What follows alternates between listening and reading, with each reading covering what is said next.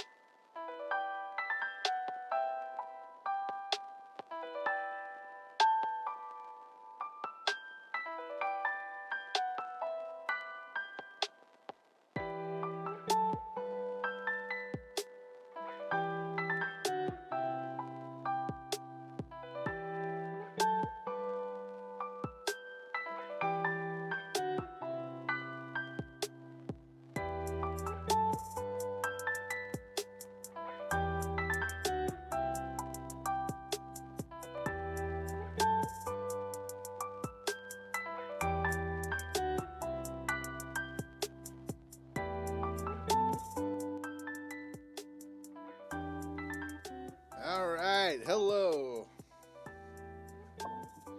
I tried to do this last night and I failed. I see some people in the chat. Hello, nice chatters. Do a quick little one more check because I'm always paranoid that I'm fucking this up. And if all things are set, we'll just get right into it. I'm not wasting time tonight. I don't want to.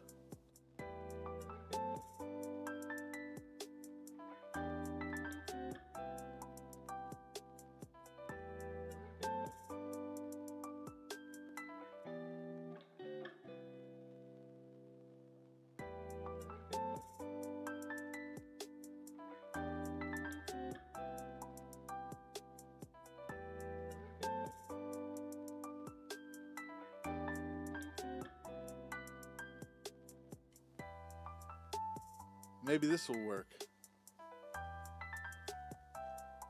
Maybe it was muted. Yeah, it was, because I couldn't hear myself in the headphones. Okay. We'll do one last quick test. Hello, everybody. Nice chatters. I already said hello, nice chatters. I'm fucking this up like I always do.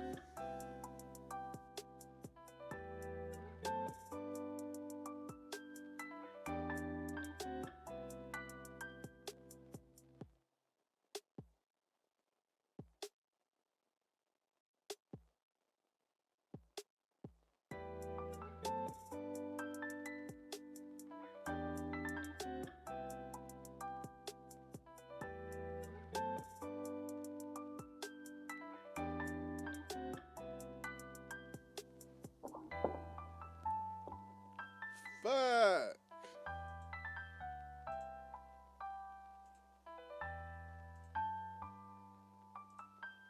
Welcome in. This is the actual start. I tried to do this show last night, and I failed. I got like half an hour in. It was 12:30. I was like, I can do this on a Thursday night. I got maybe a little too baked. Had myself maybe a little bit of a panic attack. Maybe ate half of my protein bar on the microphone without realizing I hadn't hit mute. And I realized nothing was going my way. So I pulled a Scorch. There's no episode 5. We did episode 4 in 2 parts over 8 hours earlier this week. But you go, well, we're ready for episode 5. It don't exist. Scorch, he deleted it. It gone. Alright, that wasn't trying to be a Borat, but it ended up kind of being Borat. I didn't like that. I wasn't trying to do that. This is why I don't do impressions. But I got about a half an hour into last night. Said, wow, this is a complete disaster. This is a complete dud. Why don't I just not give you shit? We come back tomorrow. And I've proven myself now time and time again. I can't be trusted if I smoke weed before I do this. We got to save that for afterwards.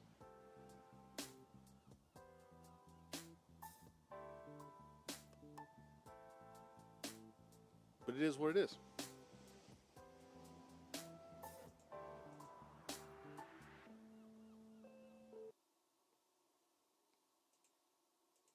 As we all know, Scorch promised in episode 4 that we would get a second appearance from Psychic Bonnie.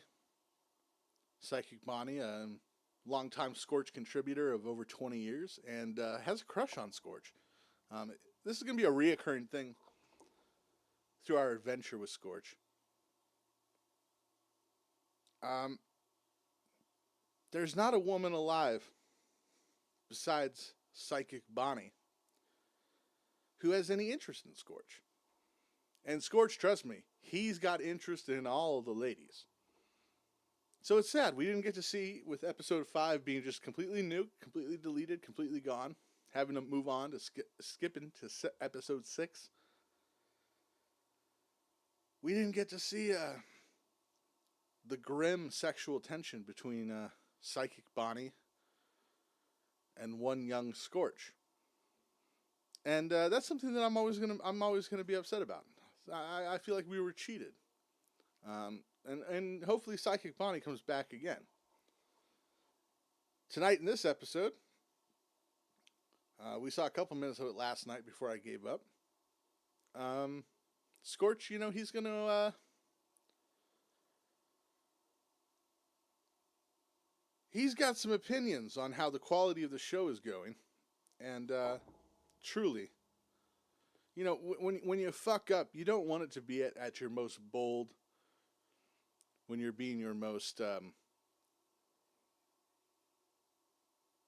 egotistical. And certainly Scorch knows how to put his foot in his mouth. We saw that in episode 4 when he put his foot in Holly's face. She didn't like that. So I think this is the second or third episode where we got the lovely 5-minute countdown. We're just gonna pick right in. See if Scorch has learned all of his lessons, or if, like me, he's still making the same mistakes 6 episodes in.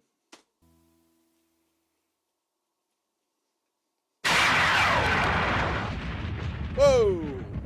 Way too loud, Scorch.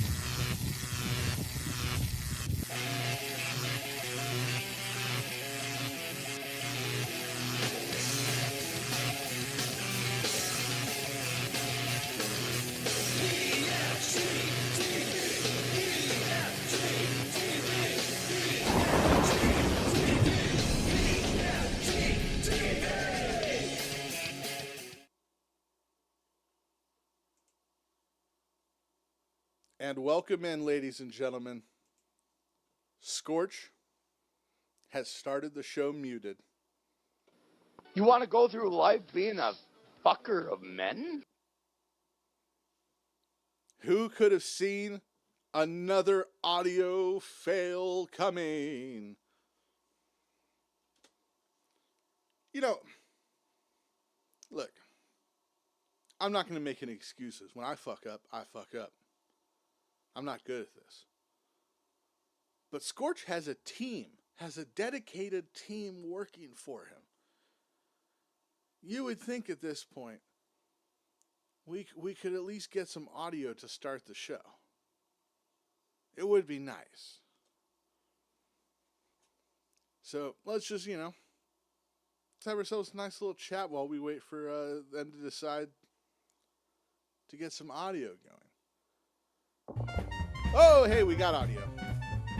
I don't have to vamp anymore.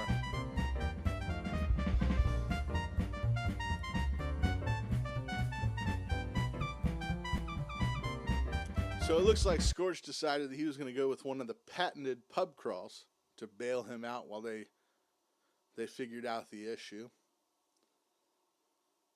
You know, it's always good when 45 seconds into the show you have to cut to something else because you already fucked up. Trust me. I know. I did it. I've done it now like twice. It sucks. But it's how you respond, I think, that tells you about the man. You know, you got to, when you fuck up and doing these shows, you got to take it. You can't hide. I screwed up. What are you going to do about it? Scorch doesn't play by those rules, though. When there's a problem with Scorch, it is what it is, and you're just being silly. You're being a silly Billy when you send in comments to Scorch.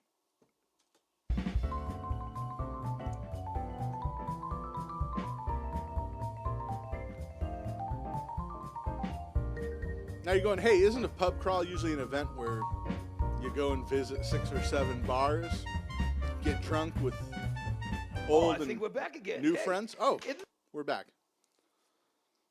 I've always thought that was what a pub crawl was, not just Scorch putting down a list of every bar within a 15-mile radius of his house. But look, it's excellent. We figured it out. All of our issues are fixed. There will be nothing, of course, that could or will go wrong with the episode going forward. Correct? Right? Huh? You know what? I want to be honest about this. Oh, Scorch wants to be This honest. is the fun of doing a live TV show, because sometimes crap happens and I have no control over it. We have no control over it. But you know what? We're back, right? We're live. Everything good? We are live on Scorch's PFG-TV. But yeah, Scorch, you know, like when I've fucked up the few times that I've fucked up doing the show, and I'm sure there's more that I don't even realize. But, you know, it was in my control. I could have prevented the fuck-ups from happening ever. Technical issues are like one of the few things that you can be held responsible for, Scorch, especially when you're the host, director, and executive producer, the showrunner. You know, it's your name on the show. You know, not having the microphone turned on for the intro and welcome to the show. It's not out of your control. I mean, I don't know how else to put it. I mean, it's you know, nobody showing up, that's out of your control. Nobody watching, that's out of your control. The audio not working is on you. It is on you. Yes, I'm just imagining all the comments right now. O&A guys, You suck! Rip us apart. Because we love seeing all the comments. Those are fun. So far, the best comment we've got, I think, in the whole time we've been. Spoiler alert for as we get to the end of the show. Get a few more episodes in. The comments. He no longer likey. Scorch misses when it was when everyone kept their thoughts to themselves and didn't have social media. It turns out, as much as he says that he loves reading the comments, boy, it ends poorly.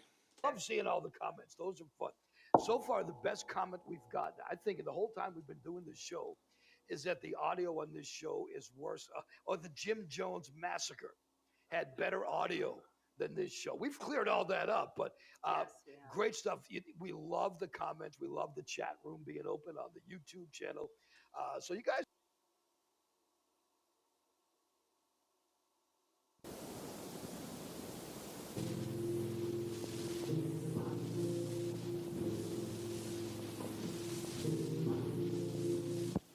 How very much I've loved you. How very much I've tried my best to give you the good life.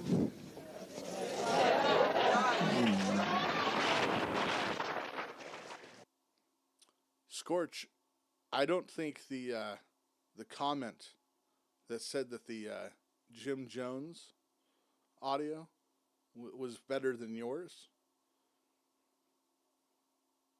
They weren't that far off, and I should have had this up earlier. We can come back. We can come back. Scorch live. Oh, let's go to episode 3. What the hell's that supposed to? What's everybody laughing at? I don't quite understand. Do I look like I'm on the gas to you people? I don't know. I mean, maybe I do. If I do, it's because of Apple weight loss and body contour clinic. You know. By the way, I want to say. And takes my life from me, I lay my life down. So to sit here and wait for the catastrophe that's going to happen on that airplane, it's going to be a catastrophe. Almost happened here. Almost happened. The congressman was nearly killed here. But you can't steal people's children. You can't take off with people's children without expecting a violent reaction. And that's not so unfamiliar to us either. Even if we were Judeo-Christian, if we weren't communist. Scorch, the Jim Jones audio is much clearer, much better, much nicer. Much more pleasant on the ears. You know how crazy that is? Uh-oh. Went a little too far back. See, this is the problem. I should have done a couple other things. I should have had 2 tabs open. I didn't. I fucked this all up. Isn't that right, Jim?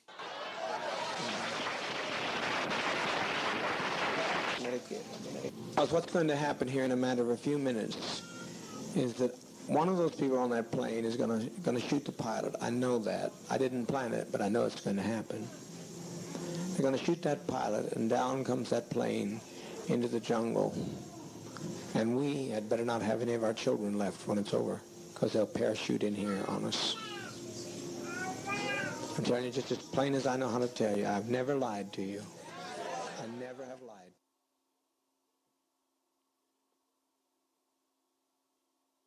It is kind of wild that the Jim Jones death audio is, in fact, better than the Scorch PFG audio. I mean, it's been 50 years. I want to be honest about this. This is the fun of doing a live TV show, because sometimes crap happens and I have no control over it. We have no control over it. But you know what? We're back, right? We're live. Everything good? We are live on Scorch's PFG-TV.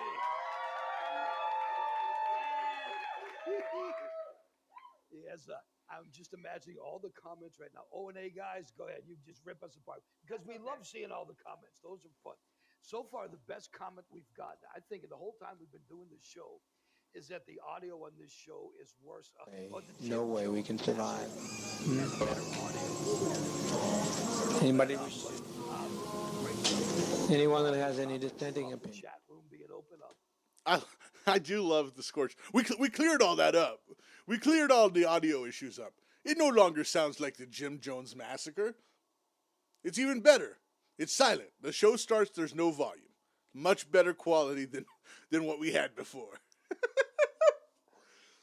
Don't worry. Don't worry. Everything is fixed. Don't worry. Don't hold your little horsies. Scorch is in control. We got a professional team. Things have already fallen apart, but trust me, we fixed everything. Oh fuck. Okay. Man, I'm not going to sit here and just Google YouTube videos that remind me of shit that I want to mention, but you guys ever remember the Zimbabwe helicopter, where it was like they got the frame of a Toyota pickup truck and then paper mache'd a helicopter around it and said, "Look, helicopter." You go Google that right now while you listen. You Google Zimbabwe helicopter. And that to me is just the perfect comparison for Scorch saying, "No, don't worry. We're never going to have an issue again. Fixed everything. All good." Just wait, Scorch. Just wait. Don't put your foot in your mouth again. You do this all the time. You say you're doing a pro show. You've been saying for 20 years that you're the next fucking Johnny Carson, Jay Leno, and Letterman all combined with the charm of Conan.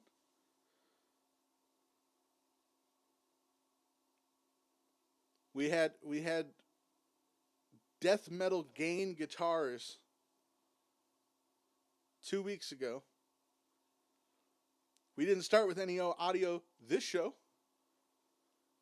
Before we declare victory, before we do our landed on the aircraft carrier a la Bush, going mission accomplished, let's give it 5 more minutes to see if anything fucks up before we say we fixed everything. Come on, Scorch. Let's be fair at least. On the YouTube channel. Great stuff.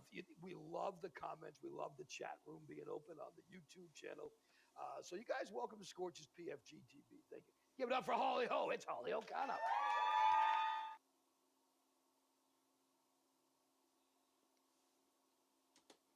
Not even 15 seconds later. We fixed everything. It's all good. Don't worry. Don't worry. Everything's under control. Oh, engine 4 is out as well. All right, we're down to 1 engine. All right, okay. Nothing to worry about, kids. Nothing to worry about. Video than this show. We've cleared all that up, but we've cleared all that up. We love the comments. We love the chat room being open on the YouTube channel. So you guys, welcome to Scorch's PFG-TV. Thank you. Give it up for Holly Ho. It's Holly O'Connor. Never seen anything like this before in my Let's life. at least check in with Jim Jones. I've never seen people take the law while we wait for their own hands for Scorch and try to purposely Whoops, agitate wrong murder name. of children. There's no, Christine. It's just not. It's not worth living like this. Jesus, Jim. Like this. I think that there were too few who left for 1,200 people to give them their lives for those people that left. You know how many left? 20 odd. That's a small 20 odd. 20 odd. Compared to what's here. 20 odd. But what's going to happen when they don't leave? I hope that they could leave, but what's going to happen when they don't leave? You mean the people here? Yeah, what's going to happen to us when they don't leave, when they get on the plane and the plane goes down? I don't think it'll go down. You don't think it'll go down? It is hilarious that Jim is doing the whole, I mean, first off, am I the only person that thinks Jim Jones sounds a little bit like, where'd he go? There he is. All right, fans, with me right now, and I'm happy to introduce this man, of course, the American Dream, Dusty Rhodes, as the new national heavyweight champion. Dusty, they say that the victor goes the spoils. That must be true. You talk about splendor, man, you're really decked out. Well, Bobby, everybody knows that this just little old plumber's son from Austin, Texas, just trying to get by, just trying to make it through. The national heavyweight title has come home to Dusty Rhodes, the American Dream. The plane goes down. I don't think it'll go down. You don't think it'll go down?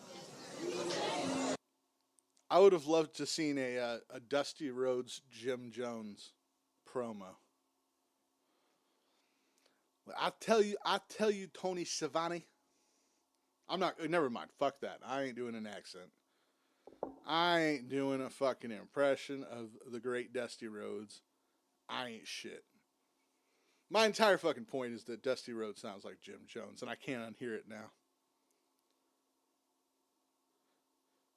But it is to me really funny that Jim, they're gonna shoot that plane down. They're gonna kill the pilot. They're gonna take us all down in that jungle, baby. Yeah, Jim, they're gonna. Life is over for you. It's over. The feds are unhappy. Things went a little too far. But everyone else that's in the cult, pretty much but you, they're going to get a second chance at life. You're not. You're going home in cuffs. But not everybody has to go home in a body bag, Jim. You're just being selfish. You're just thinking about yourself, Jim. You're not thinking about everybody else. Come on, Jim. Come on. You don't have to kill all the babies. You could just kill yourself and it'll be all right. But no. We got to be dramatic. We got to spike the punch. We got to all go down with your little ship here in Jonestown. I wish I could tell you were right, but I'm right. There's one man there who blames, and rightfully so, Debbie Blakey for the murder of his mother. I kind of forgot that we were doing Scorch coverage that for a pilot by second. any means necessary. He'll do it. That plane will come out of the air. There's no way you fly a plane without a pilot. I wasn't speaking about that plane. I was speaking about the plane for us to go to Russia.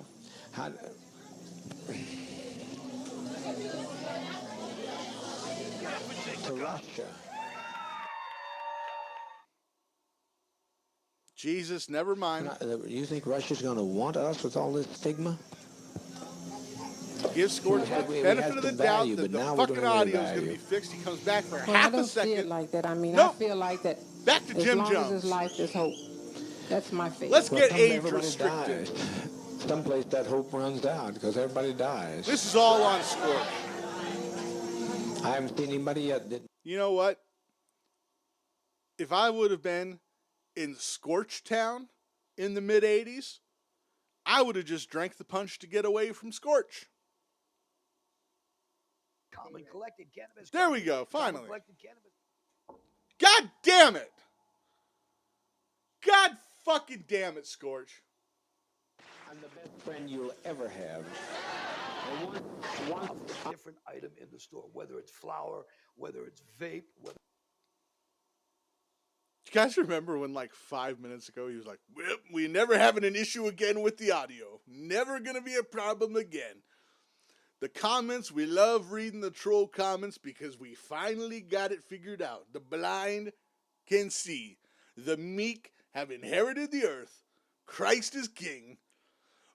Oh fuck, we're silent again. Scorch, PFG-TV, Scorch. Whether it's this or that. Then, on April 20th itself, they're giving away a free pre-roll to everybody that comes in and buys. Oh, hell yeah, free Common Collected pre-rolls. Cannabis Company, good for you. And we may have some treats here tonight for you, too.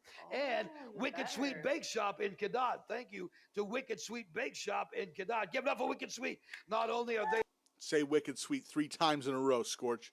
You motherfucker. our featured family member of the day. They brought cookies for the crowd. I saw a box. I didn't look. I'm telling you.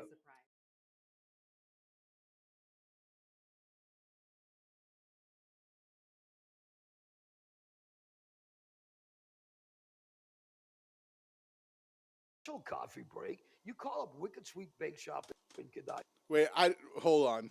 I kind of zoned out there for a second because, you know, it's Scorch. Did the audio cut out again, or was that just, did I hit the wrong button? Jesus fucking Christ. I'm sitting here, I'm going like, Coffee break. You call. I'm sitting going, why did my train of thought get interrupted? My brainy, it kind of broken these days. I don't know. Me no think no good no more. I'm sitting there going, why the fuck am I not thinking about something to say about Scorch or trying to find something interesting about this fucking guy other than the fact that he's dressed like the... Scorch needs a lollipop right now. He needs a lollipop and one of those little hats. And he could be a cute little sailor boy. I mean, he's about as tall as one. Scorch is an average size 4th grader. I don't think I ever noticed that until now. Get that man a little sucker. Get him a little nice little sailor boy hat. And teach him like a song or two so he can be a little, you know, attraction at dinner that his mother brings out to entertain the guests. Would you like some white cake and coffee? Young Scorch is going to sing the Candyman. The Candyman can. Scorch. Fuck. But goddamn. I mean, you can't say that the audio's fixed. You can't say that we're never going to have a problem again. And then 4 minutes later, I mean, all hell is broken loose for the 5th time. It's fucking nuts, Scorch. It's fucking nuts. Your co-host, it's episode 6 now. Who knows where episode 5 went? But on episode 6, she's still wearing a black shirt on a black couch. We need some quality control, Scorch. You're a cute little sailor boy right now. What are we doing? The pirate shirt on Seinfeld, more appropriate. I don't know. Scorch is bumming me out. Oh, Wicked Sweet Bake Shop in Cadott. You say, I want this. Jim Jones wasn't bumming me out. Be done. But I cannot separate myself from the pain of my people. And you can't either, Christine, if you stop to think about it. You can't separate yourself. We've walked too long together. I know that, but I still think as an individual I have a right. Jim, I still think I would rather live than kill myself today. No, we can't do that, Catherine. They ain't gonna let us on that plane. Jim, it sounds like you're not even gonna give me the chance to counteract you. Would you mind if I just kind of left? No, Catherine, I'll shoot you in the fucking face, you stupid bitch. Jim, I don't think we should all commit mass suicide. No, shut up. It's all we got. Fuck. This for our coffee break. They will hook you up better than you could possibly imagine. And all the sponsors that you hear about, all the family members, you can find all their information at scorchonline.com. There you go. Some effed up. There you go. The sponsors. Now, 10 billion condiment packages are used every year in the United States. 10 billion condiment packages. That's a lot. 10 billion. Do you keep them? Do you throw them out after you're done? I have a lot. I have jars of them. Of condiment packages, right? Absolutely. I bet you do. Soy sauce is my biggest. Only because See, now soy sauce, it's funny you would say that. I'm going to be honest. I don't particularly eat a lot of Chinese food or Asian food. I mean, I like it, but I just, I don't really, it's not my thing. I wouldn't pick it. I do like it, though. It's good. But let's talk about condiments. Fuck, Scorch brings up a great topic. Good. That's a good radio caller segment. What's your favorite flavor of ice cream? What do you think about condiment packages? What's a good tip? Scorch is a classic radio broadcaster. I just saw a comment in our lovely chat. Didn't see who it was from, but it says, I still don't know what Scorch is. Scorch, we're 6 episodes in to a follow along of a show called Scorch's PFG-TV. That's Scorch right there on the screen.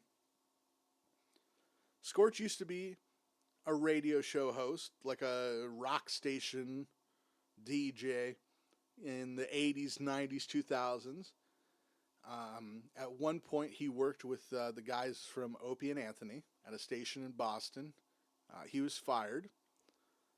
And then he just kind of, went around the country being a radio guy for, I think up until about the pandemic, or maybe, I think his last radio gig in Wisconsin, where he's living now, at present time of the show, was like 2022, 2023. He was let go. So give the man credit. He was working in a dead industry, way past its expiration date. Scorch is just a radio guy who always wanted to be, Jimmy Kimmel and Adam Carolla were, at K-Rock, Opie and Anthony, obviously Stern, Mancow. Scorch wanted to be those guys. Scorch wanted to be he wanted to be the guy that you think about when cool music and cool girls and hot chicks and smoking weed. He was that guy. And at time of this recording, he's 63, recently let go from his last radio job. He's gonna give it one last attempt to revive the old late night TV show formula.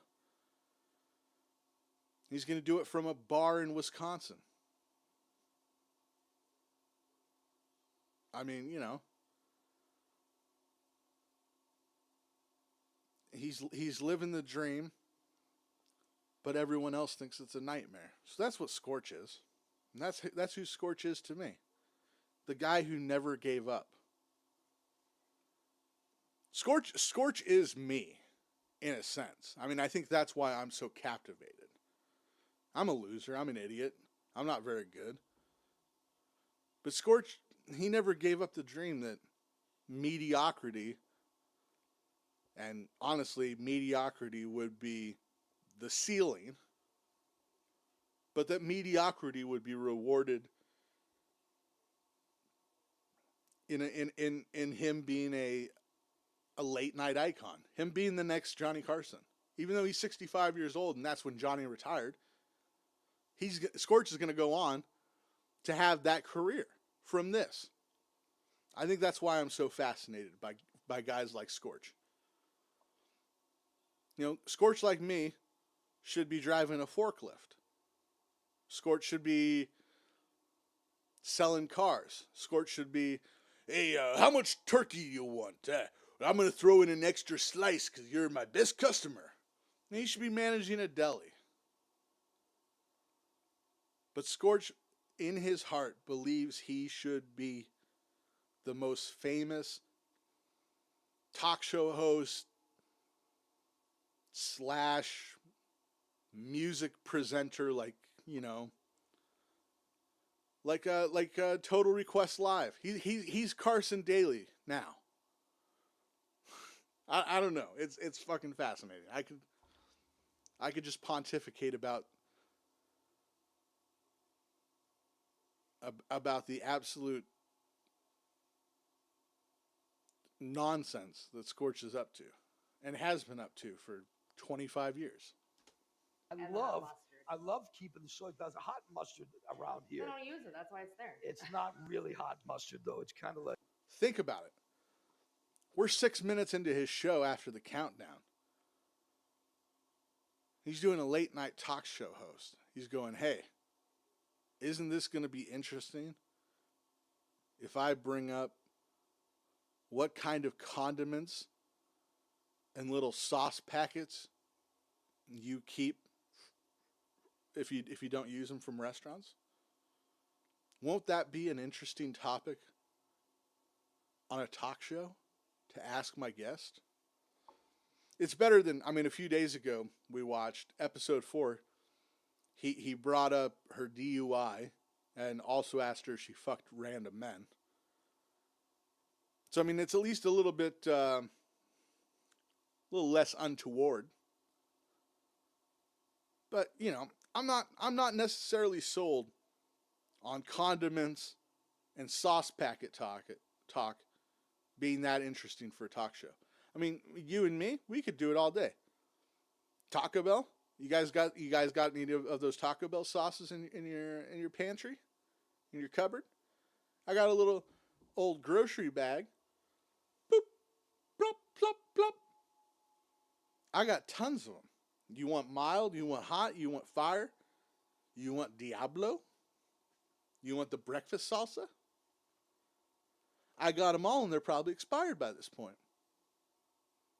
What's your favorite Taco Bell hot sauce? Mine is the original hot, the orange package. I think it has the most flavor. Fire's pretty good, but like for the extra heat that you get from the fire, I think you lose a lot of the flavor that you get in the orange packet. Well, we'll see what Scorch has. We'll see what Scorch has for hot condiment talk. Like, it's not like real. In New England, where I'm from, hot mustard, the more it opens up your nostrils, the better the hot mustard is. And did you know that the hotter the water is, the hot mustard at a Chinese restaurant is made with a powder. And the hotter the water you put in, the hotter the mustard becomes. I did not there know you that. go. Now I know. 1 in 5. Well, that's a fun fact. See, Scorch is doing, he didn't say it. He got distracted when he accidentally almost called the sponsorship reads the fucked up facts. Scorch doing a little fucked up facts right now. Now, I don't know about you, but I personally wouldn't say that condiment talk and how many sauce packets we have as a country, I don't think that qualifies as a fucked up fact. I think it's a fun fact. I learned something. The hotter the water when you make hot mustard, the hotter the mustard. Huh. I don't think that's a fucked up fact, Scorch. I think it's pretty fun. I think it's pretty PFG. Pretty fucking great. Kind of like your show, PFG-TV. Pretty fucking great television. Let's check in. They're dead. They're all laying out there. Let's check in with Jim. I didn't, but my people did. My people did. They're my people. And they've been provoked too much. All of those people are going to be dead within the hour. People carry a package of gum with them at all times. Gum? You guys get gum? Anybody in the audience have gum? I'm not a gum toker. Woo! Scorch just asked the crowd if they got gum. Fuck yeah. It's a fine night for the southern mind. Now it's a cool river bouncing off the walls. Bouncing off the walls. Bouncing off the walls. Bouncing off the walls. We're fucking bouncing off the walls. Fucking Scorch fucking with that kind of crazy talk. Hey, anybody got gum? Woo! Fuck yeah! Gonna start a fucking riot in this bar. Fucking gum talk on a TV show? You talking gum on a TV show? Scorch, you talking gum? Gum?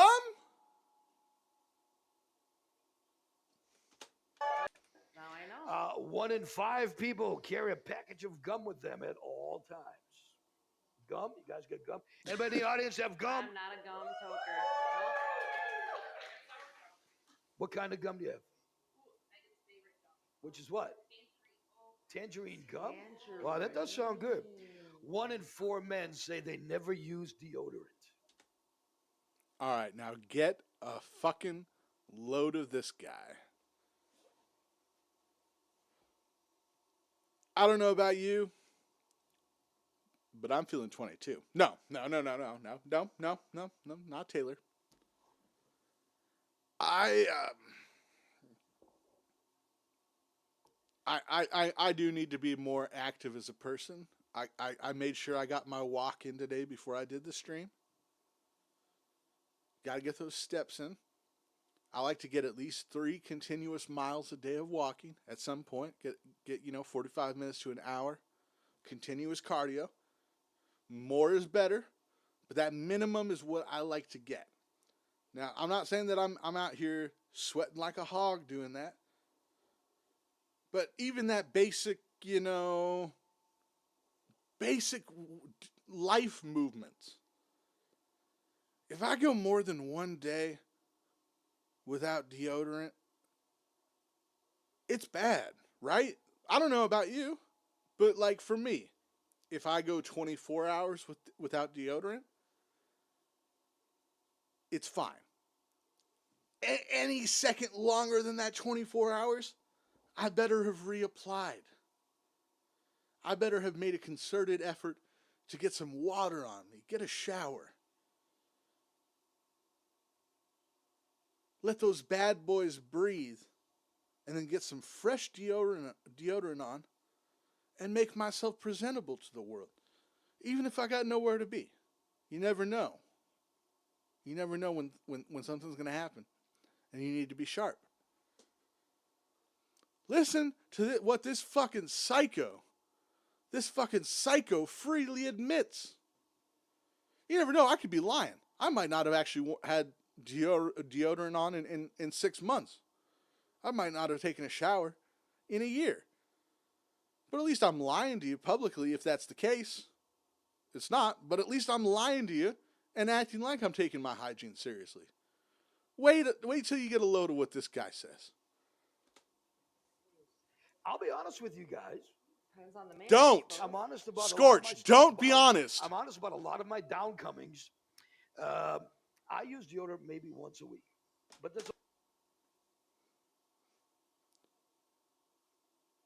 Scorch uses deodorant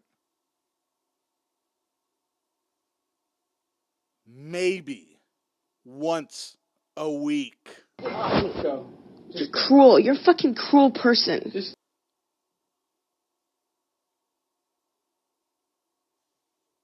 This is a guy who freely has been covered in dog hair on other shows. The lady was his co-host and another woman in the crowd were talking about how he didn't wash his socks the last time, how he smelled like dog.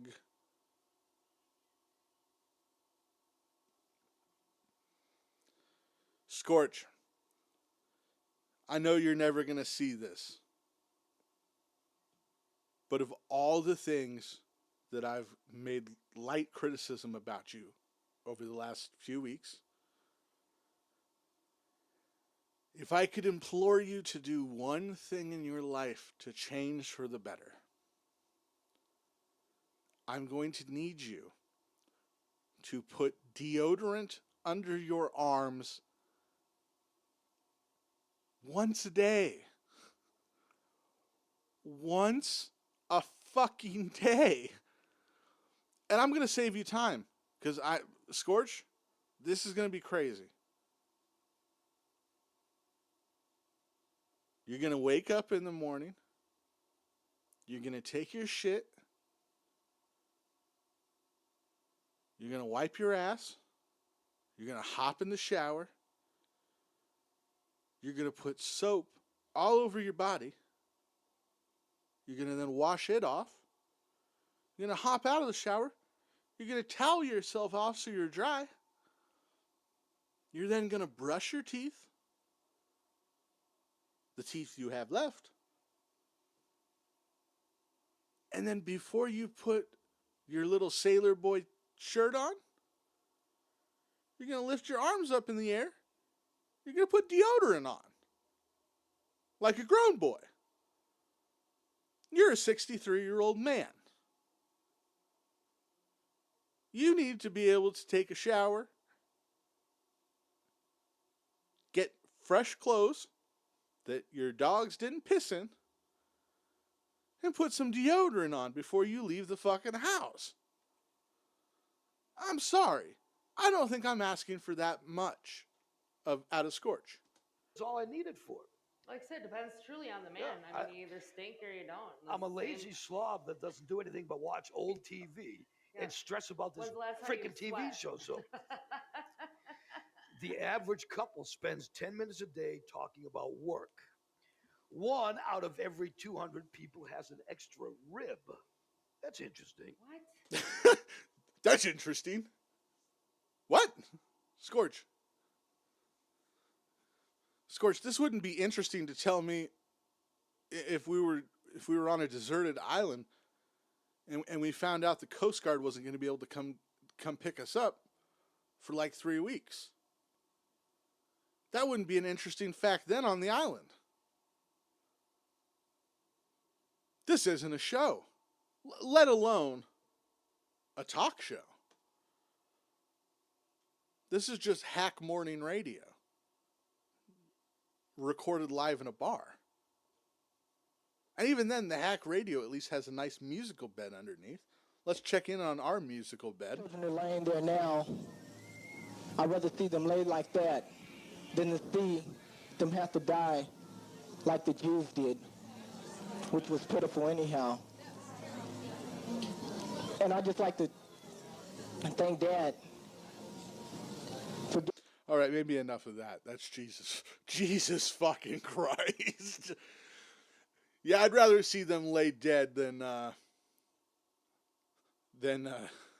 be brought back to the States. What? Okay. Pass. I'm gonna pass on the whole cult thing. Just saying. Shaving does not grow your hair back faster. No.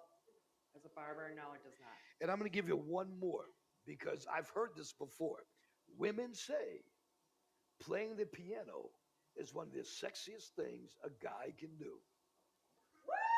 I guess I never thought about it, but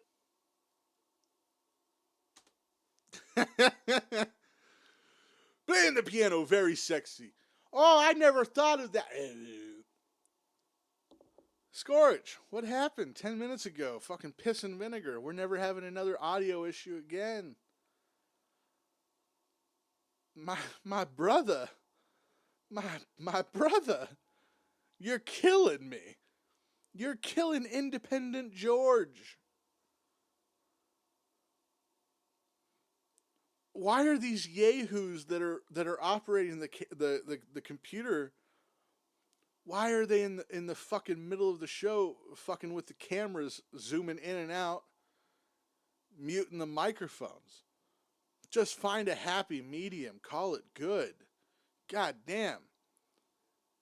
You don't got to sit there and fuck with it like you're a DJ. You're not fading in Sandstorm. Just leave the microphones on. Stop fucking with it. You're making Scorch look bad. He said it was all fixed. He said we'd never have another issue again.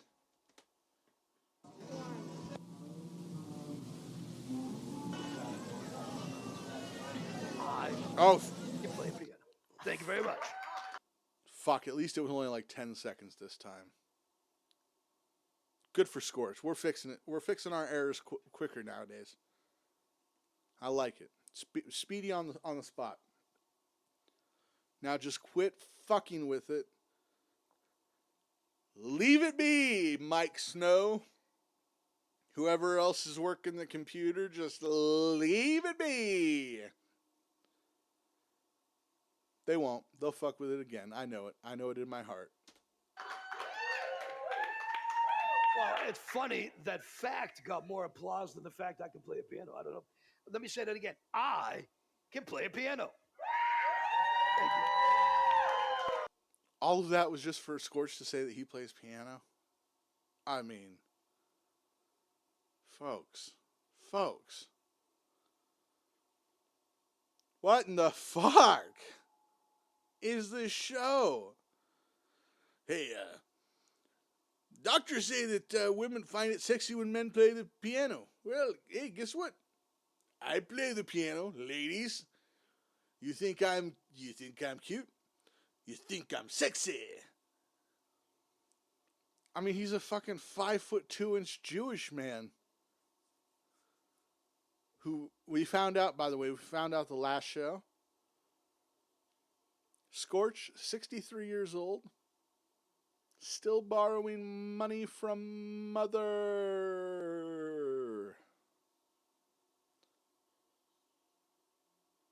This guy is 63 years old. Still borrowing money from his mother. And wants to find love with a younger woman. Like Holly. Like his beautiful co-host Holly.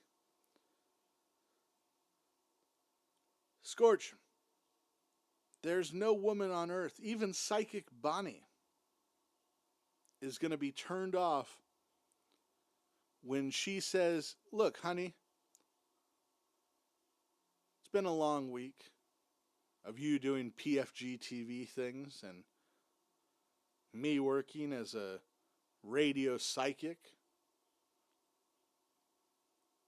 I'd like to go out for Applebee's 2 for 25 or 30 or however much it is these days. I remember it as the 2 for 20. Even Psychic Bonnie is going to be left with the ick when Scorch goes, no problem. Let me just call up Mother so I can get my Venmo faster.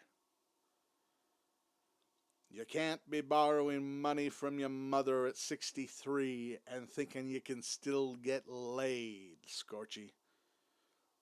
The only way you can be 63 and getting laid with the money your mother let you borrow is if you are borrowing money at 63 from your mother to purchase the hour of a hooker's time. Fuck, Scorch. Doesn't matter. You could play piano and sing like Freddie Mercury. You ain't getting your dick wet like this. There's our effed up facts for today. And you know what else we got? Hey, Jake, move closer. Actually, Holly, shove over. Give room for Jake Lacoste, our musical guest. I love you, man. Thank you for coming out. Oh, perfect. There you go, sir. Well, thank you. You're very welcome. I didn't realize. Okay. So when I do a check of the Scorch's episode to just kind of see where you know, I try to compare my audio and make it so it's a little bit louder than the clip so that if I need to talk over them, you can still hear me, but so that it's not so distractingly low that you can't hear Scorch when I'm not talking. I try to find a happy balance. If it's good, it's good. If it could be better, please let me know in the comments. If you think one should be a little bit higher, one should be a little bit lower, I'm all ears. That being said, I went to the end of the episode because I always try to see if there's a musical guest and kind of just compare to see if I'm going to need to lower the volume on the clip or raise it up. Scorch has had 4 shows that we've seen so far, and he's had 4 rock bands to more on the screamo hardcore style. Not like a classic rock band yet, but like Midwest emo meets like oh fuck, I can't remember any of those bands, but you'd know. There was a black guy who was a singer in a band and they were pretty good, and then he left the band because he was like a diabetic or something. I don't know. If I was smarter, I could figure this out. But think of like any, just, you know, your generic, shitty, local, hardcore band that's going nowhere. Maybe a Midwest tour, maybe to the next state over to do a few gigs. Bands that are playing bars, grills, and private parties at frat houses. That's been the vibe so far. But tonight, this guy, we got ourselves our first fucking rapper. You're the man now, dog. You're the man now, dog. We got a fucking rapper. And let me tell you, he gives J. Cole and K-Dot and 2 Chainz. He gives them boys a run for his money. Let me tell you, I have not seen a better musical act on Scorch's PFG-TV. Like, this guy might as well be the new Little Dicky. It's crazy that Scorch has this guy on his show. Like, every band has been just generic and shit and awful. And then we get this gentleman, a true pioneer of the rap and hip-hop game. So I haven't seen his interview yet, but trust me, you're going to want to stick around. We're saving it for the end. It is the end of the show, thank God, so I don't have to fucking cut around cute to keep your attention. But this guy fucks hard. This is the fucking best rapper I have ever seen. Thank you. So you do this thing called country rap. Explain that if you could. It's I just saw it in the comments. Thank you, Mr. Final Boss. Killswitch Engage. They were like a hardcore band, but they weren't really that hardcore. They had good melodies, but they weren't great melodies. And yeah, the OG singer, was his name Howard? I remember the name Howard. He was this black guy. He was like a really bad diabetic, and that's why he had to leave the band. I just remember thinking that they were like good, but like not great. Like they were like a good intro to a genre. And then you immediately, you're like, oh, there's like 15 other bands that are better than them doing the same thing. So thank you. Killswitch Engage. That is exactly the band that I was thinking of. Scorch has had a bunch of Killswitch Engage copycats on. And they've all been shit. But now, I'm telling you, do you hear any irony or mocking in my tone? This guy is the fucking future of rap. And like they just said, he's a country rapper. which I've never heard of those before. I mean, they're not a dime a dozen. It's a pretty unique genre. It's a pretty unique genre. But we're Pickup truck, fucking bitches. Pickup truck, getting drunk with bitches. Got my dog. He's not my dog. He's actually my dog. He's not a beagle. He's actually a man, but he's still my dog.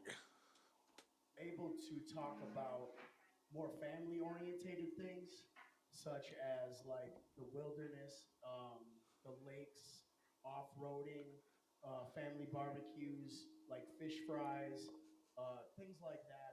I have a lot of songs that are just super wholesome and talk about the up north. How ironic is it that on this show we're gonna have super wholesome music? Isn't that something? It's not that wholesome. Let's talk about the mustache, because I love the mustache, man. How long do you work on that every day? It's a pain in my ass. It would be, right? Yeah. You don't have it down by now. I don't. I definitely mess with it a lot more if the cameras are on, but I try to just throw some stuff in and just kind of be on my way and not mess with it too much. But as soon as I get to busting out a camera, I gotta make sure it's on. Yeah. I do that with my chest hair. I bet. I have my chest hair is dreadlocked. He puts rollers in it the Which night is, well, before. I haven't washed them. They're dreadlocks. No, I haven't been asked yet. To He do hasn't what? asked me. Rollers. I haven't been. He asked if I did. You know I. Yeah, did you hair ain't before, rolling so- my chest hair. I wouldn't trust you anywhere near my chest hair. There's no way. Oh, wax it. So tell us about you've actually got a really good following. You got a pretty good reputation around these parts. How long have you been around here? I've been here my whole life. Yeah, Scorch, it's Wisconsin. Nobody leaves. In fact, Scorch, when he moved to Wisconsin in 2017, I believe they mentioned that he was the first person to willingly move to Wisconsin since 1976. 41 years. So yeah, don't be. I don't know why that's so funny to me. So, are you from around here? Yeah, no. This guy decided that he was going to make rural Wisconsin the heartbeat of rap. Yeah, no, Scorch. He moved here for the scene. You know,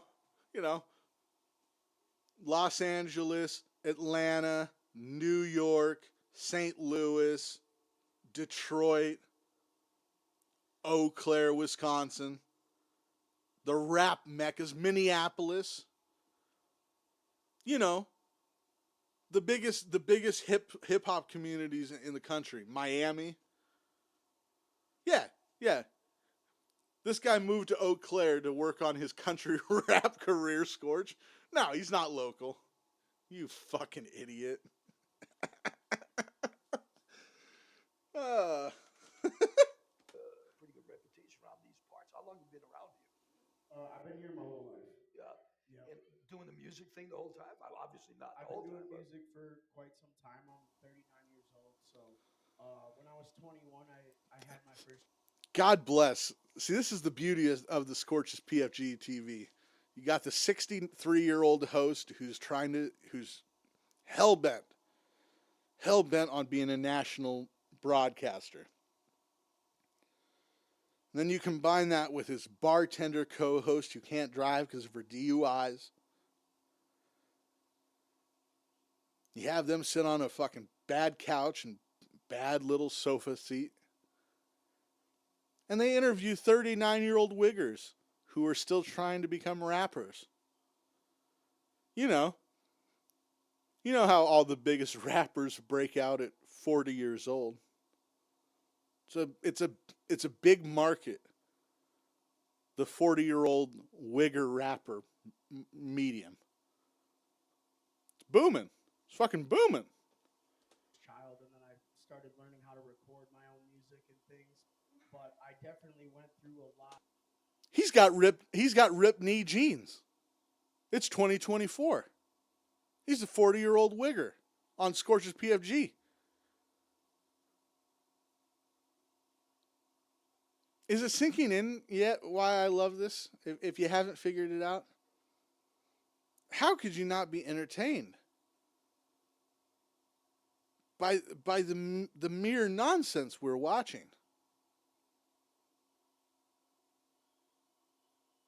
He just asked the Wigger rapper if he's lived here his whole life. Like it's a fucking mecca for transplants. Wisconsin. Rural Wisconsin. Not Milwaukee. You know, maybe it would make sense in Madison, near the college campus. Oh, you from here or are you out of state studying? Yeah, that makes sense. Asking this jabron if he's like some fucking world traveler? Fuck are we doing? We sitting here talking about our chest hair? To the Wigger rapper? The fuck? A lot of different phases. I definitely went from like a more like drug dealing, topic driven things. But I've always talked about. Oh yeah, this guy definitely didn't follow all the trends. What kind of drugs? Weed mostly. Oh, good for you. Yeah. Good for you. How much did you get for an ounce back then? What year are we talking Shit, about? I think like 220 was the going. 220 an ounce, yeah. Okay. It's about the same now if it's super. Yeah. And do you find it? I mean, look, I could be wrong. Letterman was my guy. Craig Ferguson. Are there any Craig Ferguson fans in the chat? I'd love to know. Those were my guys. Conan a little bit. I've gotten more into Conan as I've grown older. It just wasn't... I wasn't a Leno guy. I hated Leno. But my point is, I never really watched Colbert. Definitely didn't watch Jimmy Fallon. Haven't really kept up with the other fella, the Man Show guy, Kimmel. So I haven't personally watched a late night show in 10 years. Probably about then, since they got the can. When Letterman retired and Ferguson was let go. But I'm going to take a wild guess and say that even in the 10 years that I missed, never once did they discuss the price of weed and dealing drugs on a late night show. I don't know. Something just tells me that the fine folks at AstraZeneca or, Pepsi wouldn't want to have the discussion of drug dealing on the show. I could be wrong. I could be corrected. Maybe Jimmy Kimmel had Anna de Armas on last week and asked how much it costs for her to get a zip these days. Maybe they go on Jimmy Fallon and Timothy Chalamet and Questlove take gravity bong rips on the show. I don't know. Maybe everything's changed. I'm just saying. Scorch, I don't know how far the show's going to go. When your guest is the wholesome country rapper who's went through many phases and is discussing weed prices. I don't know. I could be wrong. Yourself, do you ever get sick of, like, I don't want to say pigeonholing yourself, but do you get sick of being pigeonholed into that genre?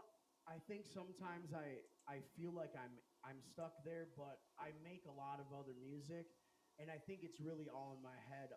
There's a few people here who know they're familiar with my music, and there may be a song called Ice and Snow, or there may be a song called Fish Fry, but I also have a song called Choosing Me that gives all glory to God. And sure, I have songs about doing blow, but I don't ever forget to thank my Lord and Savior Jesus Christ. Oh.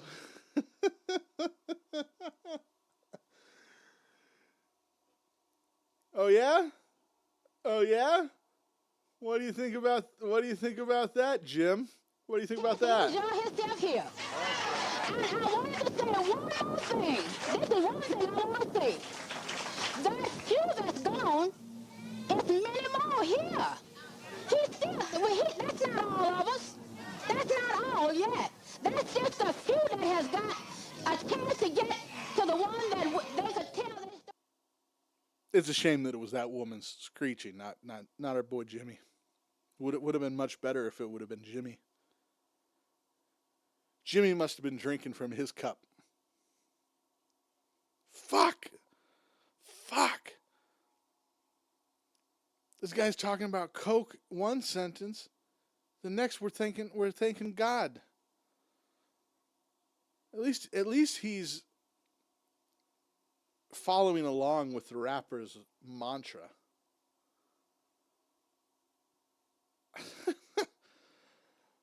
I can't get over that. That is fucking... Yo, of course, I do blow. But when I do blow, I thank God. There's a lot more topics that I've touched on. I'm not pigeonholed into it at all. Did your family take well to you being in the music industry? Because a lot of families, you got to admit it, when somebody becomes an artist, whether it's a musician, whether it's an actor, whether it's a painter, whatever, the family members are usually like, get a real GD job. That's not you got to do something to support yourself. Was it like that for you too? Well, I came from drug dealing. So when I see someone saying, oh, it looks like Mr. Sam Bibley saying that the show volume is too low. The question that I would have for you in the chat, before we go any further, am I too low, or is the Scorch show too low? Because if the Scorch show is too low, I've already boosted it almost all the way that I can without it clipping.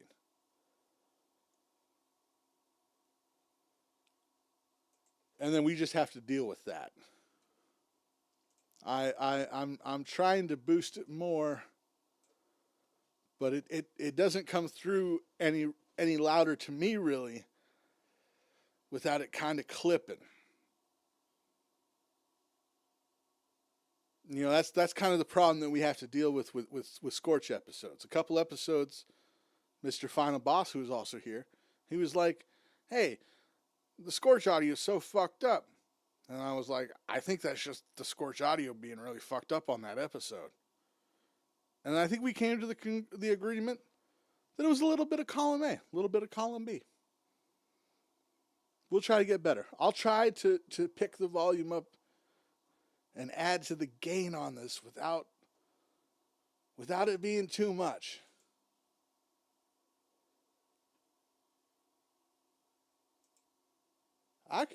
Okay, I'll try to lower my volume a little bit. We'll do that.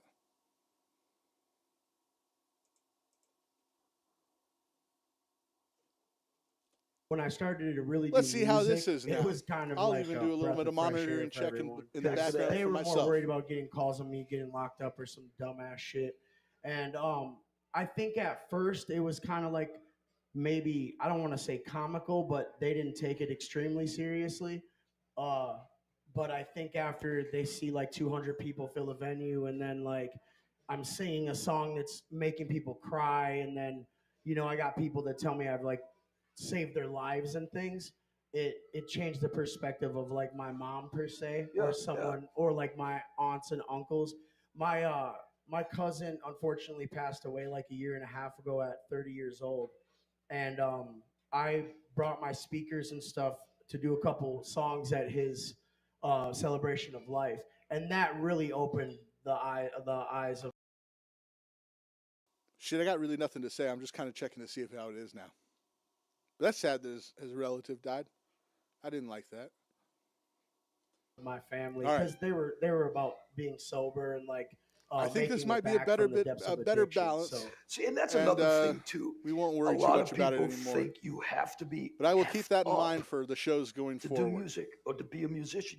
You can be straight laced and still perform damn freaking well.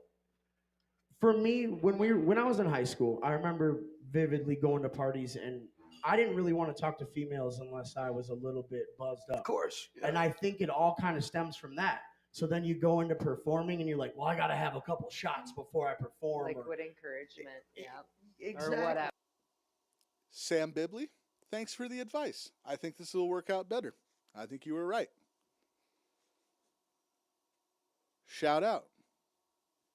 All right. Let's hope that this actually gets a little bit more interesting because, or that we have a giant Scorch fuck up because, well, to me, honestly, like, it's kind of like video games. You need a random encounter every 30 to 60 seconds to spice things up, Oh, I'm on the way to the temple to get the shard that makes the crystal work that'll whatever for Skyrim or nothing or whatever game you're insert game. Oh no! I'm being attacked by a bandit. Well, now I have to loot the bandit and I got to get his stuff. Oh, and now I see that this bandit has an amulet. And if I go up a different way that I was going towards that temple to get the shard fragment, well, I can return the amulet to the wanderer who lives in the little hut next to the place I was going, and he'll send me on another side quest that goes somewhere else. Something's got to happen every bit. You don't want too much to happen like we had earlier. You don't want 15 funny things to happen in 5 seconds. And then have 5 minutes of dull Scorch show. You want that healthy balance. Popcorn. Pop, pop. Another bite. Scorch, it's been a minute since you said something stupid or this guy. Chop, chop. Yeah, exactly. You get your courage from that. But at the end of the day, when you do get sober and then you do have to perform, now you have to relearn how to do all that shit. You gotta learn again. it all over again. Let's go back to the $220 ounces. Oh, and Scorch has to that's talk making about me the cry. weed. Forget about your family. Scorch will never pass up an opportunity to talk about pot. Scorch's favorite topic in the world is fucking pot. 63 years fucking old. Still talking about pot. That being said, I did talk about pot a little bit earlier in the show today. Because when I smoke pot and I do the show, I can only last 20 minutes before I get too paranoid. Before I go, oh, this is unwatchable. This is unlistenable. I suck. I'm the worst at this. Get me off. Not Scorch. Pot motivates Scorch. Pot keeps Scorch coming back. Scorch got no shame, so pot gives him no blame. That's making me cry. Shout out Micro Bros LLC. That's a cannabis company. Also, if you're right spending there more that than I'm, $220 on an ounce, you're fucking fed. Oh, really? Yep, they have the best medicine up north, guaranteed. Like You Jesus know Christ. that they're gonna be part of the show now, right? Oh, absolutely. What shithole do you live in where And look weed's into any one of these $220 an cameras. ounce Say now? that name one more time. Micro Bros LLC, the best cannabis in the UP. We'll be opening our doors very soon in Iron River, Michigan. We'll be. So you're part of that? Oh, yeah. It's been so cool to You're watch. my- I've just been watching this guy. Well, because he the first time I met him was at a music venue he used to work at. So watching him evolve and grow over the last 10 years, it's been so cool. Wow, so you I'm so grow excited. too? Well, I did a little bit. Yeah. I'm like, wow, he's got it all, man. Hi, it's Jake Lacoste. Give it up for Jake Lacoste. We're gonna see you. We're gonna see you coming back up in a few minutes. First of all, before we go any further, we want to thank our pals. Where am I looking over here? Mad Computer. Mike Decker and crew at Mad Computer.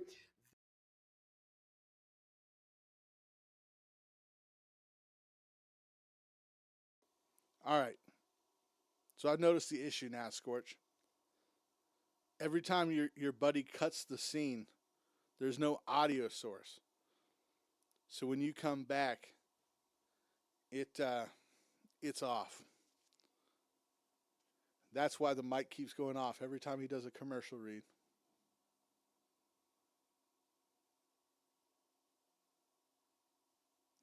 It's fucking crazy.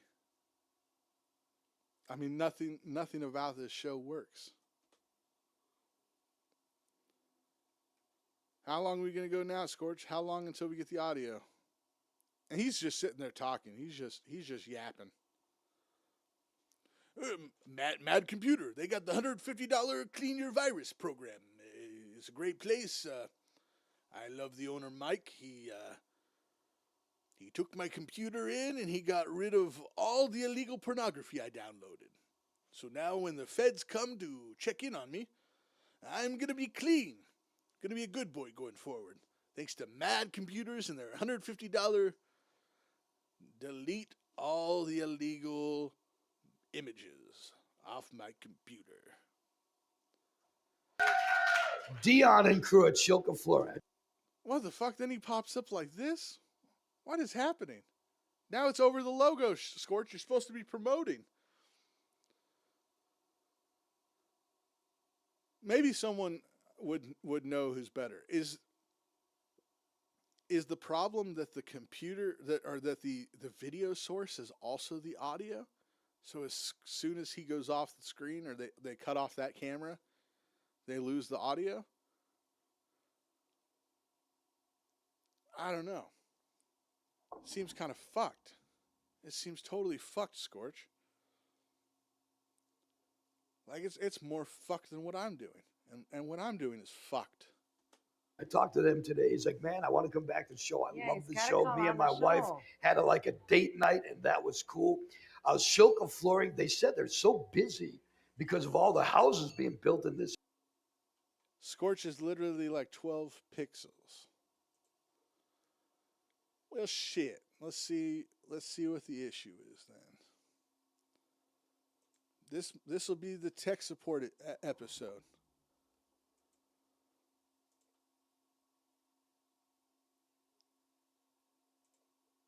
Let's see if this works.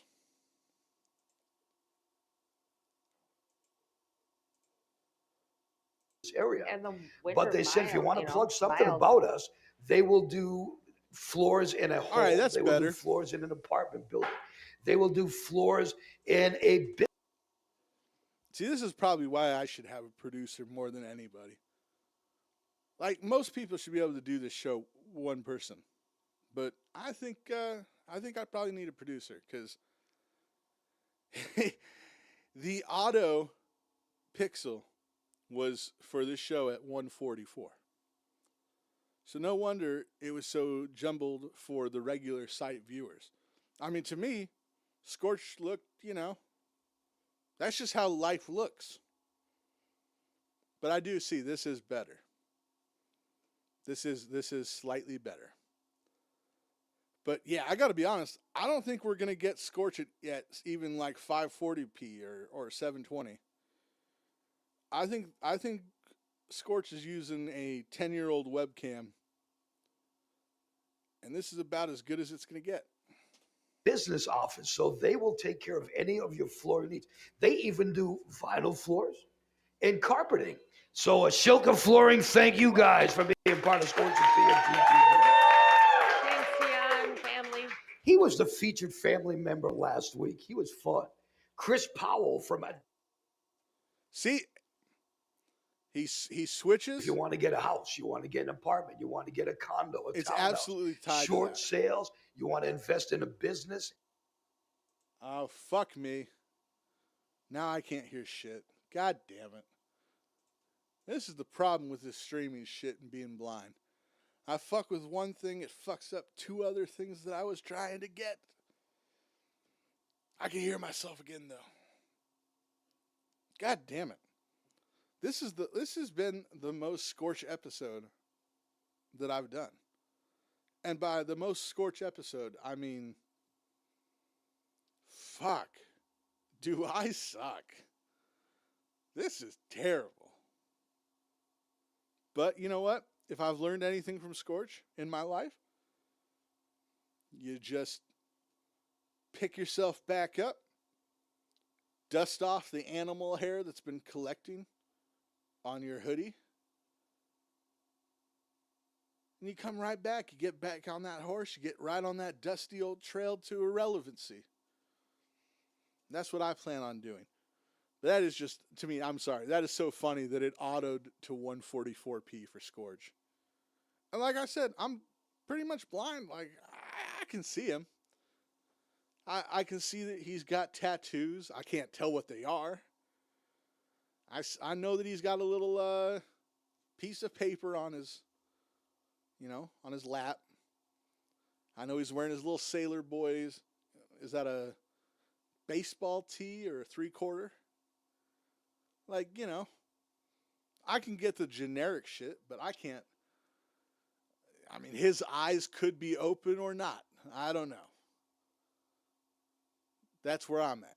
So I'll make sure, though, the next time when I do this, I'll make sure I go in and check and make sure that it doesn't fucking auto to 144p. Anything like that. You want real estate issues being settled. You know what I am? You want to go through life being a fucker of men? Not especially, dude, but I think today I'm kind of being a fucker of men. You go to Chris Powell at Edina Realty, and he will take care of your ass. So give it up to Chris Powell. And of course, how can we forget about Chickadee's Family Restaurant in Eau Claire? Once again. Oh, hell yeah. Chickadee's, they've got everything. They've got breakfast, lunch, dinner. They've got biscuits and gravy, which I forget about the gravy. Ew, no offense, but ew. All right, I'm with Scorch on that. Freaking awesome. I'm with Scorch on biscuits and gravy. The best. Biscuits and gravy fucking sucks. If you like it, if that's your favorite breakfast item, Godspeed, good for you. But biscuits and gravy is just F tier breakfast food. And I'm going to make another controversial opinion. Pancakes at best, C tier. Pancakes, if you're getting pancakes at a restaurant, I'm not like mad at you, but I'm second guessing our friendship. If you go to a restaurant, you're going to need to get like eggs Benedict.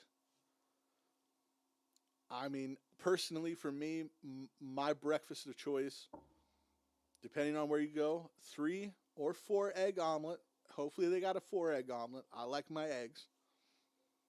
But I want an omelet. I would like bacon in it. I want Swiss cheese. I want jalapenos or some form of pepper. Maybe a mushroom. I already got the bacon, so I don't need sausage. But if they have the one where it's like, sausage, bacon, ham, and then a few other things, I'll do that. But the bacon, the Swiss cheese, the jalapeno or pepper, or both, that's non-negotiable. That is it. Then I'm going to need hash browns are good. I'd rather get home fries or like little potato bites. Rye toast with a little bit of butter, but not a lot of butter. Let's see. That honestly might be all I need. Cup of coffee. To me, that's my kind of meal. Not biscuits and gravy. I'm with Scorch on that. Potato products ever. And the reason I keep plugging in potato products is because they literally go through 100+ pounds of fresh potatoes every single day of the week. Chickadee's Family Restaurant in Eau Claire. We love you. Now, speaking of family. I stand by it, sir, in the chat, Mr. Bibley. biscuits and gravy stinks. I ain't ordering it. It's not for me. It can be for you. It's just I don't fuck with it. I honestly don't fuck with gravy, period. I'm not a gravy guy. Gravy on mashed potatoes at Thanksgiving? No thanks. Maybe I just didn't grow up with good gravy. That could be my issue. But like mashed potatoes and gravy at KFC, that gravy is shit. It was always shit. I never liked it. Potato wedges. Every day, all day. KFC. Biscuits and gravy. Aforementioned. Already brought it up. Already spiraled about biscuits and gravy for 3 minutes. Not a fucking chance.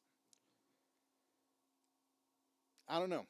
I think gravy, the only thing that I have ever enjoyed gravy on, I'm not even going to say poutine, because I like the cheese curds and the french fries with it, but I could go with any other sauce on a poutine. So I guess it would have to be the chicken fried steak, which is something I also don't order a lot. But I've had some good gravies on a chicken fried steak. And that's personally, for me, I ain't saying everybody. You might love it. You can have all the biscuits and gravy you want. You invite me over and you can make your own biscuits and gravy and have the whole tray. And have the whole sauce tin jar dish. The gravy boat. It could be all you. I just want a few eggs. Make it an omelet. If you wouldn't mind. Some potatoes. A little toast on the side to kind of clean up my eggs and my omelet and anything that falls out. I'm Gucci. I'm Gucci with that. Family members, when we come back, we're going to be speaking to featured family members Kelly and Jean from Wicked Sweet Bake Shop. Coming up next on Scorch's PFG-TV. We're coming right back after a pub crawl.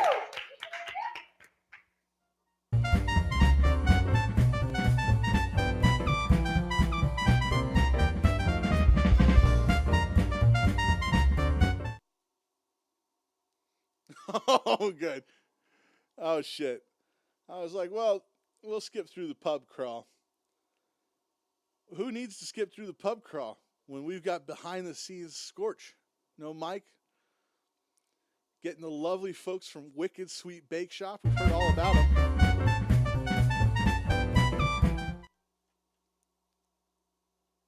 And no audio. Oh, Scorch. Now, I'm a bad judge at this, but we've seen the two-shot. We see him sitting there in that chair. I mean, his feet could almost be dangling. What are we putting Scorch at?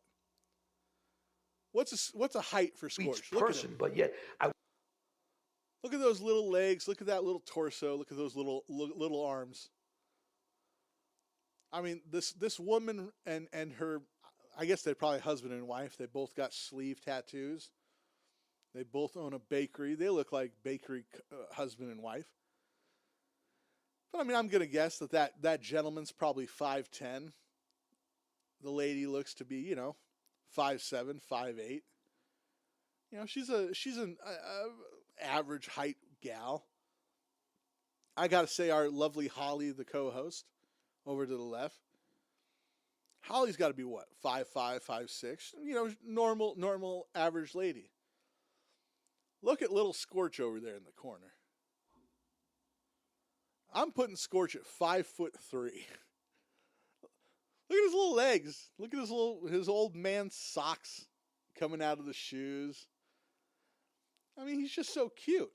He's so demure. He's just a little friendly guy. Got his beard. Got his toothpick. Got his tattoos. Got his cool guy voice. Scorch. We got Wicked Sweet Bake Shop. But he don't got height. He's a little guy. I mean, that is just... That sofa is 8 inches off the ground and his legs are still dangling. That's just... I find him adorable in the most reprehensible way possible. I walked into your bakery the first time I went in there, and I mentioned cheesecake that first day, and Gene says, "Come with me." And I went into the back, and I saw your oven full of Still cheesecakes. fucking with the camera. And the thing I didn't even realize is cheesecakes are baked. I never knew that. They are. The best ones are baked. Holy shit, the first question to the fucking people. Holy shit, the first question. I didn't realize cheesecakes were baked. What the fuck, Scorch? You're 63. How does the cheese keep from melting on a cheesecake if it's baked? I'm blown away by the whole thing. The cheese. Cream cheese is stabilized. Yeah? It's just it. Put the mic up, please. Excuse me. It just works together with all the other ingredients. Cream cheese is a weird ingredient like that. Huh, I love it. And I love the fact you guys got everything. You do rolls and breads, but you do those by special order, is that right? We do. Yep. If you're looking for hamburger buns, hot dog buns, dinner rolls for your You do hamburger and hot dog buns too? Yep. This fucker's shocked by a bakery making bread. Like,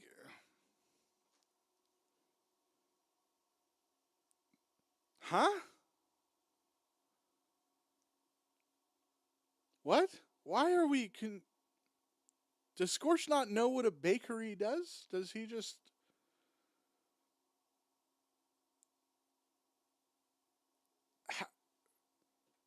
You couldn't possibly be this aloof. I have to be missing something. I must have missed something there. You guys got everything. You do rolls and breads, but you do those by special order, is that right? We do. Yep. If you're looking for hamburger buns, hot dog buns, dinner rolls for your You do hamburger and hot dog buns too? Yep. I love that you do loaf of breads. Like, I can't love that. What does a homemade hot dog bun taste like? Wow, that's got to be good.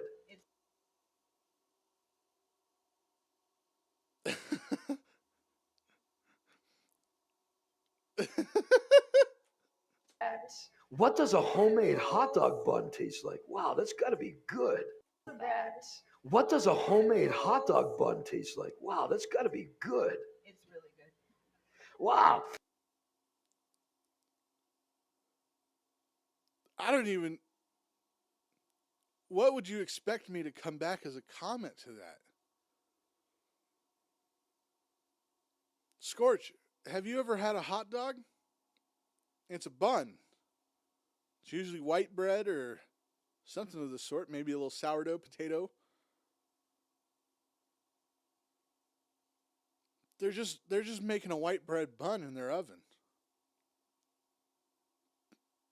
How could you be confused by the concept of a homemade... Scorch, you can make hot dog buns at home. I've made hot dog buns at home. He's at...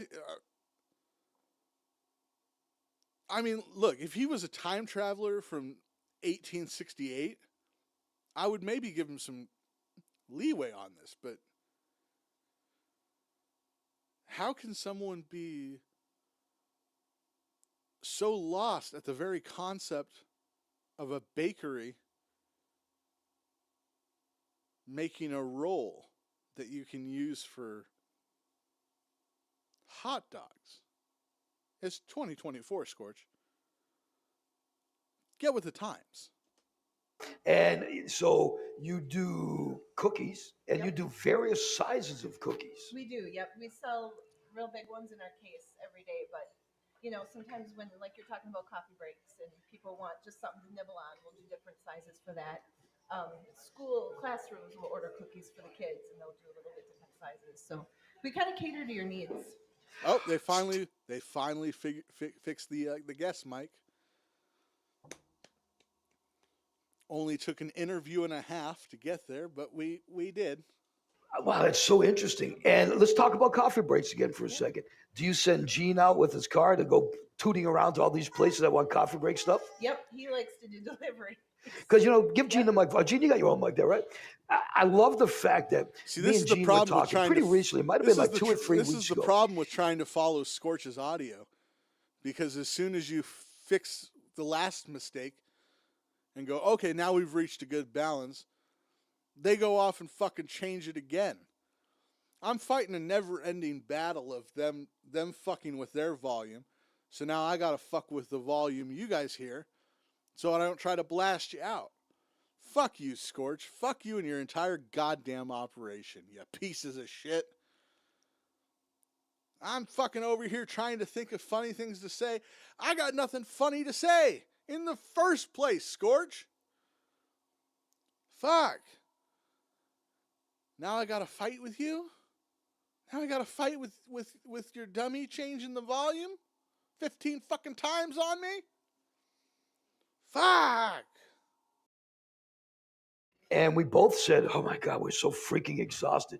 But then Gene said, but you know. It is on. It says Hello? it's on. There you go. We're good. This guy But you said to us, or you said to me that day, but you know what? I may be exhausted all the time, but this is like the best job I've ever had. So explain what makes that job so good. So I was an industrial maintenance mechanic and welder for 25 years. So I'm used to calling in, working on heavy, dirty, hot equipment. And I'm getting too old and fat for that. Yeah. I love the murmuring of the crowd now. That is the funnest job I've ever had. I got a good that's just coworker, talking we're a good team, and as Scorch. Did you tries guys to look conduct around this for interview. different shops? Or was that the first shop you It's always my favorite parts of the Scorch episode when the crowd loses interest. saw and you were like, this is it, this is our place?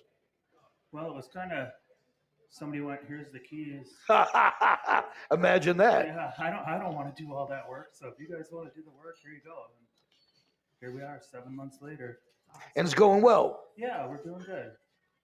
What's your biggest selling item? The donuts, I think.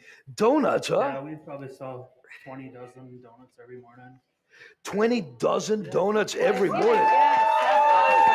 I see that they post every day what they have. That's even better. There's nothing worse than going to wherever you want to specifically get that thing. And they don't have it's it? like nothing, but they post it every day.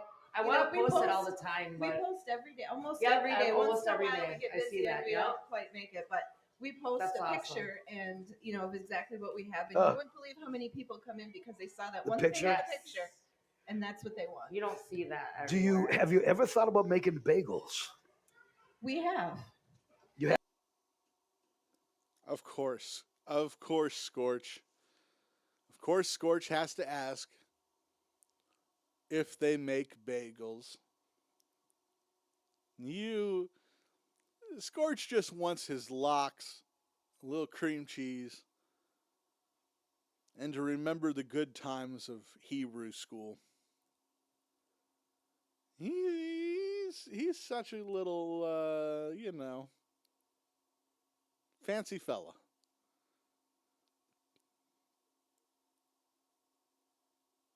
I mean, look. Is it really a Scorch episode if he doesn't bring up marijuana or being Jewish? I think not. I think it's the biggest part of the show. I think it's the best part. The bagel and weed mentions. Have made them, or you We have? have thought about it. Yep. We made it one time. They were not a great seller. However, it was way back in the beginning when we were, I don't know, not just figuring things out. Yep. So it's definitely on the list to try again. So speaking of that, what things are you thinking of in the future that you may be carrying? What stuff do you not have now that you're like, you know what? We've talked about it. We should probably start carrying this or this or this. Cannolis. Really good for. Danishes, Yeah. And the kolaches. Okay, now we're gonna bring back chickadees. The what? Okay, the kolaches. Okay, I don't Because know that. chickadees a few weeks ago advertised and they sold out in minutes. They said, we have these for just the time being. And I wasn't sure if they were called kolaches, kolaches, I didn't know what. Shit, my bad. I'm muted. I think it's Kolosh. I don't know though. I'm not. I've been just playing Kingdom Come 2. I'm pretty sure they call them Koloshes. That's actually the only reason why I've even heard of those. I never knew what a Kolosh was until I played Kingdom Come Deliverance. And now I want one. It looks delicious. What the hell they were called, but they're collage. What are they? So I feel like there's a few different variables out there. The ones that I would bring are just, it's a, pastry dough with a fruit filling. So it's just kind of folded over so you can see the fruit kind of oozing out the sides. Some people put a drizzle of frosting. So is it what I read? Somebody described it as a cake pie. Would that be a good description of it? Yeah, because it's not a pie crust; it's a pastry crust. Oh, so it's like a thinner, crispier crust, Yeah, more like it's a. not a pie crust. Scorch, you told us at the beginning of this episode we were never going to have another audio problem again. Things were okay early. Not great. I mean, the first minute and a half, there was no audio. And anytime you try to put a graphic up on the screen, the audio also disappears. But we can live with that. You're Scorch. We got to listen to some great Jim Jones audio because of it.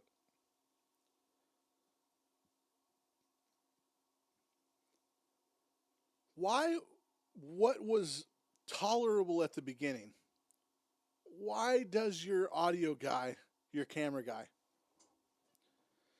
why do they insist on every 15 seconds fucking with the settings? Because now your mic is 300% higher than any mic, even mine. Earlier you were too quiet. Now you're way, way too loud. And now poor Holly is fucking 6 feet away from you, but it sounds like she's in a tunnel that's slowly being filled up with water. This is madness. Why is it always so fucked up? Why can't we just work on it and get it halfway decent to start with, and then maybe make a couple quick corrections to get better as you go through? Why are we reinventing the wheel twice a minute? There's no need for this. Can you think of it more like a pot pie, like that kind of? Oh, pasta? now it's fixed. I'm trying to picture it. There's no pot in it. Well, Another ham-handed pot reference. Gene? do that in that sense.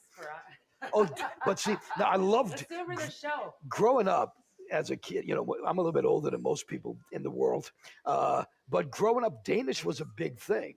You don't really hear of Danishes anymore. Like they had Danish with like honey and walnuts or honey and nuts sprinkled, but you don't hear of that stuff anymore. Are you going to bring back Danish as like a big thing? Yeah, I got to do a little more research on them. I'm going to do them right. A lot of people ask about them. What's that? A lot of people ask for them. For Danish. Why do you think it's not a thing anymore? Yeah, that's a good. I'm just couldn't tell you. curious. I don't know. I'm not a big donut person in spite of that, but I'm just curious why Danish. Holly ain't a donut lady because she's watching that lovely figure of hers. I like me some Holly. Sure, she's a terrible co-host who just rambles underneath of them as they speak. But, she's the hottest woman in town, so I get it. You let the hot girls get away with a little extra. And Holly is clearly the hottest girl in Eau Claire, Wisconsin.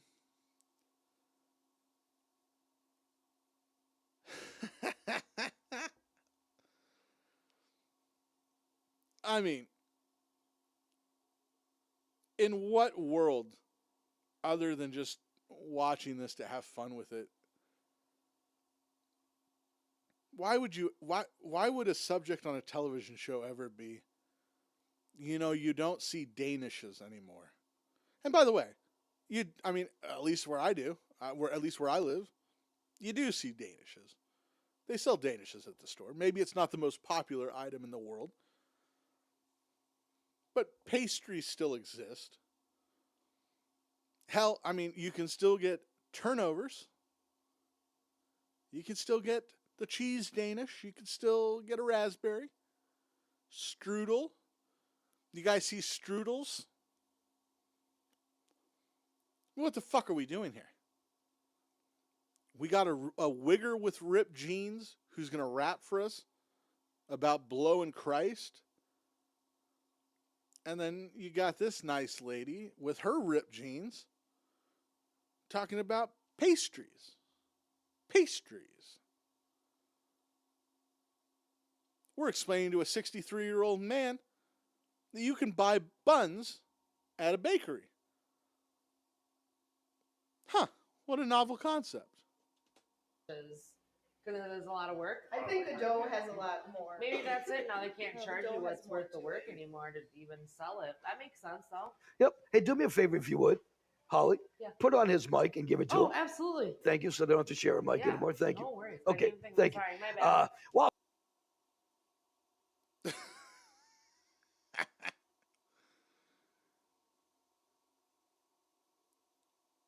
She was sitting on a mic the entire time? Where's the quality control? They had a minute while we were doing the pub crawl and getting everything settled.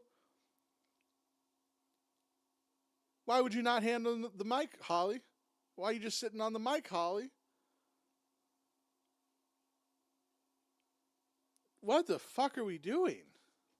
also, now let's talk about your cakes and stuff. Actually, no, I want to talk about the cakes. I want to talk about breads because I'm not a cake guy. I'm not a donut guy. I am a huge freaking bread guy. Like my problem is you get a fresh loaf of bread and I'll eat it in a sitting. Okay. Yay, good for me. Good for you. But you know what? Not really good for me, you know. What kind of breads do you make? So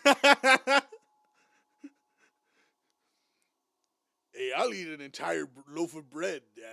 Let me talk about me. I'm going to talk about the things that I like about bread. So, what kind of bread you make? He went all the way around that to ask her what kind of bread. You know, I mean, I could understand. He goes, hey, look, I got a problem. I'll eat an entire loaf of bread.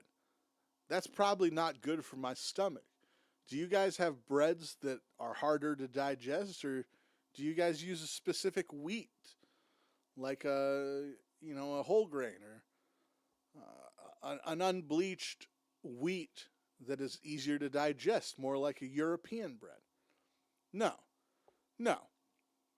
We go around in a word vomit of Scorch, of him selfishly talking about his love of bread and how much bread he can eat, to set these poor souls up with the worst question of all time. What kind of bread do you sell? These people have been promoting with him for 6 weeks. He does 3 ad reads a show. He doesn't know one goddamn bread they sell? Scorch, do you even Wicked Sweet Bakery? Huh? What? Fuck are we doing? What kind of bread do you make? Huh? Why would you ask right that? now we're making white. Really good for me, you know. Yay, good for me. Good for you. But you know what? Not really good for me, you know. What kind of breads do you make? So right now we're making white. We make wheat sometimes. It's kind of, that's what people are asking for right now. When you asked what else we're gonna branch out to, we'd like to do more of the flavored breads, some dessert breads. You know, cinnamon raisin, apple fritter bread is a big one that people like. Have you ever thought about doing pizza dough? We have. We Yep. have talked about pizza dough. Oh, yeah. Well, you talked about bagels too. We And talk about a lot of stuff. yeah. We have a long list of things to try. They are Kelly and Jean from Wicked Sweet Bake Shop in Cadott, our featured family members. And remember, That was it? They got like 3 questions in. One of them being, what kind of breads do you make? And Another question being, what is a kolash? I learned nothing about these people. I learned nothing about the passion for why they're doing this, why they think they're good, what sets them apart. Imagine paying for this level of promotion.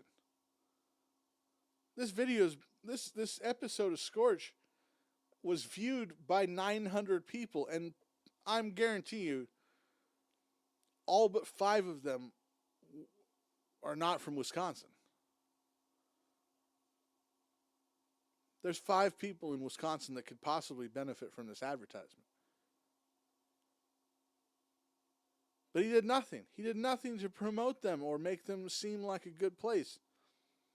He just asked the most generic questions that anyone could ask, and they somehow gave worse answers. What kind of bakery just does white bread and wheat in our good year? You got to have a cheese bread. You got to have, like she said, the raisin and cinnamon. You got to be doing challah bread. You got to have something that stands out. A cranberry walnut. By the way, little plug. If you go to Costco, if you got yourself a Costco membership, I've had it twice. Bought 2 loaves of it over the last 3-4 months. They have a cranberry walnut wheat bread that will absolutely knock your fucking dick off. This bread is fucking phenomenal. And I mean, it's not just a little bit of cranberry and a little walnuts. I mean, beautiful chunks, beautiful whole cranberries. Whole walnuts. God damn. Now I have to go back to Costco and get another loaf because I'm just going to think about that.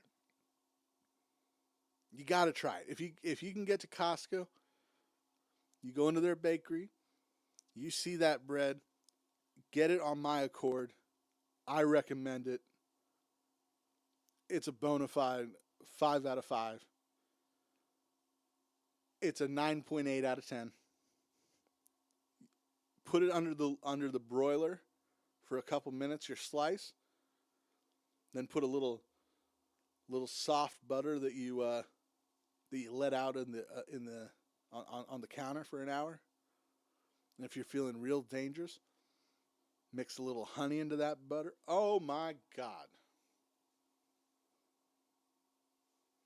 But no. Scorch is asking them what kind of bread they make. They make white. Sometimes wheat. God, living in rural Wisconsin has just got to suck. Just a bunch of wigger wrappers, bunch of Scorches, and a bunch of these ladies making white bread. I'll say it again. When you go into that show this summer, stop at Wicked Sweet Bake Shop in Cadott, and you say to them, I want a bagel and a loaf of pizza dough. And then they say, you son of a bee, get out of our shop. Hang on for a second, because I want to talk to all of us on the couch here for a second about Easter candy. What? I figured you guys would be good with this because you deal with sweets. Have you ever thought about doing any sort of candy stuff at your shop? Scorch, they're completely different things. Confectionaries and bake shops are completely different. You're 63 years old. When I was in the first grade, we took a trip to a saltwater taffy factory.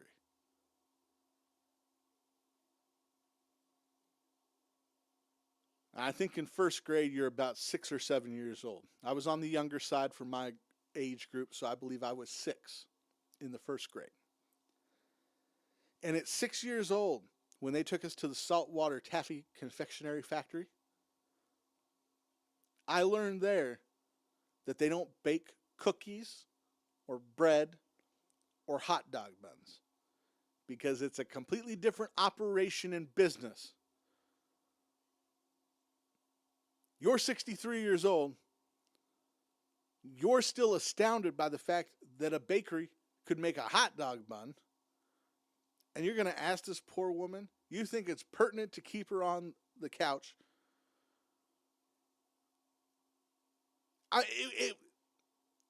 It's like asking a professional golfer. You're a professional golfer. That makes you a professional athlete. So tell me about the differences between ovals and road courses in NASCAR. It's not the same game. It's not the same sport. It's not even in the same arena or format. Scorch, good day today. Good day, sir. You lose. It's over. You're wrong. But this is Scorch's PFG-TV. So let's see what fucking dumb shit unfolds here. Let's see how this woman has to go, no, we never thought about making a chocolate bunny. It would melt in the bread oven. Would that not fit into the bakery thing? Or? No! No, we did some fudge over Christmas. Yeah. We do sell some maple candy in there right now from a local maple sugar. Our bud Mike Snow makes some caramels that are outstanding. Outstanding. Give it up for Mike's caramels.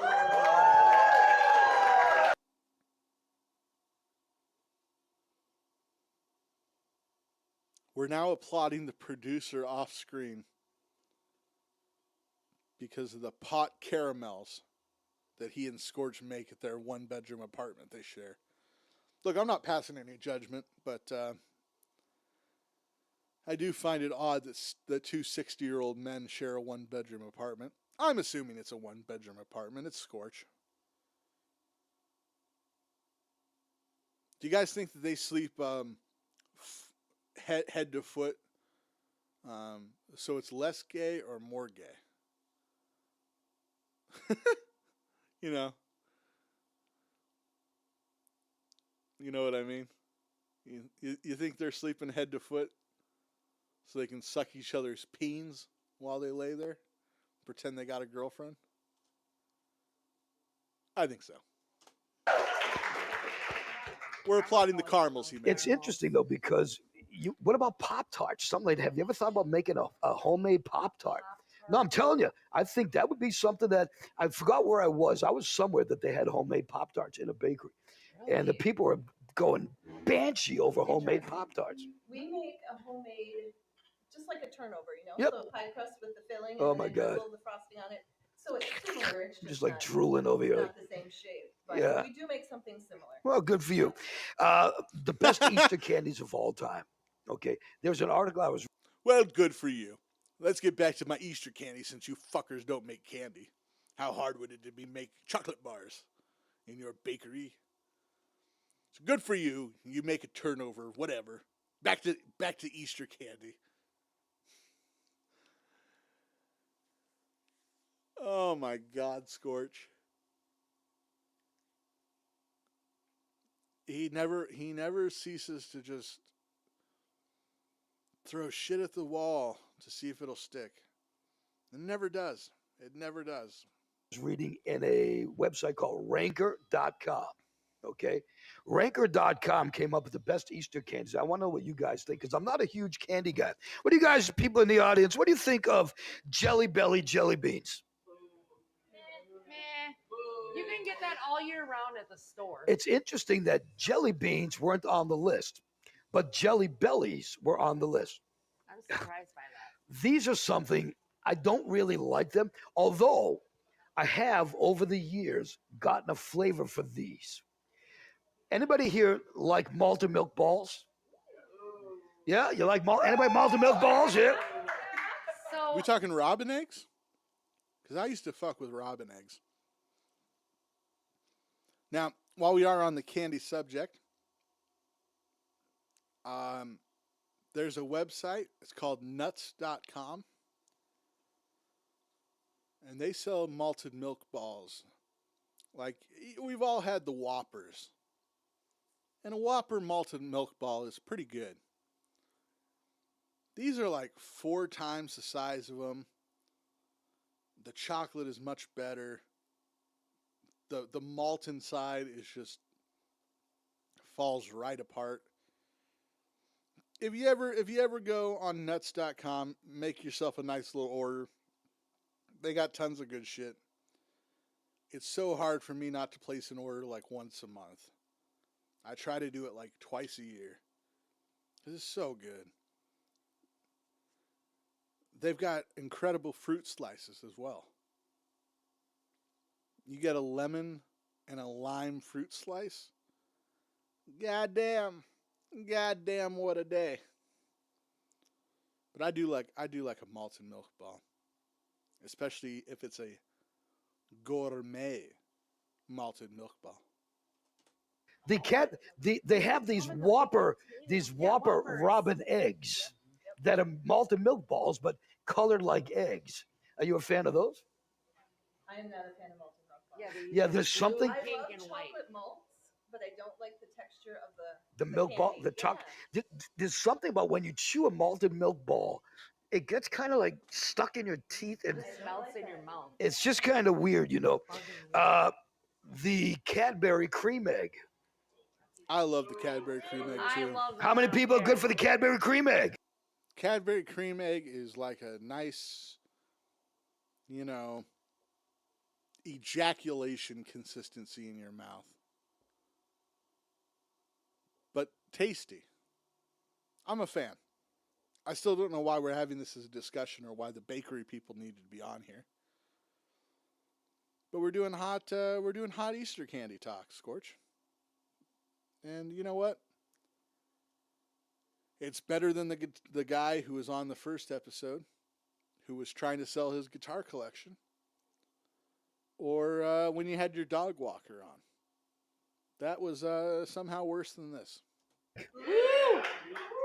love it. I can't help it. Yeah, and what do you? It's the same with like chocolate covered cherries. I love those too. Ugh. I see. It's just one of those things, like once a year, and that's it. Ugh. You Chocolate can covered eat it. cherry. Chocolate covered cherries are It's just. better than Peeps. Are you a cherry person? Chocolate covered cherry person? There's just something that's so weird about the I love it. the goo that pours out of a chocolate covered cherry. Clip that. It's like you take a chocolate covered cherry, and you should just like. Oh. See, now I'm never gonna eat one again. Good, you shouldn't. Yeah, And you. You're cruel. You're a fucking cruel person. Scorch just ruined chocolate covered cherries for everybody. This is supposed to be a talk show, and he's making goo noises. It's like you take a chocolate covered cherry, and you should just like. Oh. See, now I'm never gonna eat one again. Good, you shouldn't. Thank you. And you should. By the way, to the, and I think this is their name. Really, I didn't do that enough as a kid. I believe their name is. And Holly's just rambling underneath him. Old Scorchy is trying to make his point. Holly, incapable of speaking when it's silent, and also incapable of shutting her mouth when someone else's is running already. It's unbelievable. See, now I'm never gonna eat one again. Good, you shouldn't. Thank you. And you should. By the way, to the, and I think this is their name. Really, I didn't do that enough as a kid. I believe their name is Cella, Cella. To the Cella chocolate covered cherry people, we're only joking. We love you. We do love you. Actually, we're not You're joking. gonna get in trouble. Oh, look, cherry juice. Ew! I'm never eating one again. The Cadbury mini eggs. Are you guys okay with those? Those are my favorite. I kind of like those too, but they have like a weird after something. It's not an aftertaste, but they have like a weird after something. Coating. Something in my, maybe it's just my mouth. Do they sit well in your mouth, Gene? Yeah, you just gotta eat the whole bag. Yeah. Oh, that's what it is. Cool. So if I stop at like 5 or 10, I'm screwing myself up. Right. I eat the whole bag and I'm good to go. Okay, good to know. When you eat the whole box of cereal, your whole mouth hurts by the end of it. Now, You don't even know anything so tastes these will like probably be anymore. the same thing to you. The Easter M&Ms, the pastel covered M&Ms, or the colored M&Ms. Are you a fan of those? Yeah, They're just M&Ms in a different color, Scorch. What is this subject? What is this topic? Why are we discussing Easter candy in this much detail? I'm missing something here. I don't know what's going on. Okay, we put them in our cookies. Okay, M&M's over the years. Does anybody else agree with me? M&M's over the years have gone downhill. Right? Yes, Does Scorch, anybody agree with that? everything's gone down. They really have. No offense, but M&M's have they're not the same as they used to be, and I wish they were. I like the Cadbury mini eggs better than I like the M&M's Easter colored eggs, the Easter chocolates. It's got that weird chalky. It's just something to weird. it. And finally, I think I don't really dig them, but I think everybody else and their mama loves these things. The Reese's peanut butter chocolate egg, yeah. Everybody good for that, yeah. All right. I have a controversial opinion. Reese's, very overrated. I don't know if they still make them. I haven't seen them in many, many years. But there used to be a company called, I believe, Palmer. And I liked the Palmer's peanut butter cups better. Now, in modern days, I have found, and I believe all time, these are my favorite peanut butter cups. The Trader Joe's peanut butter cups. It comes in one of those plastic rectangular tin snack mix kind of containers. I believe they're $5 per container, and it's about a pound. It's like twice as cheap as the Reese's peanut butter cups, by the weight. And it's much creamier peanut butter. It feels almost maybe a little sweeter, which I don't necessarily always like. But I don't know. I think the Trader Joe's peanut butter cups, I think they're the superior. I think it's not even a competition between them and Reese's. And if I'm being very honest, right now, I had dinner about 5 hours ago. I think I'd like a Trader Joe's peanut butter cup. Because I absolutely am the type of adult that has an in case of emergency break for Trader Joe's peanut butter cups. So I think maybe the next break in the Scorch show, I think I might need a few minutes. I think I might go take a quick walk. Ooh.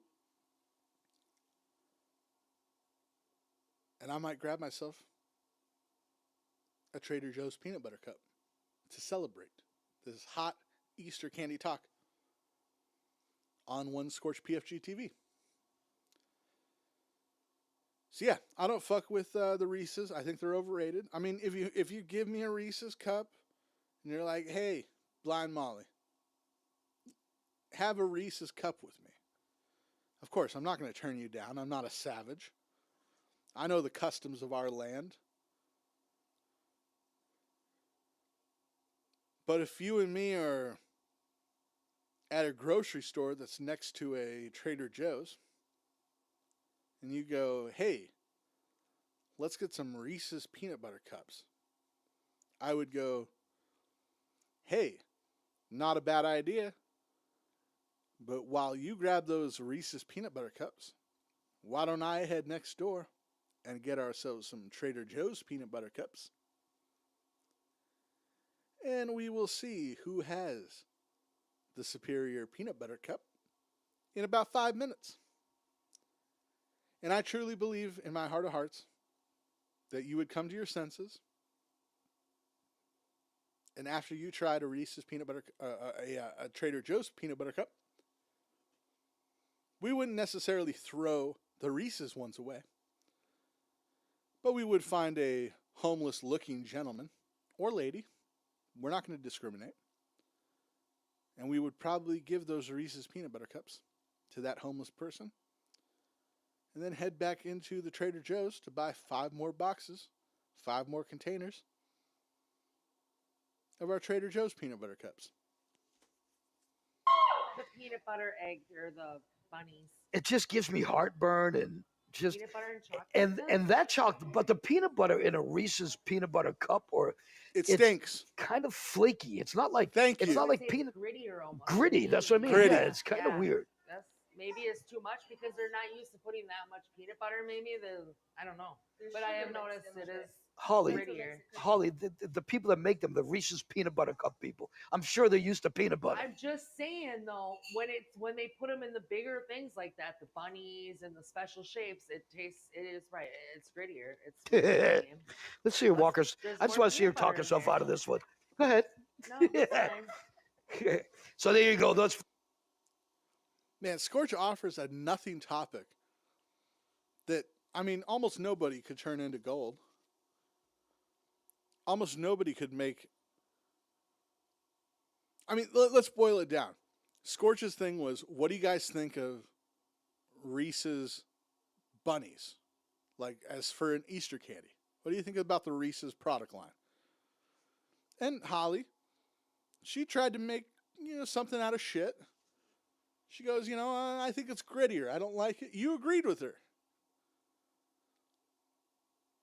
And then as she's trying to make something out of nothing, Scorch just comes in like a bulldozer and shits all over her like it was her fucking idea to talk about this. Scorch, you're the host. Why are you taking solace and joy out of your co-host dying on the shit you're trying to get her to talk about? Oh, it's so maddening. Oh, the fucking hubris of this guy. He gives her nothing and then takes away any lifeline possible. Scorch should be the one drowning in this fucking shit topic, not Holly. Justice for Holly.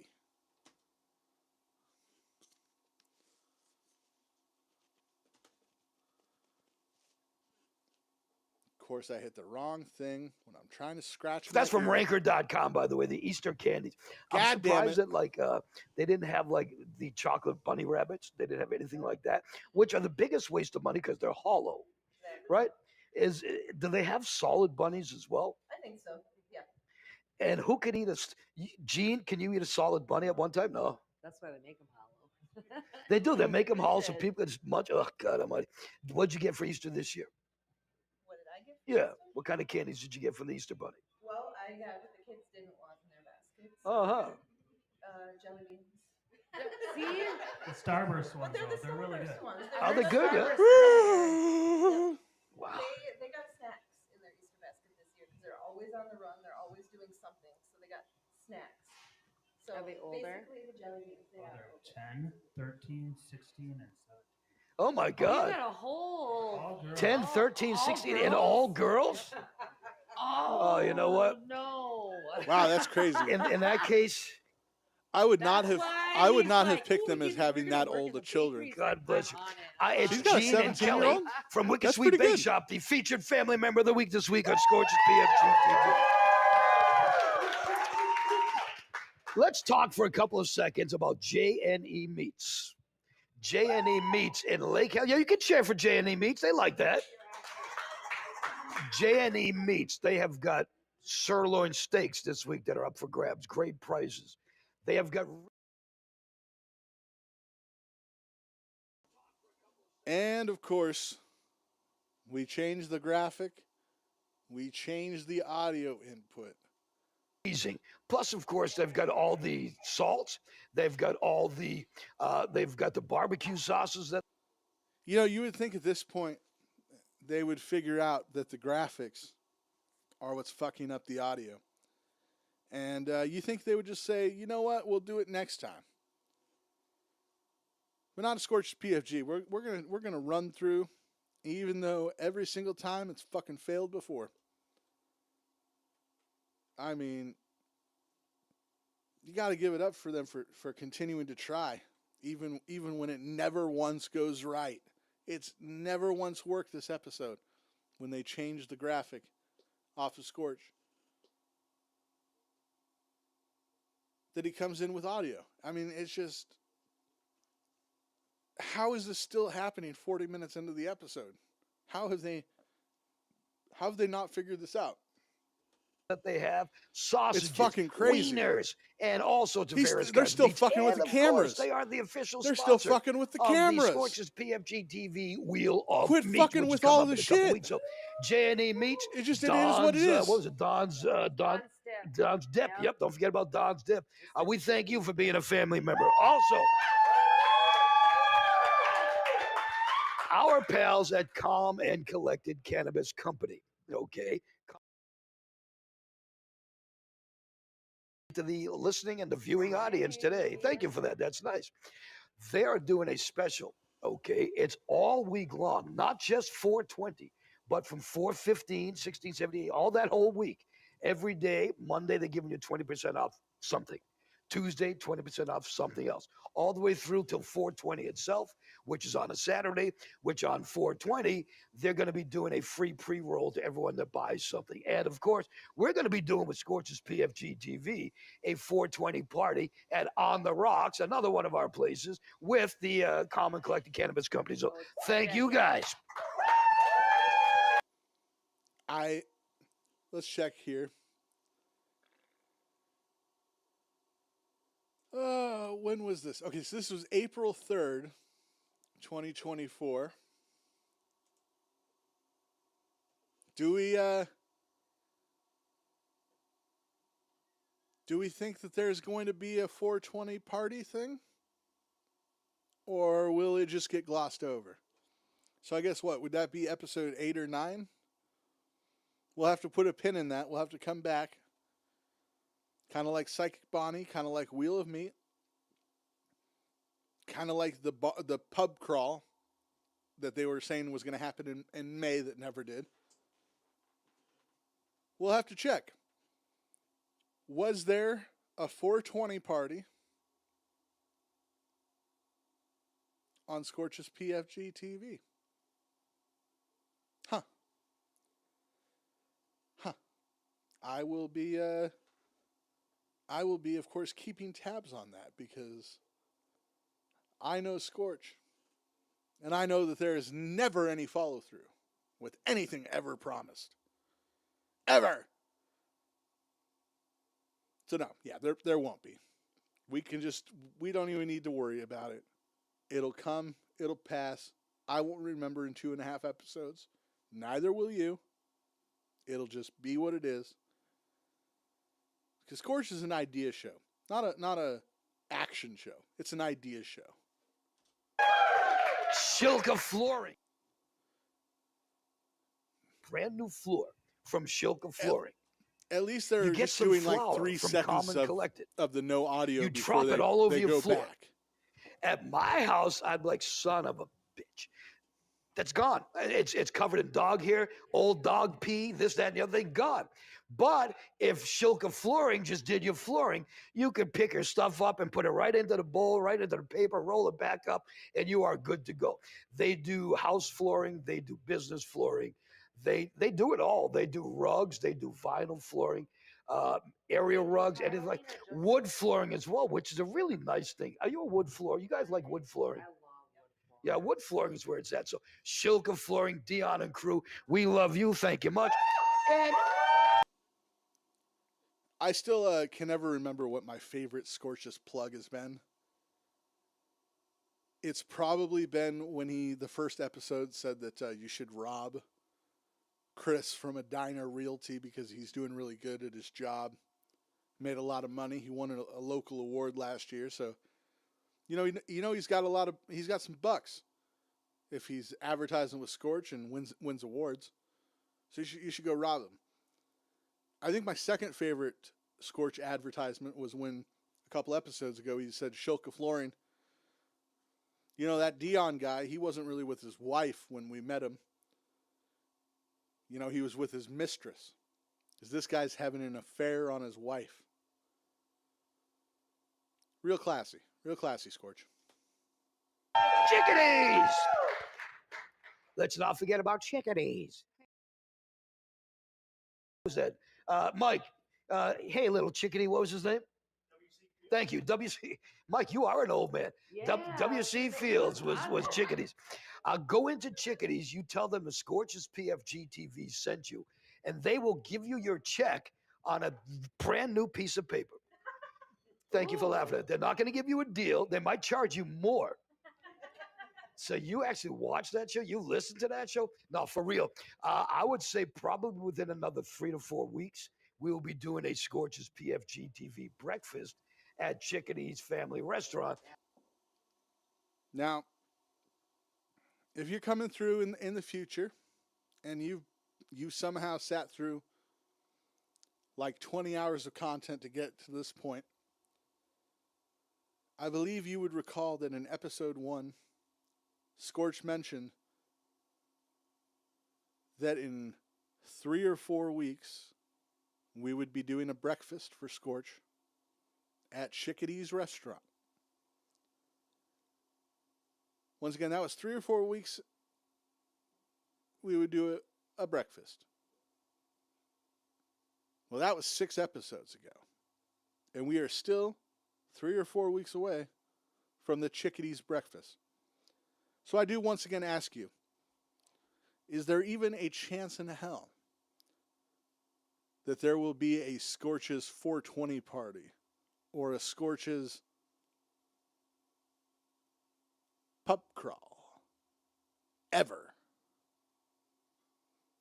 when he can't even get a breakfast to occur? You know, you don't even have to make it an event. He just has to show up and have breakfast with his co-host. But kicking the can down the line, because even though they're a sponsor, there ain't a chance in hell that Scorch is going to return the favor and support this local business, Chickadee's. Because 2 eggs and toast and bacon is $11.95 at Chickadee's. And for that amount, for that price, Scorch could get a carton of eggs, some rice, and make it last for a week so that he has money to buy weed and booze. Because Scorch is poor and Scorch has no money. And the only thing that makes Scorch even remotely happy is a little weed and a little booze. So no, there will be no breakfast. There will be no 420 party. There will be no pub crawl. There will only be broken and empty promises. And that's the PFG way. Where we're going to have some great deals on some great breakfast specials, some great morning beverages. We're going to give away a bunch of Scorch's PF. We're going to give away a bunch of stuff, and it's all just going to be a good time at Chickadee's Family Restaurant in Eau Claire. Thank you all for being family members. Okay, this is going to be good. This guy, when I was hired to be a radio announcer here in Eau Claire, this guy here was the one that really put it all together. He was the one that actually signed the paper to hire me. Now he does trolley tours in the city. And I love what he does because I think he's going to have a lot of stuff to tell us about things we may not have even known about. Coming up, we're going to talk to George House live on Scorch's PFG-TV. First of all, let's do another pub crawl. We'll come right back.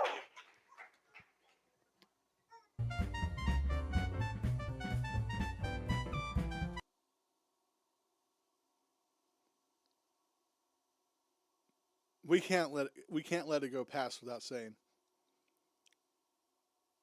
that. I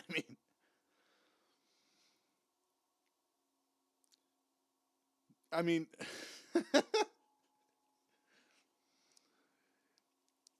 hey, this is the guy who hired me to do radio here in Eau Claire, Wisconsin. And as soon as his bosses said, "Oh shit, that guy hired Scorch," they fired him. So now he does trolley tours. I don't know if that's quite the resume that I would want to give for a guy. I mean, this is Scorch's PFG-TV. I don't know how much of a credit trolley tours and being a guy dumb enough to hire Scorch is. I mean, look, I'm not saying that he's got to get fucking Dua Lipa on the show or, one of the Skarsgård kids, but like a B, C, D tier actors. Like, I mean, fuck getting God, what's that guy's name? That blew everything. T.J. Miller. Like T.J. Miller's B tier, C tier.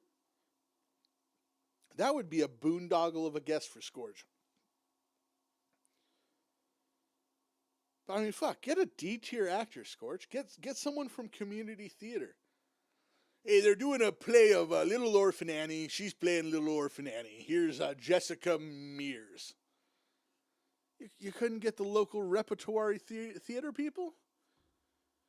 You couldn't get Bill, the weather guy from local Eau Claire TV? You got the guy that does trolley tours who was stupid enough to hire you at a radio station 8 years ago?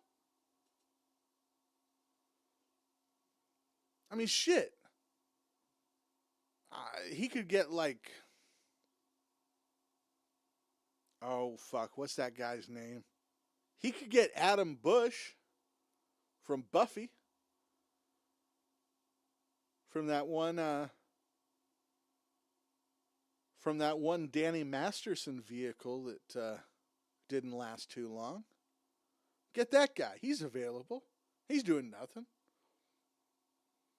I see him doing podcasts where 15 people are on. Scorch couldn't nab that guy down for an interview? We got the trolley guy? You got the trolley fella?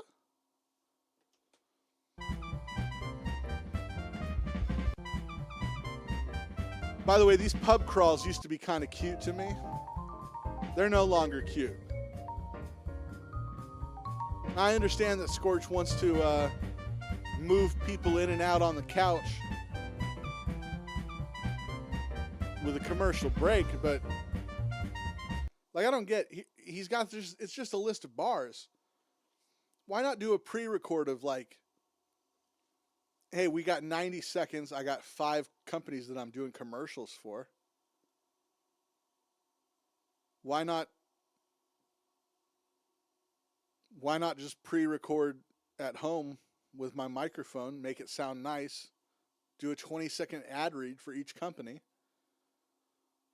put it into a little pre-made video, load that up. Why you and it's because he wants to seem like it's more personable. They're family members. They're not advertisers. But like just putting up a list of local bars that you've been to, calling it a pub crawl so that you can buy a few seconds to move an old man to the couch. There's better ways to do this.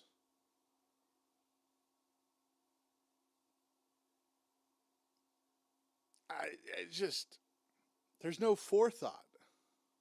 It's baffling.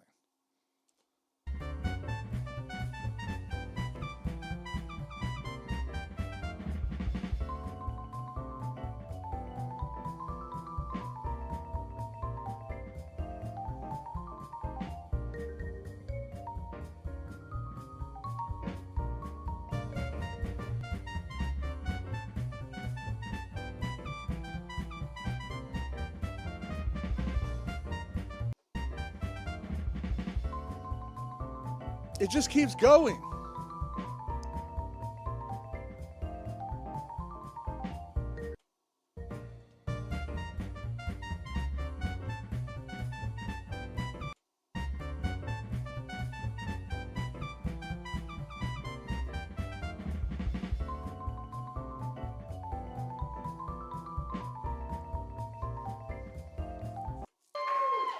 Our next guest, this guy here. First of all, I was shocked that you actually hired me to come.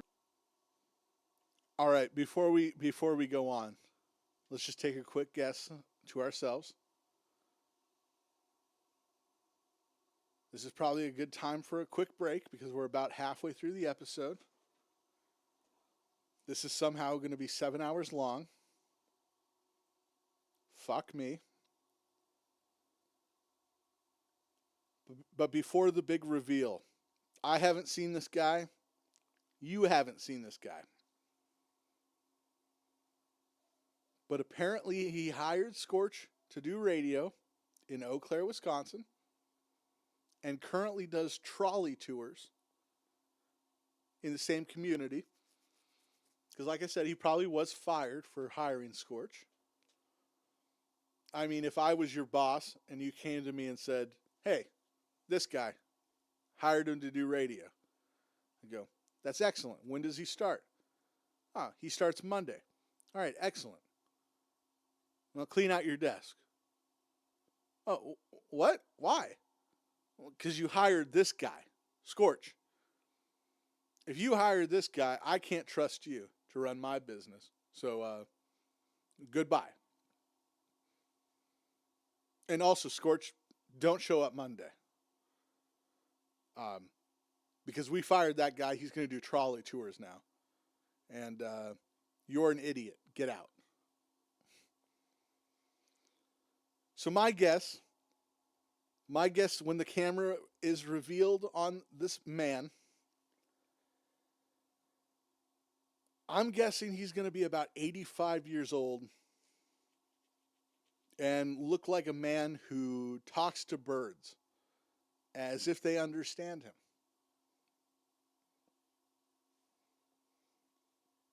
Imagine if it's like a fucking Chad 45-year-old like business bro. Like, what if it's like the most handsome man who's got a nice suit, good haircut, looks like he's graduated from an Ivy League institution and runs the business.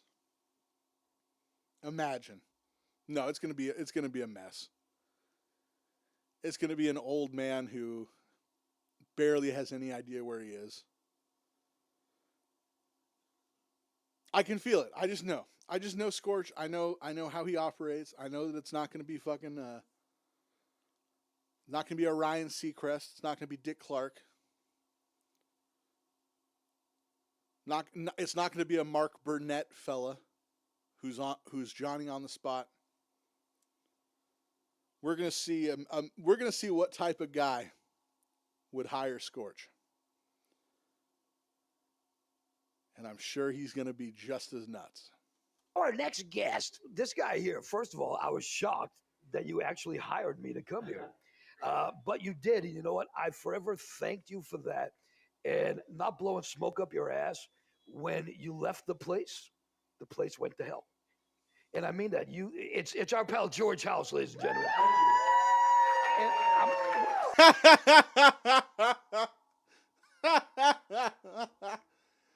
And it's an old man. Who could have seen this coming? I mean, of course, it was going to be an old fogey. Oh, Scorch. At least now we know the type of guy that gets fooled by him. I mean, to fucking probably lose your job because you hired Scorch, and then a few years later still have a good enough relationship with him to go on the show. Take some principles. It's a man that doesn't hold a grudge. And neither one of us are here to bash that place, but yet it's going to be so easy to, but we won't. But yet, yes, when you left, the place went downhill. And the person that eventually took your place that's there now, he's going to kill the place. Oh, wow. Okay, I better go back. Better save the place. Yeah, no, it's no point. It's no point. But so, thank you for saying all that. You're very welcome. It's really nice of you to say that. But I felt like, as I reflected on it, I felt like I abandoned you. Because true story. So we put you through hell in the job. Hell. Oh my God, hell, right? Hell. I mean, betting us easier than what we put you through. For that real, day. let me explain something. I came from being syndicated, country, statewide, world, nationwide, out of. He wasn't. He wasn't syndicated. Scorch was never syndicated. If Scorch was syndicated, it was to the three stations owned by the one he worked for. He wasn't syndicated nationally. There's not a goddamn person that doesn't really know the Opie and Anthony show. Like, if you know Scorch, it's because you saw him on Opie and Anthony. Like, full stop. There's not a goddamn person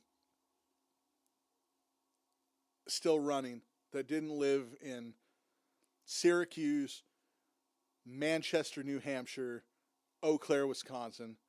If you lived in a city where Scorch was currently being a DJ, you might remember him. Other than that, not a goddamn person has heard him, other than Opie and Anthony fans. It's crazy. To pretend that you worked for like a syndicated national radio station and then after that your next stop was Eau Claire, Wisconsin? Come the fuck on.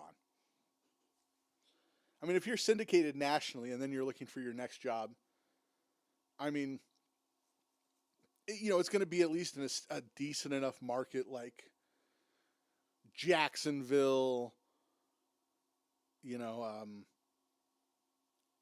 Indianapolis, Vegas, you know, not a top 10 metro area, but, you know, they got an international airport in town. If you're a nationally syndicated host, you don't just go from nationally syndicated to Eau Claire. So let's see what fucking garbage fucking Scorch is gonna pretend that his career was. I came from being syndicated, country, statewide, world, nationwide, out of California. First, it goes from country to state to worldwide. Country, state, worldwide. I don't know. I would think it would go, you're syndicated state, then country, then worldwide. But Scorch has just got to make it up as he goes. That's fucking wild to say. It's a wild leap.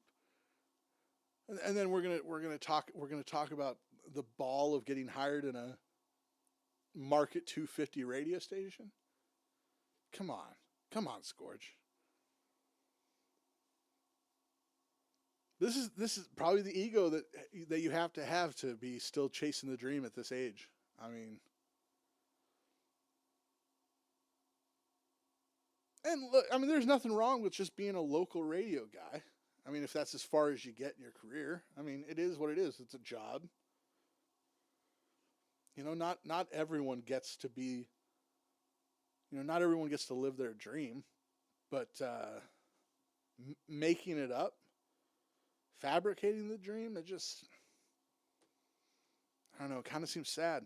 From being syndicated, country, statewide, world, nationwide, out of California. I saw an ad for the job here. They said, send a tape. Okay, send another tape. Send another tape. You're going to have to call this person. Then you have to have an interview with this person, then this person, then this person. Then they flew me in. Then I had to have like 2 more phone interviews. Yeah, it was truly, it was the most ridiculous thing I've ever seen. It was. And for the next couple of years, and when I'd run into you, you know, I'd like apologize. I'm like, I'm so sorry we put you through that. You know, because we were like, well, you know, you're LA, you do movies, TVs, you were in Boston radio, which is a big deal. And, you know, we were like, this is not to put down Eau Claire, but like, why do you want to come to Eau Claire? Yeah. You know, I love Eau Claire. Yep. And because, you know, we see, exactly. You're in LA, you're acting like this big shot syndicated guy. Why would you want to come to Eau Claire? And the truth is, there probably was no radio job in LA. I don't remember in the Scorch lore him having an LA radio job. I feel like we would have heard about that a lot more. I remember him being in shitty B-tier movies. Not even B-tier, D-tier, F-tier movies. I remember seeing clips of him on the divorce court as a plaintiff trying to get divorced from his wife. I don't remember him having a big national syndicated show. So this guy was right. He was right to put him through the ringer. Why does this big shot Hollywood guy want to move to Eau Claire, Wisconsin, and desperate for this radio job? Because the truth was, Scorch wasn't making any money in LA. Scorch was borrowing money from Mama. And Scorch was going to take the first radio gig that paid him $12.95 an hour. Because that's Scorch. Fake it till you make it. But see, when you fake it till you make it this hard, the guy in Eau Claire, Wisconsin is going, well, why does the star want to be with us? Well, he ain't a star, dude. He's lying to you. You should have seen that. That's probably why you're now doing the trolley tours. Because Scorch fooled you. Because you didn't think about it. You were concerned. You knew something was wrong. The alarm bells were going off. But you didn't know why. Well, I'm telling you why from the future. Because it was all made up. We can only pay you Eau Claire wages, you know, but you're Hollywood, you know, so we just put the screws to you. Yeah. And we just wanted to make sure, and all the time we just said, well, I've really researched the city. I love the city. Yep. And I love the company. I love the station. And so, you know, what I feel really guilty about it. So what you said is exactly right. Our stories are exactly the same about how we flew you in. But this is what breaks my heart is that, so we put you through all this, you know, and then you're like, do I got the job? And I said, I got to put you on that plane, Scorch. Yeah, we can't tell you yet. We can't tell you. Yeah. Oh, I know, isn't that horrible? Stressful. But I kind of said, but you're going to get the job. You know, so I did that. Yeah. But, you know, we have our process. We had the whole process. Yeah. And, you know, the day. Camera transition, audio out.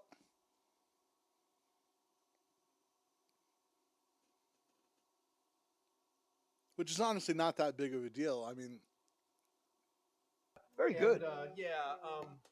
I mean, Ed Asner here is telling us basically the most boring story ever. I mean, I mean, I could be wrong. Do you guys care about how Scorch got a radio job that he hasn't had for a couple years? Are you interested in the nuances of how Scorch got hired at a radio station that he didn't really have a super successful run at? I mean, maybe I would be curious about, like,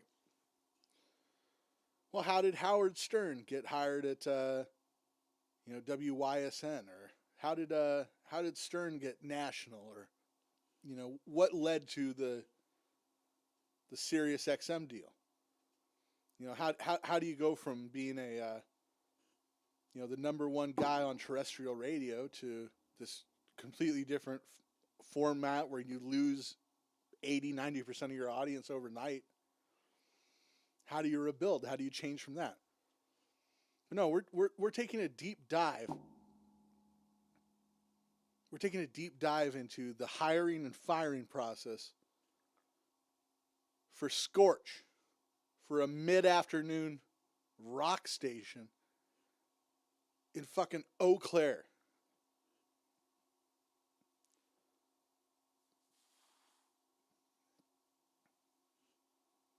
Who cares? Who cares? He did nothing with the job. You did nothing with the job, sir. Who could this possibly be for, except for Scorch's ego? And so now I'm gonna cry. I know. Well, you and I hugged it out. Yeah. And I said, I'm so glad we've got you here. And then I said, I'm leaving. I'm retiring. I know. True. No, but then you said, I have that effect on a lot of people. Yeah. Usually they pass away, but this time they just retired. So let's talk about the trolley thing you do, because I think that's great. You took your knowledge of this area and you started, or you didn't start the trolley company, but you became a trolley host, for lack of a better term. You bring people on trolley tours of the area. It's great. It's an amazing experience. So all credit goes to Nick Meyer from Volume One magazine. They're kind of the parent company of the Chippewa River Trolley Company, and he's had this idea for years to try and do historic tours. And by gosh, he bought a trolley. It was actually made from the ground up at Hometown Trolley in Crandon, Wisconsin.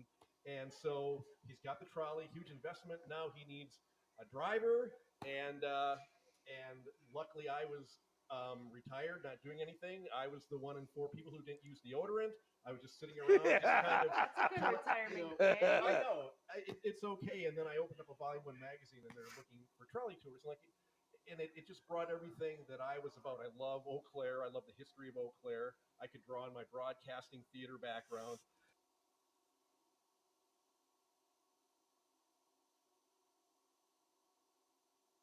How is this the most boring man alive?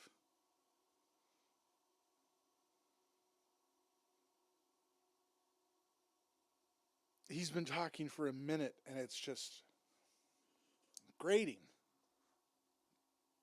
Imagine being a fan of Eau Claire, Wisconsin.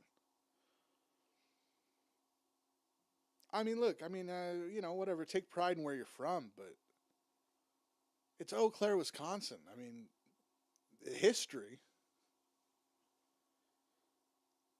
How deep can it be? I mean, let's find out.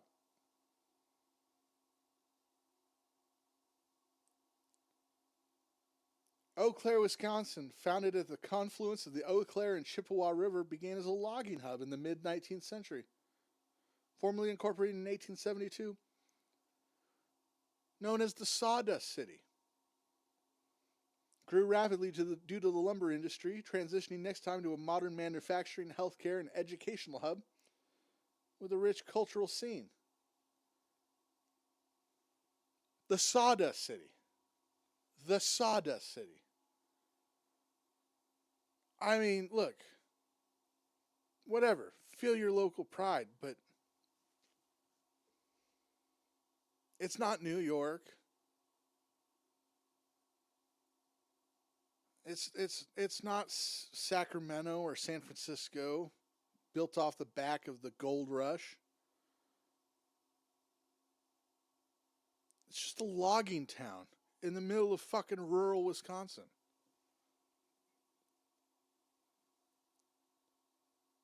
I mean, who the fuck would go on a trolley tour around this know-nothing town? The fuck? And Scorch, this is the best guest he's had to him because he was able to shit talk the radio station he worked for.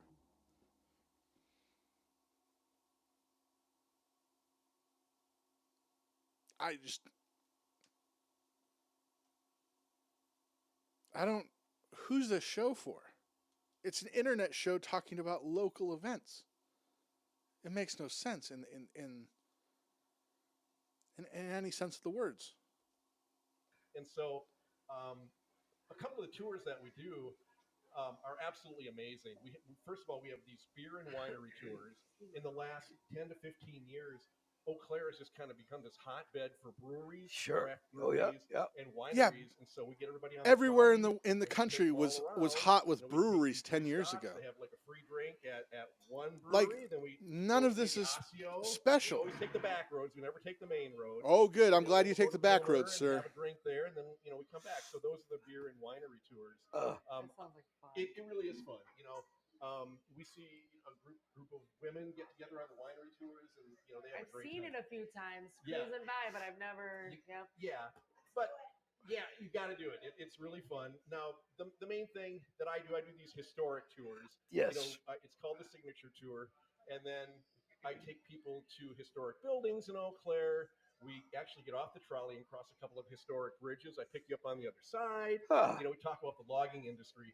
But the really cool tour that we do, and I'm going to get you and Holly on this one, my guest, it's called our Dark History Tour. And so we do that one at night, So during the daytime, I tell you all the beautiful things about Eau Claire, but then at night, I tell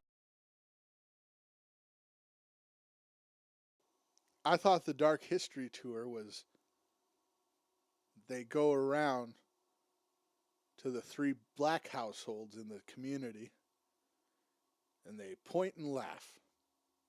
And that's the Dark Tour. Tell you about all the stabbings and murders and prostitution. Oh, That good. happened. Ask So- if you did like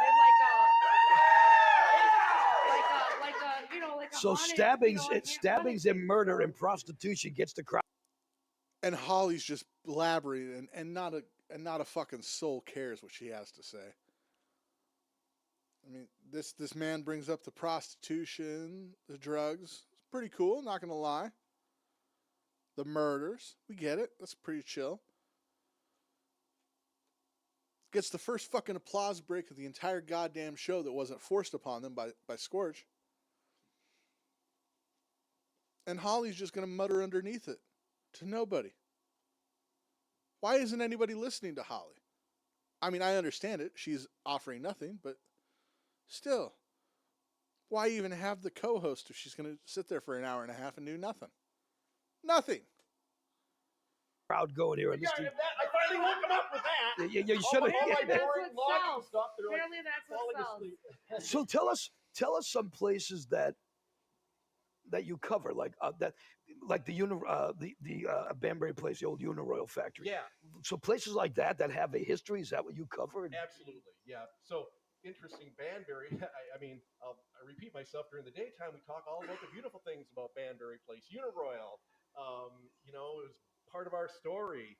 But at nighttime, Yeah. we tell you where the buildings, where the ghosts are, and where they're haunted. And there's, the S Bridge. All right. The S Bridge that crosses from one side of Eau Claire to the other. Yeah. And it ends up in Banbury Place. And we actually stop on the S Bridge. And I'm all decked out, and you'd like it with the theatrical stuff. I'm decked out in like a grave digger's, Victorian cloak. Oh, nice. Yep. And I'm kind of happy and peppy now, but I take on a character, and you don't mess with me. And it's very dark, and we tell stories. We tell you where a guy died, and Oh, I love that. and that his ghost might be. We tell you where a guy died. Oh, I love that. I mean, look, what are you going to say to this old man as he's badgering on about his haunted ghost tour? But I mean, I love death. I'm a big fan of people dying. You gotta go on this tour. You're gonna go on it. And so we walk across, and we tell you about all these cool things. So I'm not gonna give away the prostitution stuff unless you come on the tour. So that's I can't reveal everything. Yeah, Well- that's not fun. Holly's thinking to herself, perhaps is my name already on the list? Well, God damn it, Scorch. A few episodes ago, he was like, Holly was a whore. Look, I'm going to have to pee here in a second. I'm going to leave you with Scorch for just a moment. Maybe take a break in a few minutes, but I really got to take a leak. So I will leave you with Scorch, but what a terrible co-host to just be like, to besmirch your co-host like that. All right, I really got to go. I'll tell you this. So back in 1870, during the lumber boom, there was like 20,000 men in Eau Claire and about 10 women. So Logging days. yeah. So So there was no shortage of wood. You hear that? I said there's no shortage of wood. come on. Well, I said there's no shortage of wood. Holly Thank wished you. she could. Thank you. I forgot we didn't pay the audience today to cheer. yeah. My bad. That's Sorry, we usually pay the audience to clap. So, We're just gonna give you dough or cookies and doobies, but so don't George, how clap long for does a us. tour go for? If you take the tour, how? So both the signature tour and the dark history tour, those are 90 minutes, either an hour and a half, but they go by like a flash. And the dark history tour, it's not a jump scare tour where we have actors jump out from. Sure, yeah.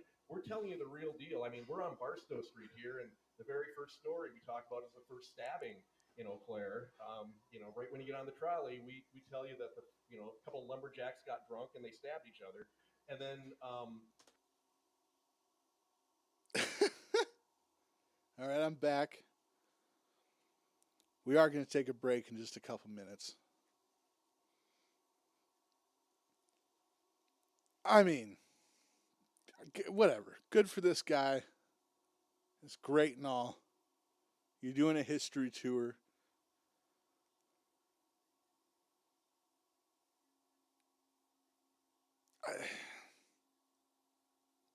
It's just not a good sign when the history tour, like, who's going to go on this? Are you going to go on this? Like, if you're in Eau Claire, Wisconsin, I mean, tell me. Tell me. Are you really going to fucking go on a haunted history tour to see where a lumberjack stabbed another lumberjack 150 years ago?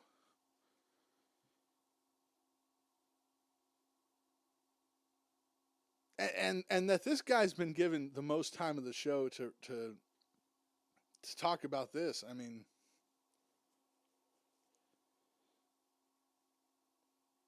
it's an unbelievable show. Like, I really struggle to understand why Scorch would put this out over and over. Why go through the humiliation process of putting out a show like this, of going, you know what everyone needs to hear? They need to hear the story of how my former boss, who hired me, how his history tours are going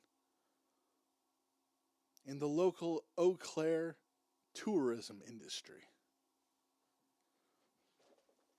Has any person ever visited Eau Claire, Wisconsin on a vacation? Ever?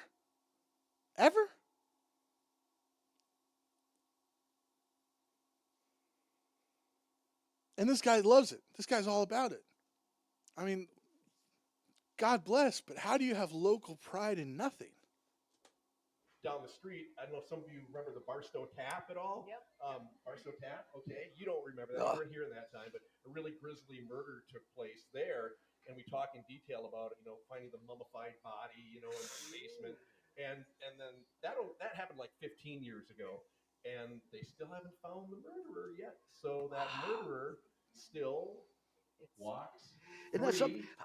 It was this guy. I'm turning him into the police tomorrow. This guy's too giddy about the murder being unsolved. He's 100% guilty.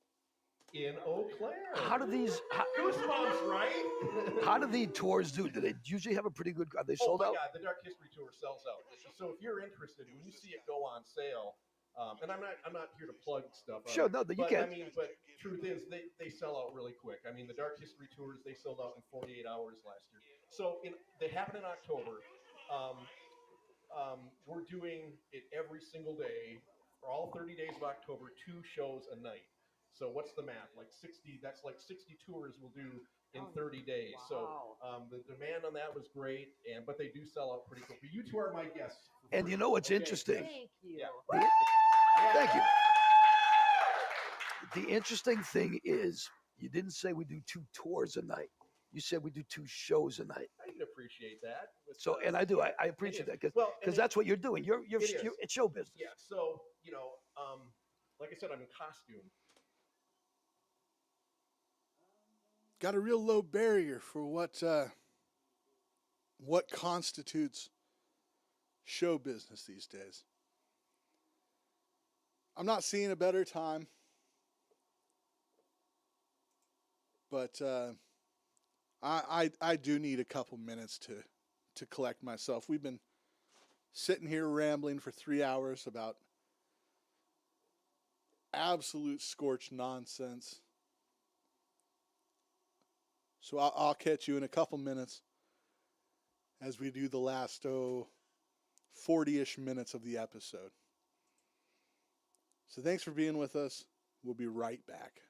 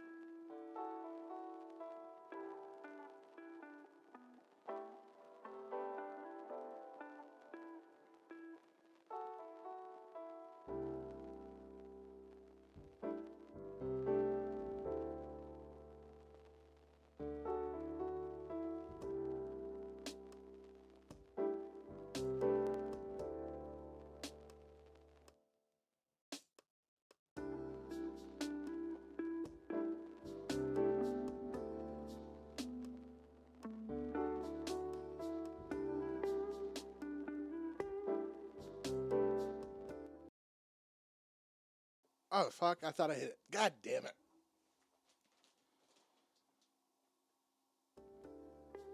Fuck me.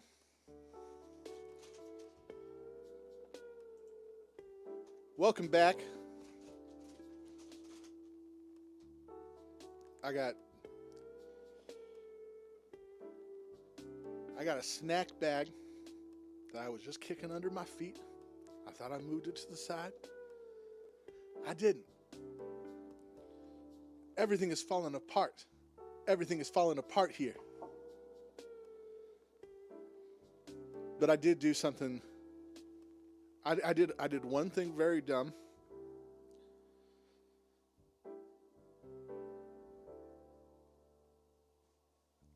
Oh, no wonder. Let me hit this button.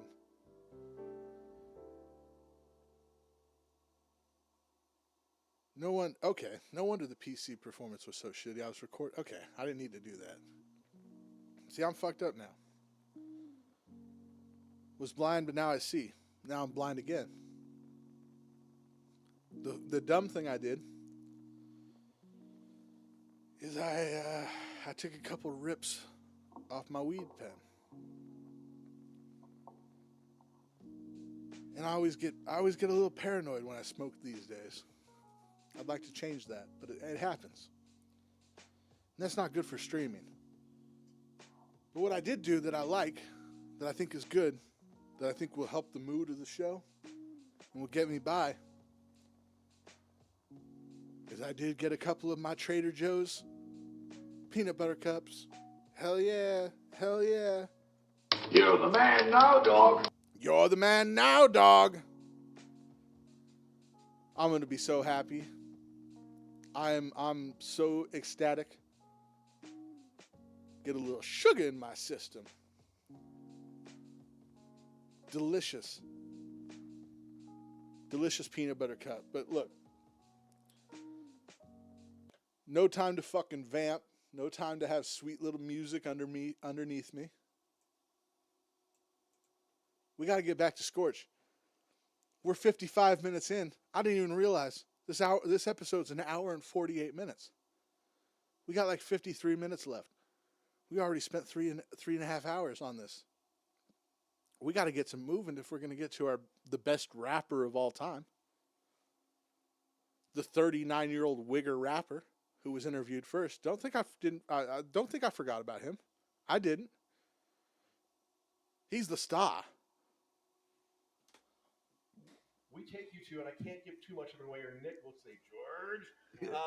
But we do take you to a chapel in a cemetery, and we find out that it's also a mortuary chapel. Ooh. And we go down in the basement, and we stand next to 40 crypts that are still there. And we tell the stories of some of the occupants that were in those crypts. And so there's theater lighting, there's fog, so these are true stories, but we're going to amp up the theatrics a little bit and not apologize for that. It's a show. We want people entertained for their buck.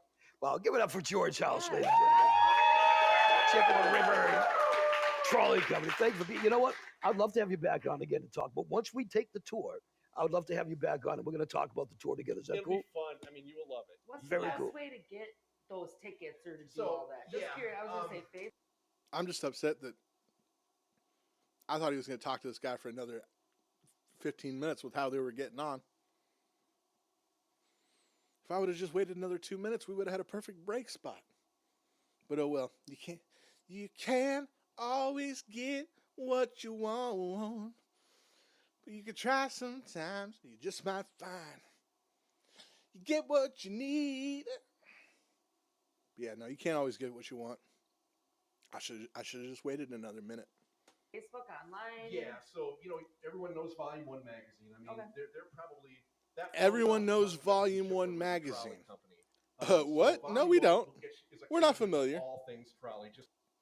You can say we all know Coca-Cola. We all know Kodak cameras from back in the day.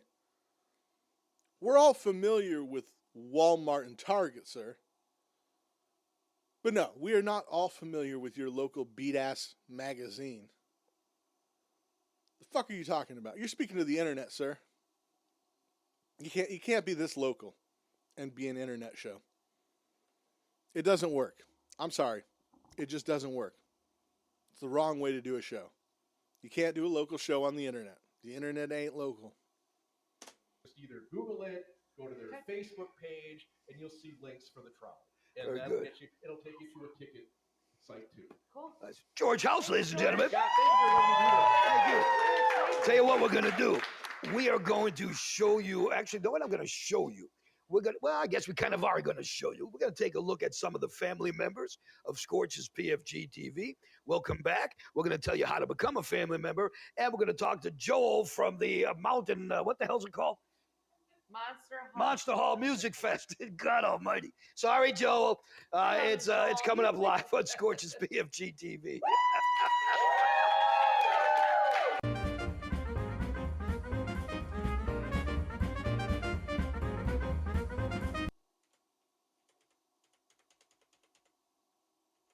I'm sorry, Scorch. We gotta skip your stupid sponsor break ad things.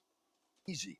We've got stuff for tattoo shops, CBD shops, dispensaries, if you have those legal where you are, tattoo shops, restaurants. You can get a hold of Scorch at scorchonline.com. You too can become a family member and you can help support Scorch's PFG-TV, just like these guys do right here. It's our pal Joel from Monster Hall Music Fest and Tampa. I can't forget about you. Thanks for coming up, man. Give it up for Joel, you guys.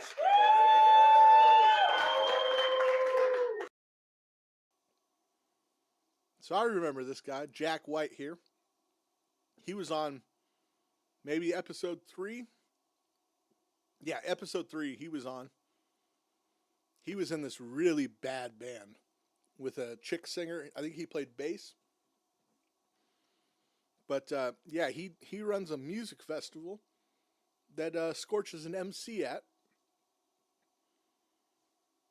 Real nifty stuff.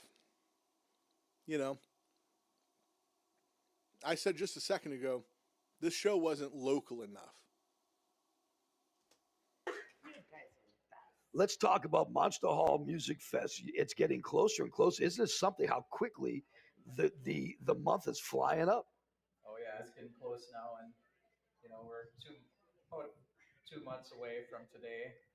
And yeah, it's been interesting last few weeks and stuff.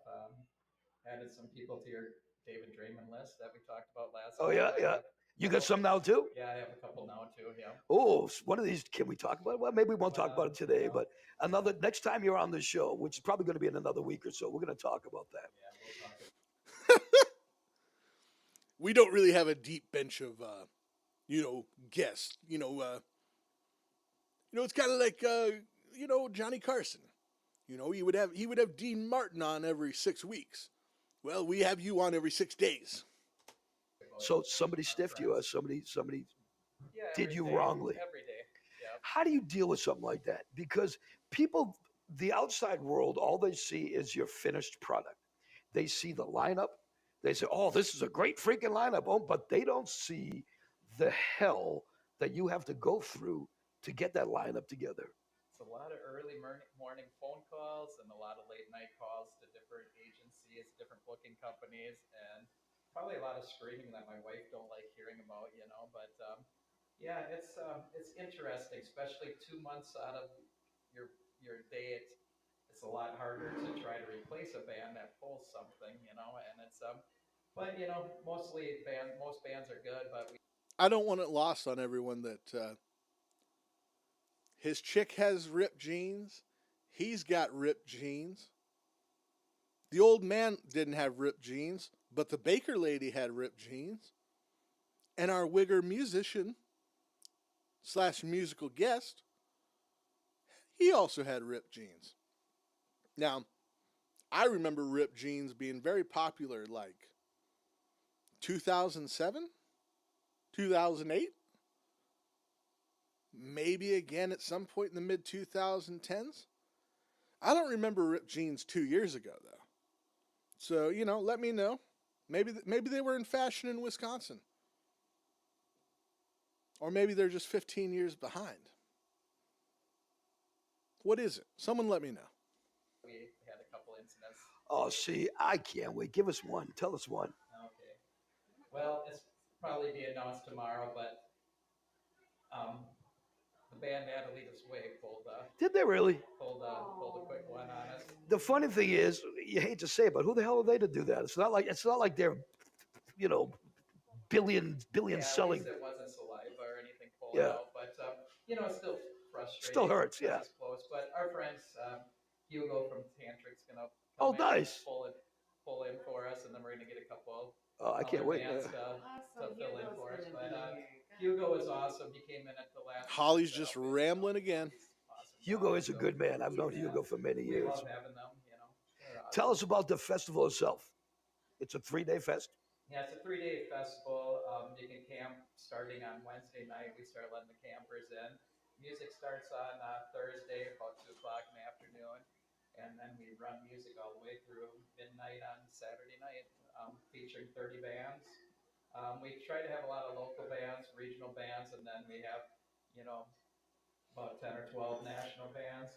We've had Jake LaCosta. He's awesome. I'm hoping we can get him back. Who? Let's hold on. We've had Jake LaCosta. Well, that's not how you spell that. Jake LaCosta. He said we had Jake LaCosta on, like we should all know who Jake LaCosta is.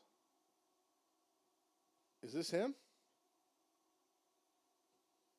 Let's see what Jake LaCosta is working with. Yeah, I come from the land of the ice and snow.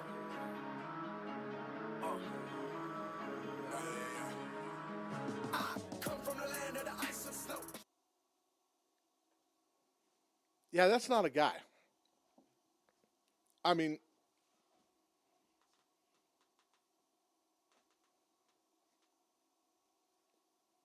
if you've been doing a music festival for like any amount of years, let's say it's the second year, and you're hyping it up with this guy being like the first name you rattle off, like if this was the biggest guy that you ever had, what are we promoting? I mean, this better be a $10 fucking camping show where everyone's just getting fucked up all weekend for the love of the game. You can't say that like it's fucking Hall & Oates or The Weeknd. About 10 or 12 national bands. We've had Jake LaCosta. He's awesome. I'm hoping we can get him back. He's the man. He's awesome. Oh my God, never mind. I just did this. I just fucking realized. Oh, I'm dumb. I just blew the cover. Big black bear, no cap, with a buck knife on my lap. Go ahead, brag about having that 9mm, but everyone around here strapped. I come from the... That's the musical guest tonight.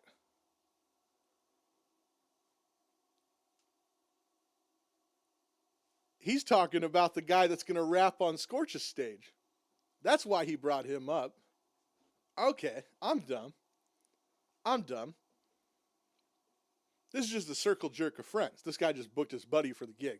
I come from the land of the ice and snow. Oh, that's unfortunate. So okay, never mind. Maybe I already forgot. Next time they bring it up, tell me what this music festival is called again. I'll look it up. So puts on a hell of a good show. You know what? 30 bands. That's a good amount of bands. You don't need too many more than that. If you get too many more than that, they're all just kind of the ones that ain't the headliners are all just lost in the shuffle.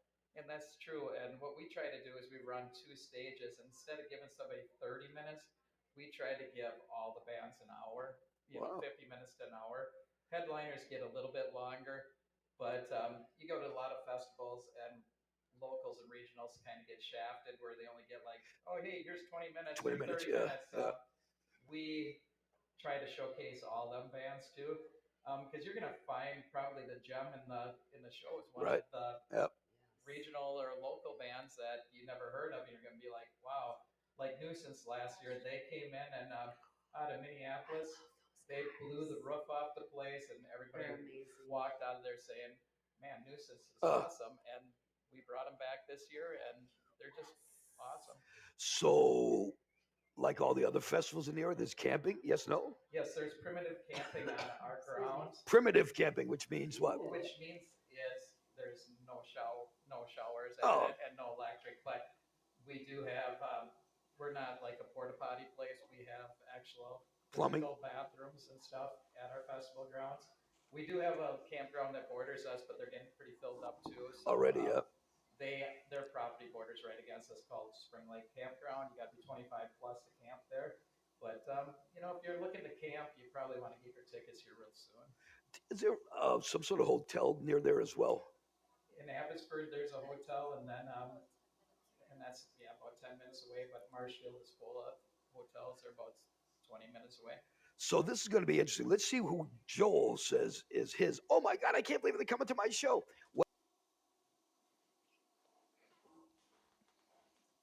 I do love that that Scorch is like, fuck your camping shit. I do want a hotel. I mean, I don't think Scorch is going to this event. You know, unless he's getting a free ticket and a bag of weed and a place to stay. I don't think Scorch has got the disposable income for festivals these days, but who do we think the big guest is going to be? Who do we think this guy is going to be like, holy crap, we got them? Will any of us have ever heard of this band or artist or whoever? Or is it going to be like, I mean, could we get blown away? What if this guy just goes fucking like, yeah, we got Queens of the Stone Age. Like, oh shit. I don't know, something about this guy. Come from the land. The land. Ice and snow. I don't know. Him being booked on this festival, it's got me a little worried about who could be the big guest. What band that you signed so far this year is the one band? There could be more than one, but which is the one that you were like, oh, I can't believe they come out to my show. Oh my God, this is great. Well, you're going to think it's crazy, but Green Jelly is kind of... Oh yeah, dude. Right there, man. Who? I'm serious because like the crowd is so much louder than him. His microphone's not on. Scorch's is 10 times louder. This is a mess. This is a disaster. I literally missed who the fuck did he say? Did he say Jelly Roll? Because I'm trying to think. 2024, getting Jelly Roll would probably, that would be a big deal. I mean, I'm not a Jelly Roll guy, but you know, he's never been more popular than he's been in the last 3 years. I mean, you know, and that might have been his peak. That was before he got skinny. Like, oh, I can't believe they come out to my show. Oh my God, this is great. Well, you're going to think it's crazy, but Green Jelly is kind of... Oh yeah, dude. Right there, man. Little pig, let me in. That's when I saw that they were going to be there. I said, I'm so glad that we're part of it as well, because that's going to be a great performance. Never mind. I think did Scorch say little pig, little pig?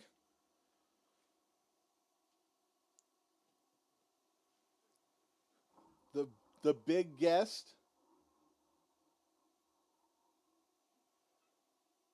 is Green Jelly. Hold on. Why the fuck are you not working? You piece of shit. You're making me look bad, computer.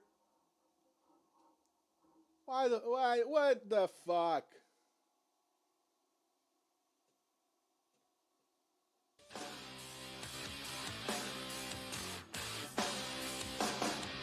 Well, the first little piggy, well, he was kind of hicky, spent most of his days just dreaming on the city. And then one day, he bought a little pig, let me in. That's when I saw that they were going to be there. I said, I'm so glad that we're part of it as well, because that's going to be a great performance. Green Jelly in 2024? I'd rather have Jelly Roll. Jesus fucking Christ. Excuse me, I think Saliva's going to be big. Oh, Saliva's going to be awesome. Okay, Saliva. Josie Scott. I mean, a lot of people seen Saliva, but this is the original singer, Saliva. Yeah. He's the guy that sung on all the hits that they had, and he hasn't played he hasn't been in this area for probably 15 years. So it's huge. You got Flaw coming to play. Flaw's going to be awesome, but I'm looking forward to Rehab too. I got to see what Yeah. this guy's all about in Rehab. He's pretty cool. Wow, this is so good. So your show starts, it's a 3-day festival. Is it the same amount of time all 3 days? Actually, Thursday we start at 2 o'clock in the afternoon, but every other day the gates open at noon, and then the music kicks off. And let's talk about this quick. What kind of stuff is there? So if people come there, they go to the show, there's going to be alcohol being served and regular soft drinks being served. Food trucks, food stands. Make your own food, leave us the hell alone. We have our own concession stand called Ready Bees concession, and then we also do have food trucks that come in. Mr. Taco Max is coming in this year, so he's authentic Mexican food, which will be really cool this year. We do mainly burgers, chicken strips, curds, things like that at our concession stand. And then we do actually have something that's kind of unique that other festivals don't have. We actually have bleachers at our event, so if you do not want to bring your lawn chair in, you don't have to bring your lawn chair in, but you can if you want, but there's bleachers on both stages. Now, let's talk. I haven't been to a ton of music festivals in my life. I've been to enough.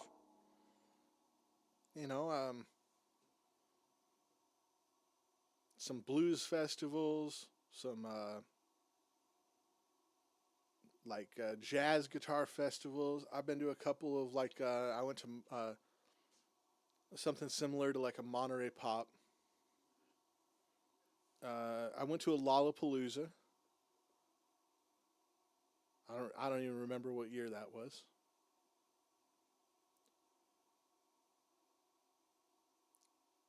They almost of all had bleachers. I think maybe Lollapalooza was the only one that didn't have bleachers.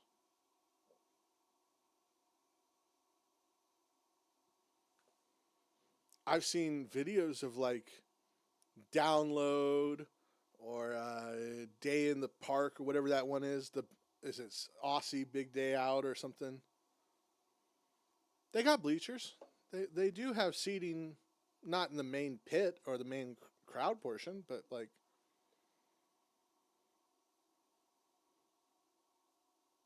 I don't know. I wouldn't advertise my music venue as hey, what sets us apart is we got bleachers. So if you're tired, you can sit down. Not have to bring your own chair. What?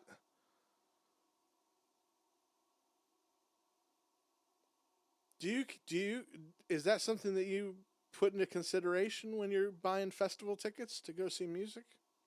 Do they have bleachers? What's the concessions like? Oh, they got chicken tenders? Cool. No. You go to a music festival, you get fucked up,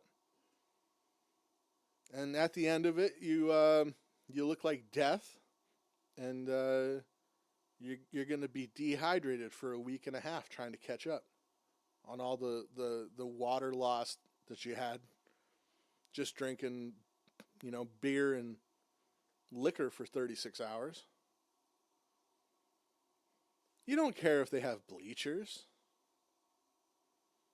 But I mean, this guy led off with, we have Saliva and Green Jelly as the headlining bands. I mean, even at the height of Saliva and Green Jelly, they weren't they weren't going to fucking lead a festival. They weren't the headliners of any reputable one. I mean, I would think that at their peak, Saliva would be like the third highest rated band on the bill of the evening.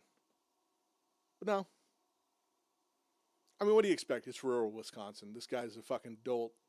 He's on Scorch's PFG for a second time. He's friends with Scorch. So, you know, it is what it is. Talk to Tabitha for a second, because people don't believe, you got your mic, people don't believe that you actually say anything. So which band are you most looking forward to? Well, he took what I was going to say, Green Jelly. Yeah? Because I want to see their show. Do you find that when Joel is working on these shows, is he tougher to get along with at home? Oh, jeez. I might want to walk out of the room on this one. Yeah, no, you stay right the hell there, Joel. Yeah, is it? I will say this absolute dork does have an insanely hot wife. So, Joel, if you're out there, if you ever see this, good for you. Nice job. You didn't do too bad for yourself. You actually couldn't have done any better. And you should hold on to this woman for dear life and never let her go. Because, yeah, I mean, you know, I'm not saying you're an ugly guy. You're actually really not a bad-looking guy in the slightest, but, you know, come on. Bro to bro. You're a dork. And she's a very pretty looking girl from what I can see. I can't see much, but I can see. I can see enough.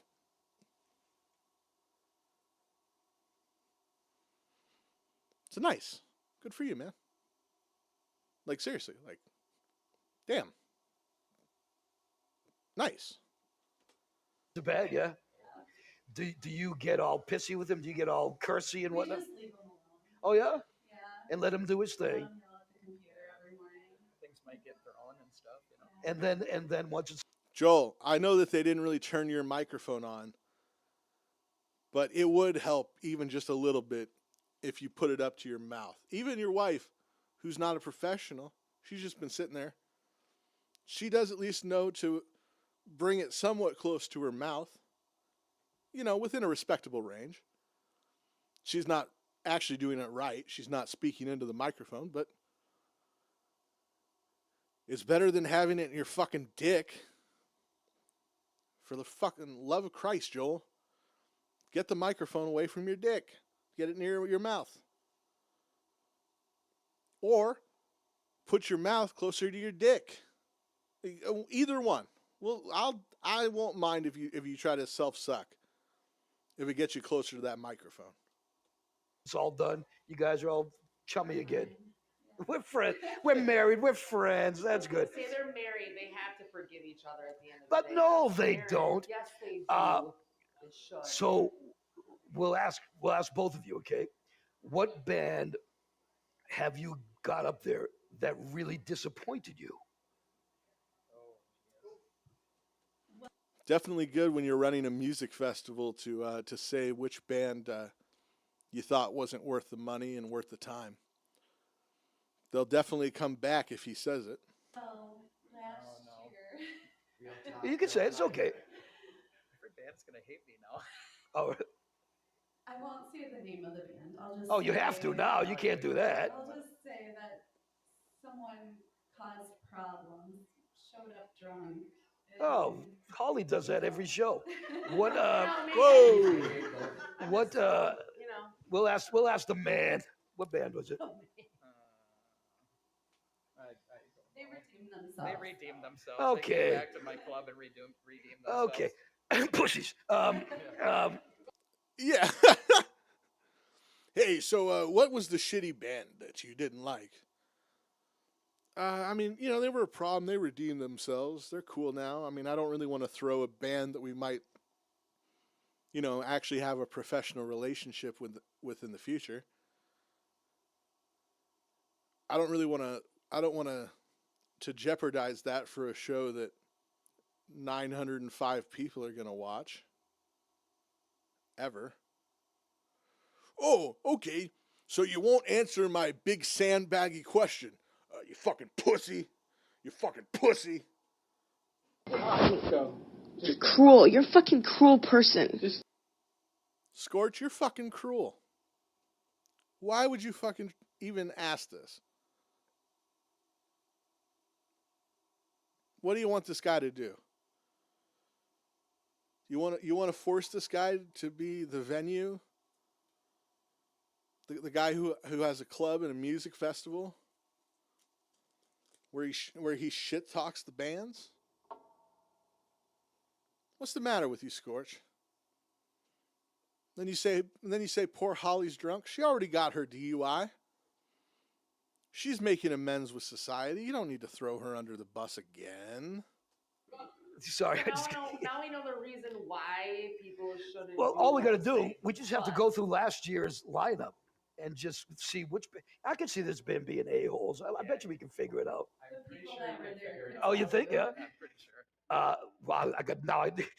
That's a challenge, man. I got to do that. What bands were you surprised blew you away? You knew they were decent, but what bands were you surprised? Like, holy F, this band was freaking great. The Nuisance from last year, you said? Yeah, Nuisance was awesome last year, and actually Scotty Austin from Saving Abel. He actually was really impressive too, really awesome. Plus, he came out and he actually watched all the opening bands play too. Not many. That of the helps, yeah, headliners yeah, did that, you know, yeah. so it was awesome. For sure. He was awesome. Yeah, you got to hire the people. They're called Toasters and Moose, and they do the song "Taste the Biscuit." Taste the biscuit, taste the goodness of the biscuit. Oh, you haven't heard that song yet? Oh my God, it's look it up on YouTube. The funniest people. It's called "Taste the Biscuit." We're pretty sure it's all about, but we can't confirm nor deny that. You know, the band I really want to have is like Max Sabbath. I think they look pretty cool Right. up there too. Maybe next year we can work on them. We got Green Jelly this year. Max Sabbath would be a cool one. That'd be a really good one. Is it all? Do you do cover bands or is it? Taste the biscuit. Taste the goodness of the biscuit. Taste the honey scrubs. Taste the goodness of the biscuit with the honey sauce. Don't get Put that honey sauce on me. I don't like the way it tastes with my chicken wings. Taste the biscuit. Taste the goodness of the biscuit. Taste the butter spread. Is it all originals? We do some cover bands. This year at TVA, which happens to be John from Yep. Northwoods Rock Yep, Rally, his yep. band is playing as the cover band on Thursday night. And then we also do have Monkey Wrench, Foo Fighters tribute Nice. band on Thursday night. Otherwise, it's pretty much all original bands, but some bands. Terrible time to eat my peanut butter cup. I'm like a dog right now. Put covers in. And John from Rock Rally, by the way, is going to be here next week to talk about his show as well. My apologies. All right. He mentioned a band. I want to see if it's the right one. Oh, he said Monkey Wrench, right?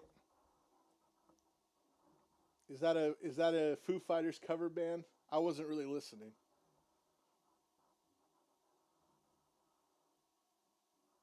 Oh, okay. It's a Foo Fighters cover band. I was going to say, I got to find them now because he mentioned it.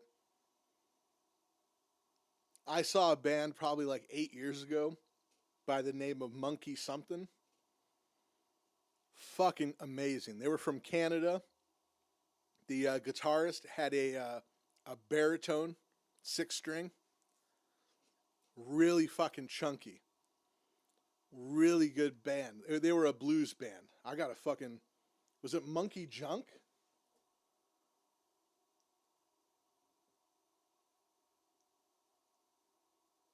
Oh, I can't fucking spell these days.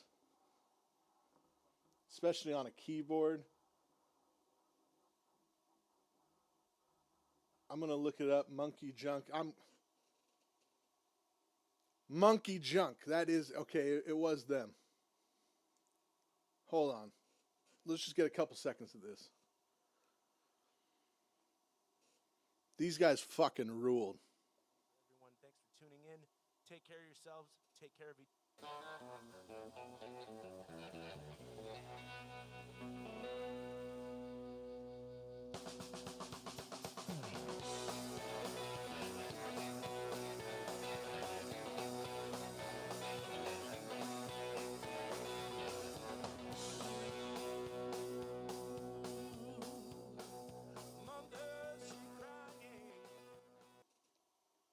I don't know.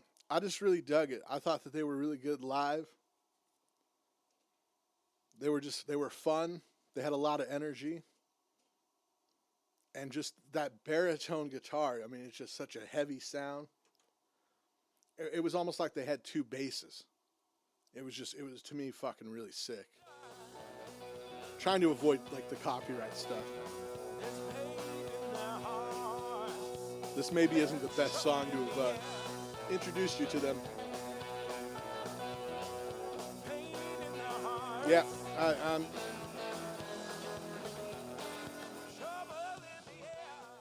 I'm not feeling that performance particularly, but I mean, you know, check out the rest of the catalog. Monkey Junk. They had another song, I think it was called Time to Roll. There it is. We'll skip through a few seconds in so you can kind of hear where it gets. Lessons learned and bridges burned, and I'm still on the go. I woke up laying in a stranger's bed. It's kind of got like a Nathaniel Ratliff kind of maybe. Kind of a...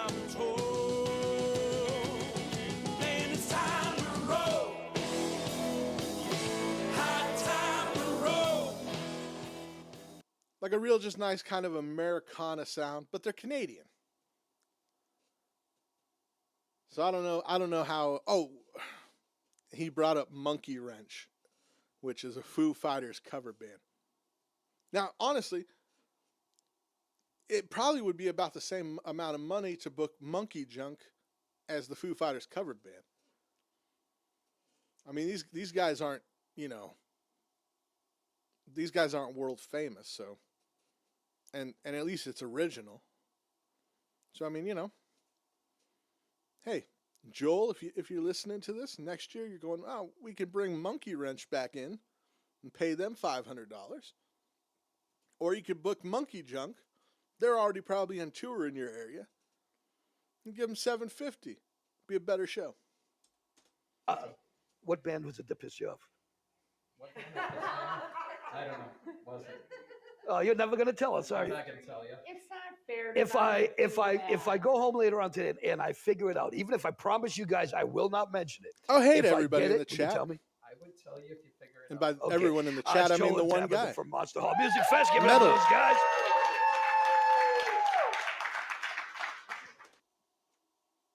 I'm a big fan of both Metal Gear Solid and Metal Gear Solid the chatter, the person. Good egg. I've seen him in other chat rooms at other places. Always seems like a pretty nice guy. So it's good to see you in here. Glad that you're watching along. I'm glad that you found Scorch with us. God damn. I mean, he never fails, does he?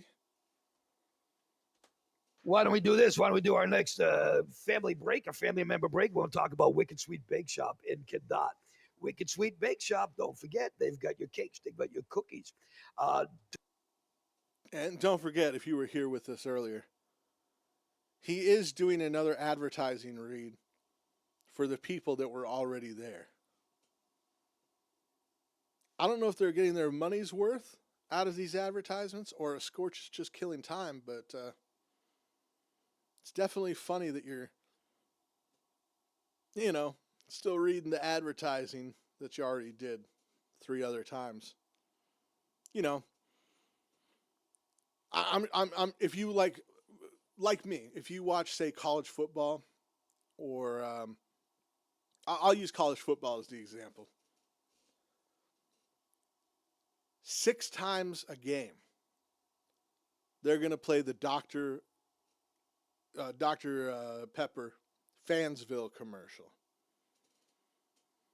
And it's this season-long trope and story that they tell you through 30 seconds of a poorly acted commercial with a former college football star and NFL, pretty good, Brian Bosworth. He stars as the sheriff in Fansville, solving all the crimes, solving all the issues that could be, fixed with just a can of Dr. Pepper.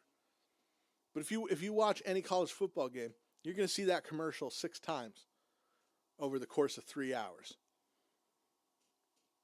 And let me tell you, it doesn't get better the 2nd, 3rd, 4th, 5th, or 6th time. So why Scorch insists on doing 4 ad reads for the same 5 companies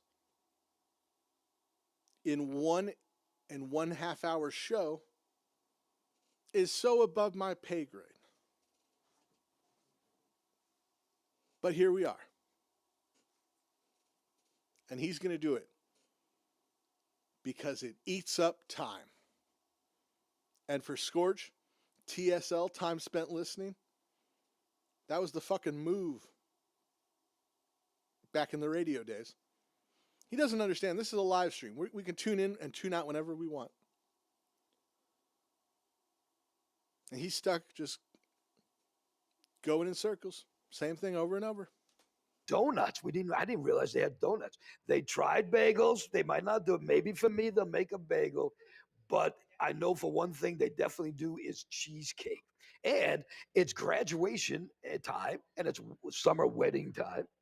Why not get your shower, your wedding, your graduation stuff? Get your cakes from Wicked Sweet Bake Shop in Quebec. It is Gene and Kelly. They will treat you right. Just tell them the Scorch's PFG-TV sent you. Mad Computer. Mike and crew at Mad Computer, they do networking for you. Even if you're like, you have a family unit and you want each person to be on a certain network. Mike Decker and crew at Mad Computer, they can do that for you. Let's just say you want to be on this network, but maybe mommy or daddy might have some naughty stuff on the computer.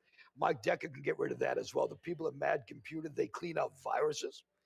They do a super clean special for $149 and change. They clean out everything in your computer. They make it so you can't even use your computer anymore. It's that clean. So Mad Computer in Eau Claire, Mad Computer Services, LLC. Every ad read needs to have some form of cute little saying on it where, any reputable company would go, no, don't say that our product works so good that you can't use the computer again. But Scorch has to insist. Mike and crew, thank you so much for being part of Scorch's PFG-TV. Also, Shilka Flooring. I'm seeing some people in the audience right now mowing on a cheesecake that was brought to them by Wicked Sweet Bake Shop. Now, let's just say that they dropped some of that cheesecake on the floor, and people are stomping all over it, and it got all sticky all over the floor, and he's like, what the hell am I going to do now? You call Shilka Flooring. They will come. They will take care of your floors for you. They will put a new floor in, vinyl flooring, which I love, and truly, testimony. Vinyl flooring, which I love. All right, that might need to be a sound drop. I don't think I've ever heard anyone say vinyl flooring that I love. They will put a new floor in, vinyl flooring, which I love. Vinyl flooring, which I love. I do love Scorch, and I get it. He's probably being a little bit of hyperbolic. But I mean, he's acting like this is a fucking. He's acting like the flooring company is a maid service. Oh, you come in, you spill You spilled cheesecake on the floor. You go, oh my God, the floor has cheesecake. You pick the cheesecake up. You throw it in the trash. You go, oh my God, my flooring is fucking fucked from this cheesecake, which I've already cleaned off the floor. Well, I guess we're going to have to do $15,000 worth of remodel. Scorch. The floors don't need to constantly be redone every time there's a minor hassle. I don't know. I'm not trying to tell you how to do the show. I think it doesn't sound right. And truly, test them on this. The wood flooring that they do some of the best wood flooring I have ever seen. And I am a huge wood floor fan. So I like it when there's carpet down there, but sometimes there's linoleum down there too, which we'll talk about another time. Shilka Flooring, thank you for being part of Scorch's PFG-TV. Why don't we do a pub crawl? And then when we come back, speaking of pub crawls, it's our very first featured pub crawl family member. We're going to talk to John and Michelle's Bateman Tavern coming up on Scorch's PFG-TV. We'll come right back.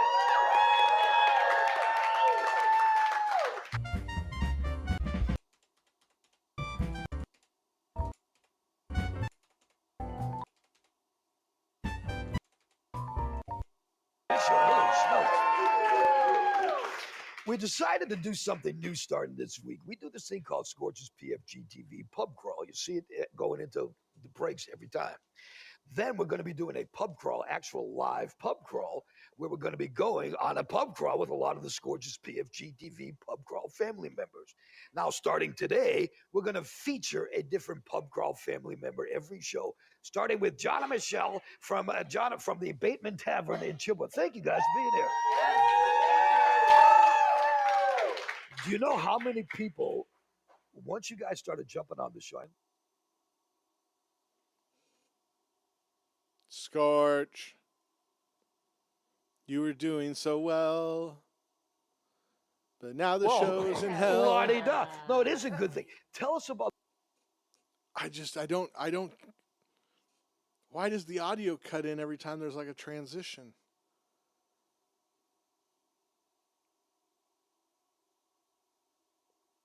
Does someone know why that?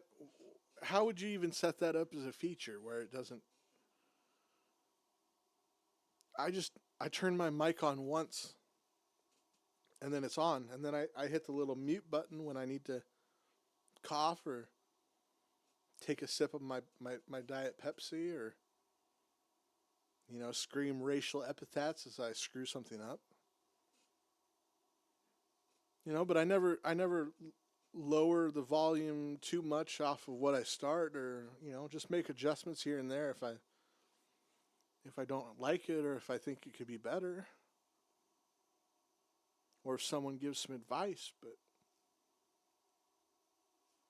I'm so confused why every time they do this, it always fucks up. Of the bar, how long have you guys been in business? We've been in there 2 years. You've been there for 2 years. Is that the first bar that you've owned? Yeah. And you've done this well with it, huh? Tell us some things that you found that are not quite what you thought they would be in the bar business. I wasn't ready for the lack of sleep. Yeah, imagine that. It is definitely your livelihood. Like, that's it. Your whole life. Yep, bar, and that's it. Yeah, close the bar up and have to get up and be around when it's open. Do you, what are your hours in the bar? Do you do early morning hours too? We start at 11? So it's not horrible, but we don't get to bed till 4. Yeah, of course. And tell us about the bar. So do you have different specials every week? Really? We have a meat raffle every other Tuesday.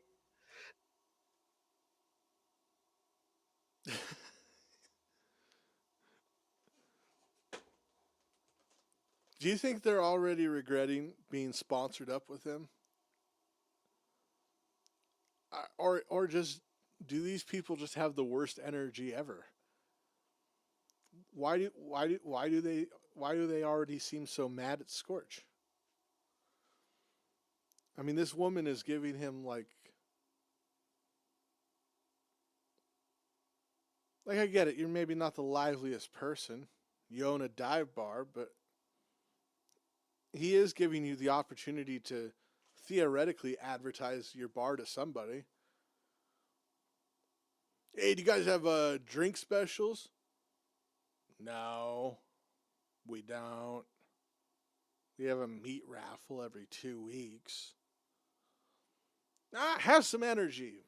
Bring a little life to it. Well, no, we don't really do drink specials because every day is drink specials. I mean, we have a happy hour where drinks are $1 off if you get a well or a pint of beer. But I mean, you don't really need to do drink specials when you got the lowest price in town. We got 2 pool tables. We got karaoke Friday and Saturday night. No, we don't do drink specials. We have a meat raffle. Put some love into this. You don't seem like you want to be here. You don't seem like you want to be on the show. Doesn't feel like you're a happy member of the Scorch's PFG family.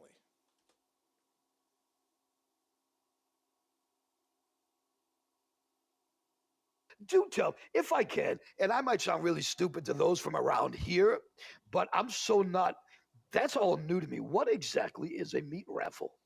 Well, ours is probably different than, I think everybody does them different. We just have cards that get passed around. You sign up, you pay $2. We peel the number off, and somebody wins the meat.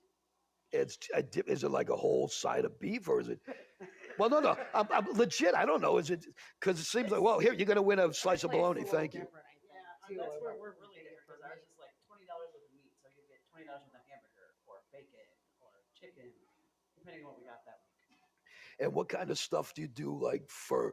I don't want to say, what do you do for fun at your bar? But you do events and things like that. What kind of stuff do you do? You do trivia nights and you do things like that. Yeah, well, we don't have trivia yet, but we have bingo every Sunday right now. Bingo. Yeah, everybody loves it. People love their bingo, don't they?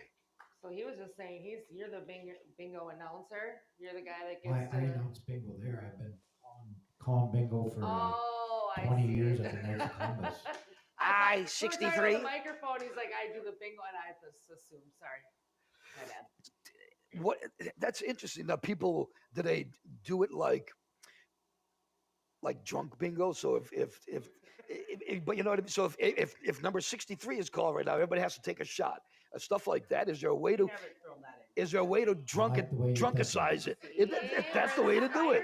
You guys. That's the way to do it. You got to make it so every I number that you call, give somebody a free shot. We could do something really spicy with 069. See? I've even brought 069 already. Another I'm not one. the only one. I don't even know what that's supposed to mean, and I don't want to know. It's a bingo number. Yeah, it's a bingo number. Apparently never played bingo. A very popular bingo number. Is it really? But now You've never played bingo. you don't have though. Correct me if I'm wrong. When the average Joe thinks of a bingo night, they think of little silver-haired old ladies with the bingo dropper, the bingo marker, and just marking away. But that's not what it's like, is it? No. Tell us about your bingo nights. I have nothing. Bring back the trolley guy. I mean, he was fucking boring. But at least he believed in his boring. These motherfuckers are talking about bingo for an extended period of time.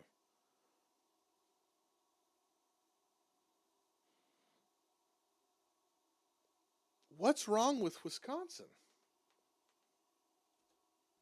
Well, ours are on Sunday afternoons. Okay, for what? It's from 3 to 5.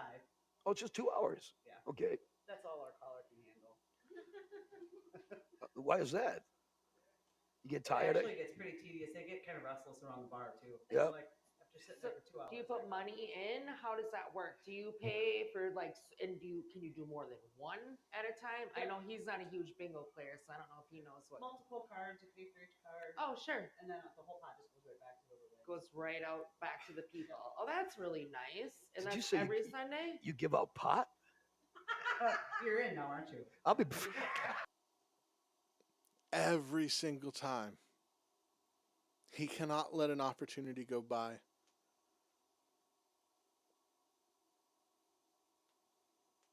Where he doesn't bring up pot. How is it every time? I mean, how can you be this old and still, like, you can't handle the word pot being used in any capacity without making a haphazard attempt at weed humor. This should have been over 30 years ago, Scorch. It's pot. Like, I like smoking pot, but I fucking hate the culture of it. It's so fucking redundant and lame, talking strains and how does this one make you feel and what's the effect on that? I don't care. Just get high and watch something that makes you laugh, or, you know, play an instrument, go for a walk. Why do all these potheads just, they're obsessed? They can't let an opportunity go by where they don't talk about it or remind you about it, or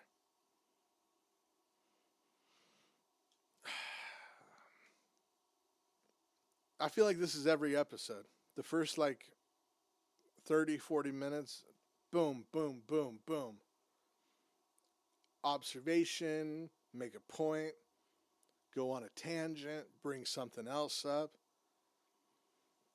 Then we get to this back half of the show. The last 20, 30 minutes of the Scorch episode takes twice as long as the first hour. And we cover it in twice the speed. It's every episode. And then the sickness of me, by the time we finish, I've talked about this idiot for 5 hours, covering an hour and a half show. And I get to the end. I've been so upset for the last hour and a half that I go, no. I'm excited. Let's do it all over again tomorrow or the next day or whenever the next show is. I get so mad at him. I get so tuckered out and resentful of Scorch and the quality of the show and what we're watching. But then I come right back and I go, oh, no, I need more. It's a fucking terrible drug, this Scorch. Bingo! Bingo! I'm leaving now. I'm leaving now just to make sure I get there for Sunday. Bingo? Do you have a full house for bingo? You said, yeah. We have been, yeah. Isn't that something? No. Are you going to, like, what kind of things are you thinking about doing in the future? You're going to start doing comedy? Like, I mean, so many places do comedy. So many places do. There's so many other places around us that do all that So stuff. you don't want to do that? Yeah, competing isn't really worth it. What about food? Do you guys have any sort of food at your place? The best frozen pizzas you ever had. Sure.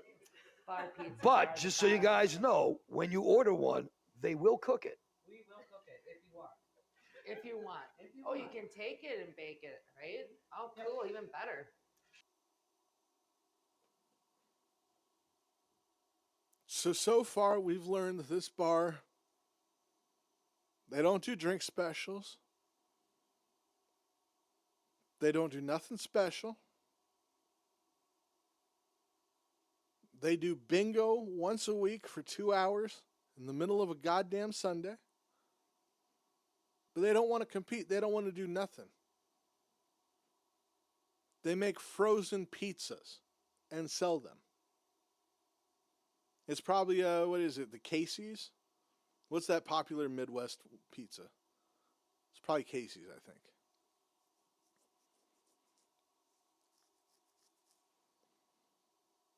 This bar is as dull as the show.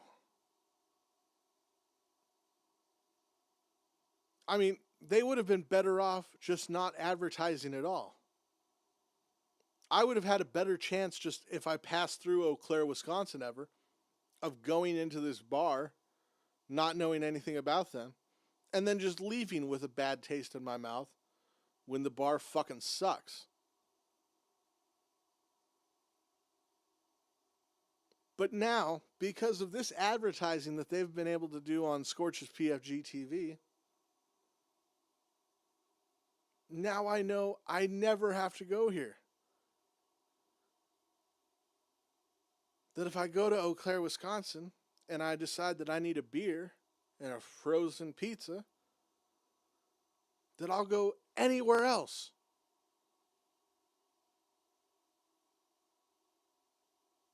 Less is more, especially on Scorch. You're doing yourself a disservice as a company by advertising through this medium. Would you give anybody a frozen pizza for real if they wanted it? Like, would you, if somebody came up and said, I always ask, do you want this cooked? Yeah. What do you think? Well, I don't know. I'm asking you. Here's something I asked when I was at a bar recently. It's all weird to me because where I'm from, you can't serve, I believe it's hard alcohol unless you serve food. Like, I think you can serve beer without having a restaurant. But if you serve hard alcohol, you need to have food in your establishments as well. That's not like that around here. It's not like that. It's Wisconsin. All these people, We drink here.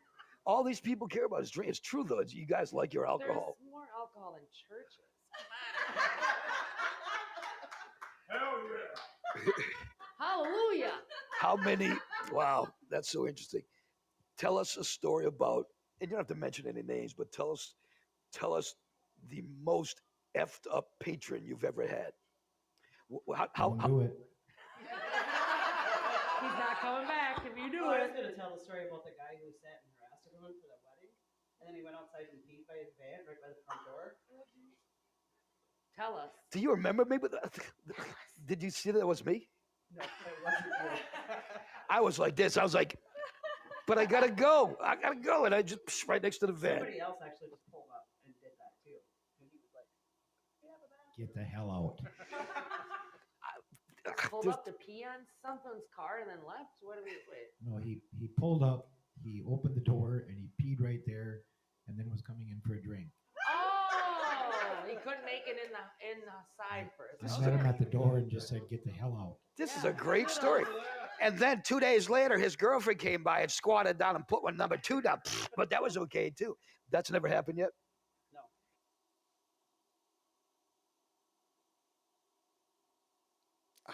I got nothing for this. These are honestly boring stories for them to tell you at the bar. I mean, if you went into this establishment and you were like, "Hey, what's the most interesting thing that's ever happened?" And they go, "Well, one time a guy pissed outside the door and then walked in wanting a drink."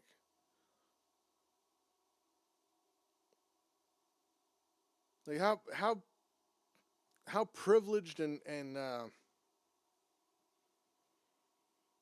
uncultured are you if just one guy pissing outside the bar is the fucking craziest thing that's ever happened?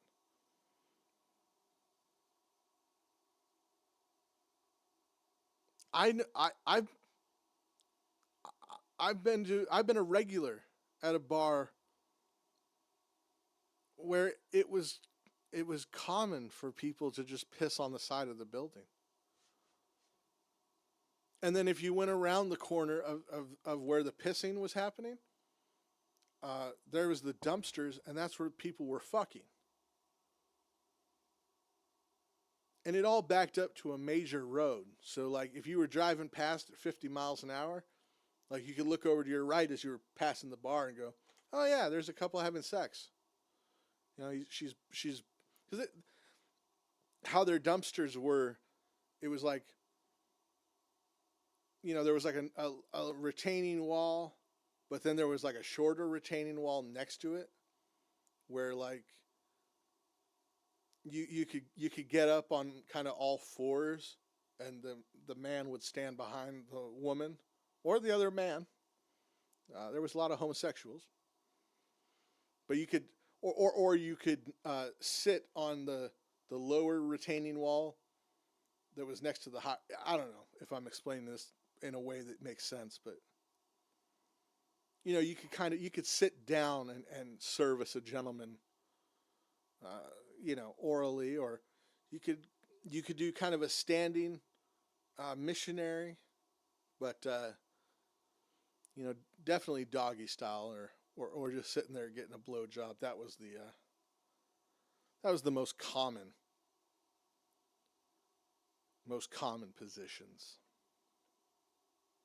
But yeah, I mean, you know, not really a crazy story when just one guy's taking a piss outside the bar.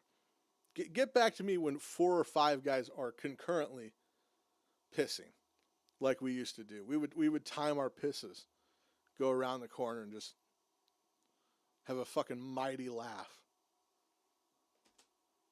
Shout Walmart, okay? People, and you can.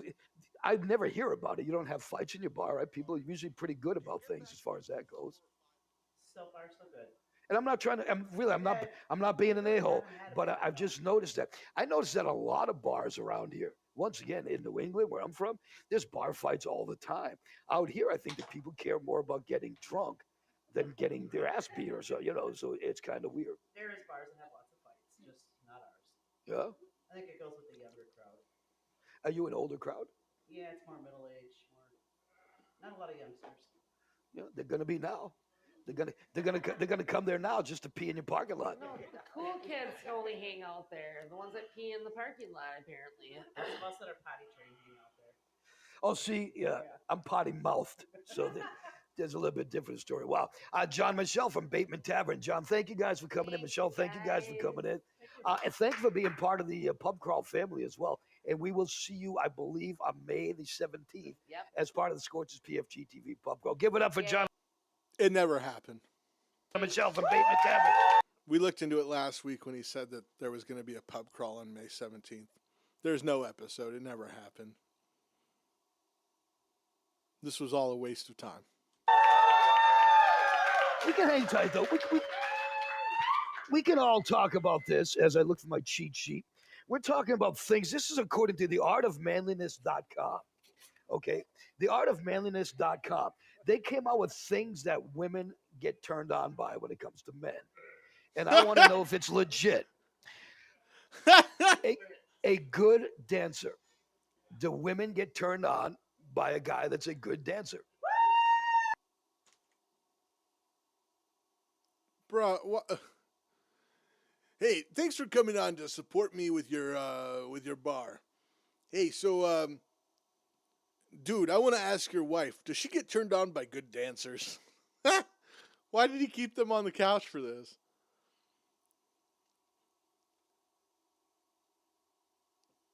God.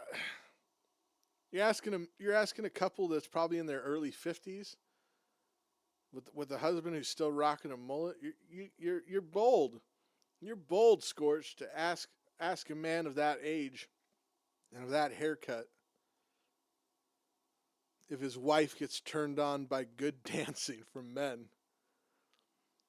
Fucking, you know, I thought it was bad enough when you're asking Holly these questions. But you have the audacity to ask that of a man's wife in front of him? You fucking scoundrel, Scorch. You know what you are? You're cruel. You're a fucking cruel person.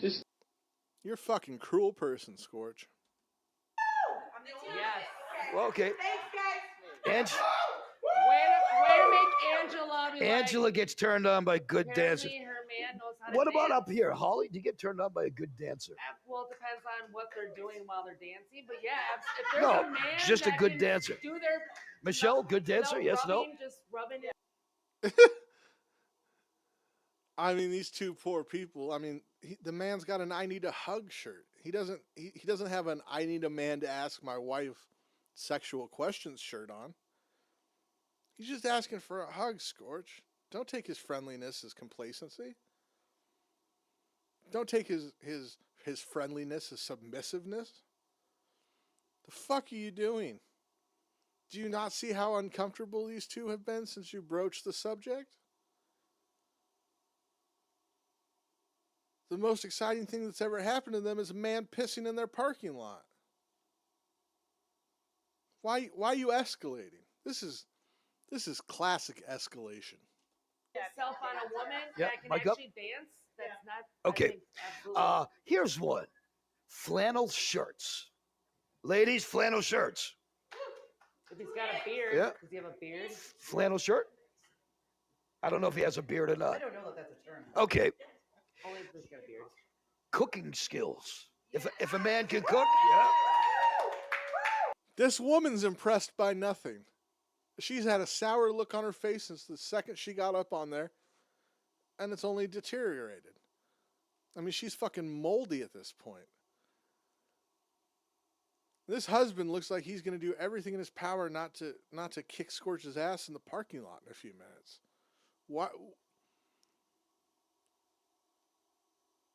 Why did Scorch force them to sit up here and do this?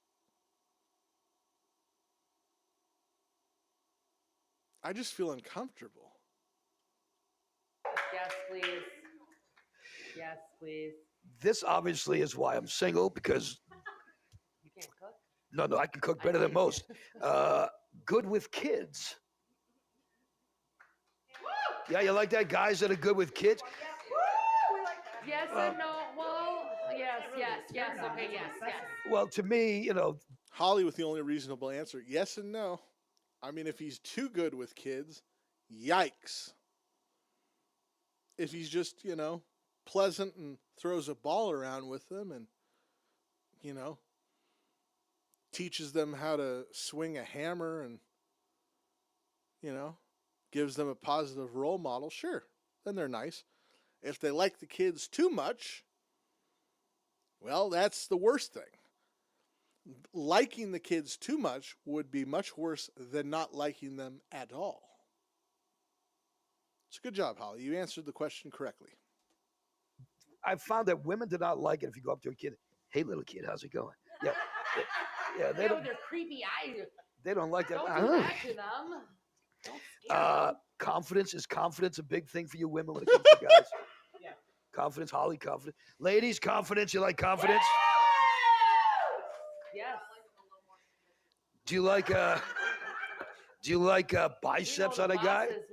Biceps, muscles on a guy, muscles. A lot of women don't like muscles. The dad bods in. That's the thing. And you can't really see it, but Sadie, one of our camera girls, was like this. And I said, you guys like muscles. You ladies like muscles. And Sadie says this. Sadie, I'm pretty sure that is not a muscle, just so you know. I was going to say, what does that mean? What are we referring to? The little muscle. That is. Like, are you talking about the lump that sticks up or the little muscle? Okay. Women love it when guys are intelligent. Do you buy that? Yeah, you like intelligence? They're like, no, we like dumb men. I don't blame you, ladies. I like dumb girls. Make things a lot easier. 1 wrong in English, 3 wrong in math on my SATs. Yes, sir. And I was tripping my brains out. Yes, ma'am. Salt and pepper hair. Yeah, you women like that? Women do like that, huh? I have just actually been discussing this with my girlfriends and how I actually look more at men with silver hair now than I have ever in my whole life. And yeah, It's ironic. So do I. it's so sexy. I swear, Holly, I was thinking that just the other day. I was like, wow, he's got salt and pepper hair. Wow, kind of an attractive fellow. So amazing. Then I realized I was looking at my beard, and I was looking. Please, rolled up sleeves. The women. She just rambled under his little self-soothing diatribe. And of course, these poor two are just in the middle like hostages. I mean, I feel so uncomfortable for them. Like if we find out next week, like, well, the couple we had last week as sponsors, they said fuck off. No one would be shocked. Women like rolled up sleeves. How old are the women on this? I don't know. Like rolling their cigarettes. Rolled up sleeves with tattoos are good. Tats, yeah. if they're- Okay. Yeah, if they're Even showing if off the all the tatties, tattoos were of see how themselves. he's like, oh, do they like tats? Because I'm not going to ask you to close up right now, but almost every tattoo I have is a tattoo of me. Just so you all know, legit. Oh yeah, I'll get shown to you sometime. Finally, the number one thing, according to the artofmanliness.com, that women love: forearms. Yeah. Not foreskin, forearms. You like forearms? That's weird, right? You like forearms? I won't lie, I'm more of a hand. I look at hands. I like Really? big hands, and I cannot lie. I won't lie. You know why though? It's because I have man hands, so I don't want my hands to be bigger than the man I'm hanging out with, because it makes them really awkward. When I'm like, look at my hands, they're like, holy, and I'm like, well, I'm sorry. See, with your hands, it'll go back to that again. Smaller. Yep. Than theirs, so like, you know, I have to make up for Yeah, you do. Make it up. I am.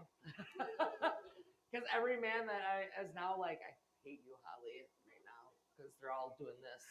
Well, because you got gigantic hands. I do. I can't help, and big feet too. Well, I've got one big foot, but that's besides the point. Hey, listen. The middle foot. If you guys want to get on the show, like I told you before.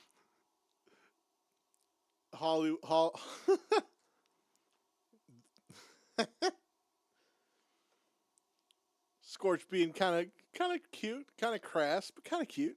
Oh, I got one big foot. And Holly with the all-timer. The middle one. These two got chemistry. These kids got chemistry. Look, I see what they're throwing down. I see what they're picking up. You can't teach that. Too bad they're only going to make 12 episodes. Before, we have a pub crawl. We have an ink link. We have got for you the House of Hemp. And we've got the Munchies, which is for the restaurants.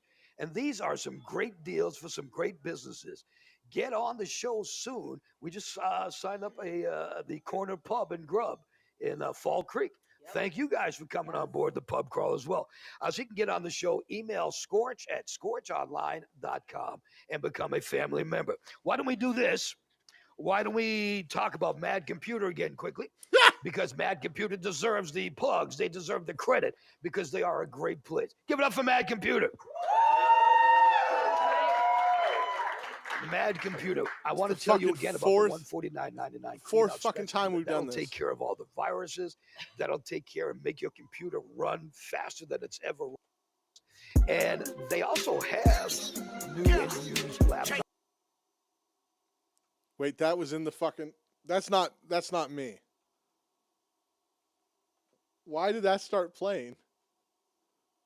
It's going to run that fast. And they also have new and used laptops and desktops. So let's pray. Maybe it's the end of the studio this year. If you want to get a new one for next year, new computer, you go to Mad Computer Services LLC. Say, I want a computer. They're going to hook you up. Mike and crew, thank you much. Also, you can clap still, by the way, just so you know. Thank you. Chickadees, family. He's got to beg for the crowd.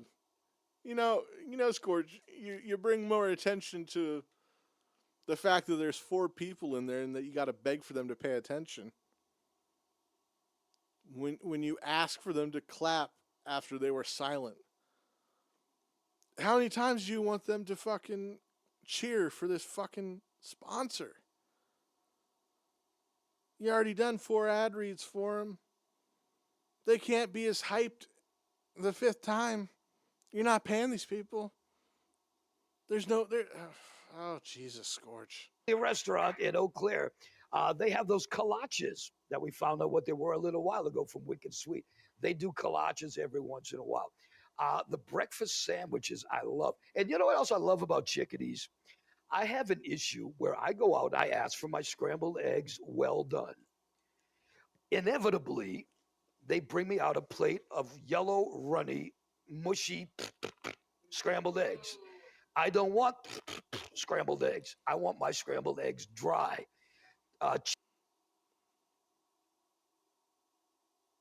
Lock him up.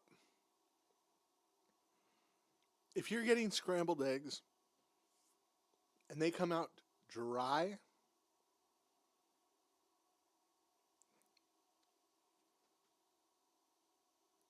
it should be shot on sight. It should be a crime to have dry eggs. You know, when I think of those dried eggs, I think of those like terrible Jimmy John's breakfast sandwiches that are frozen. I think of the McDonald's folded egg. Dry eggs disgust me. Chickadees every single time, even though they make fun of me because I order 6 or 7 eggs at a time, they make them perfect for me every single time. I love them for breakfast. They also do lunch or dinner. Chickadees Family Restaurant in Eau Claire.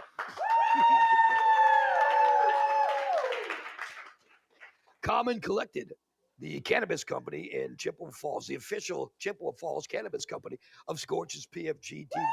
Once again, remember, thank you. Once again, remember the whole deal they have for the whole week of 420. Every day during the week of 420.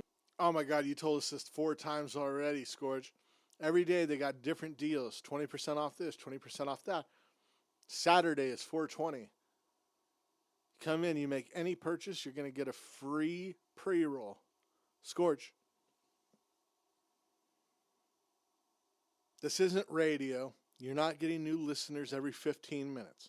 If someone starts at 000, they're either going to make it all the way through or they're not. Do your plugs up front and then just do a show. This isn't the radio where every 7 minutes you got to go to commercial. You just do a show. But you plugging these companies 5 times an episode, it doesn't make me want to go there. It makes me resent the company. You're making me hate Chickadees. You made me hate Wicked Sweet. I'll never go to Chris and Edina Realty because you won't shut the fuck up about them, because you have no content, because you have no show. You just have an ego that needs to be fed by 4 people clapping at you like seals when you beg them to. You fucking piece of shit. Monday, Tuesday, Wednesday, Thursday, Friday, Fuck! leading into Saturday the 20th. You're going to get 20% off a different item every day in the store. Leading into Saturday 420, where they're going to give you a free pre-roll with every purchase you have, as long as you're of age and everything's good. And go check out Calm and Collected, a cannabis company in Chippewa Falls. We love you guys. Eggs overdone smell like wet dog to me. Thank you, Metal. Thank you. You know who we also found out the last episode of Scorch's PFG smells like wet dog? Scorch. And yes, Wicked Sweet Bake Shop. What can I tell you about them? They've got cookies. They've got donuts. They've got what they said earlier. If you watch the show or if you're going to check it on the replay, they're going to start making Danishes. My tooth in my mouth, my tooth started hurting from cavities. My mouth started drooling from thinking of a Danish. And forget about the cinnamon-covered Danish. Forget about the ooey gooey Danish. Wicked Sweet Bake Shop, if you can master the art of the cheese Danish, oh my God, you are the best when it comes to bakery goods. So, Wicked. All right, look, me and Scorch disagree on a lot of things, but cheese Danishes do fuck. Cheese Danishes rule. And, what time is it? Grocery store opens in 4 hours. I don't know how much longer this is going to go, but I did have an energy drink when I started this episode. So there's a good chance that I'm actually really not going to be able to sleep once this is over. I may need to go to the grocery store and pick up some some store bakery cheese danishes. That sounds like it could fuck pretty hard this weekend. Watch a little NCAA basketball tournament. Maybe order a pizza. Have myself a cheese Danish. Maybe a little espresso. I got an espresso machine. Pretty nice. I like it. We might, me and Scorch eating cheese Danishes. I'm with him on that. Sweet Bake Shop in Canard. Thank you guys for being part of the TV show. Okay, we only really have one more order of business. Well, maybe two. We're going to check out what's going on at scorchonline.com now with almost 3 million hits. Yes. Thank you. Did Scorch hit refresh 2.8 million times? Huh? Is that why they got almost 3 million views? Did Scorch hit refresh 2.8 million times? Huh? You like that? You like that? More where that came from. More jokes like that if you stay on the show. We're happy you're here. Hit the like button. And we got our bud Jake Lacoste ready to go coming up on Scorch's PFG-TV. We're coming right back.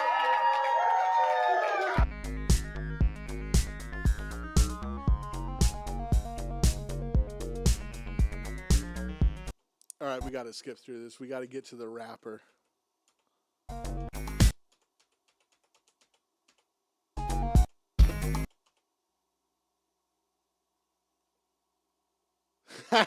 There's no audio again.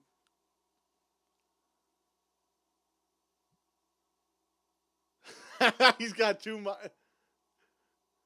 I don't know what I'm doing. This fella is sitting on a stool. He's taller than me. Gotta be something. 1 2 1 2 1 2 1 2 1 2. There you go. Okay. Do we have it anyway? Is it at least is it on the air? Welcome back. It is Scorch's PFG TV. Make some noise. Lots of people, thank you. Tonight's musical guest, it is Jake Lacoste. Yeah. All right, I can't wait to see little Scorch get off the stage. I can't wait to see Scorch take a giant leap, and then for the reveal to be the stage is 3 inches off the ground. You know what would be very interesting? You know who would make a very good Scorch in the movie? There's one actor who I think could just fall into the role and give... I mean, he's already one of the greatest actors of all time, but it could be his magnum opus, his finest work. And honestly, they're the same height, so they wouldn't need to put any lifts in his shoes. I think Al Pacino could be the greatest. He could do a flawless Scorch. Oh yeah, I don't even need a wig. Yeah. Okay, all right. You know what? We're gonna ignore that. I don't know why I made that noise with my mouth. We didn't need that. Dear God. Dear fucking God. But I stand by. I stand by my theory that Al Pacino would make a hell of a Scorch. But yeah. It's Jake Lacoste time. I told you at the beginning of the show, when he was being interviewed, I said, I got to be honest. I listened to a few seconds of his performance earlier when I was scrolling through the show. He's the greatest rapper of all time. I can't believe Scorch got him before he was famous. This guy's going to fucking blow up. If you don't know the name Jake Lacoste, I guarantee I guarantee by June, you'll know the name Jake Lacoste. I mean, by next year, he'll probably have like he'll be rapping on a Sabrina Carpenter song. Like he's gonna blow the fuck up. Well, I was lying. I was absolutely lying. This guy's fucking dog shit. And Scorch has had some really terrible bands on for the first few episodes. And you're going to wish that they were back. This guy's fucking atrocious. Yeah. I don't know what you want me to do. I'm not gonna rap without speakers.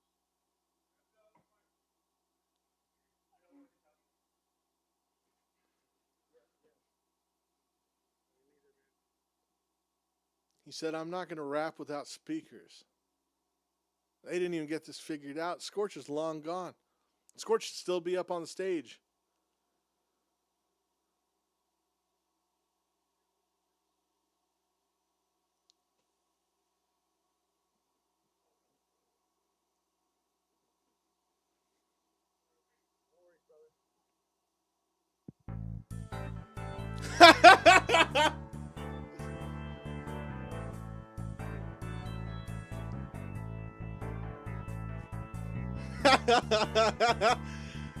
Oh my god, it would have been so much funnier if it would have just ended here.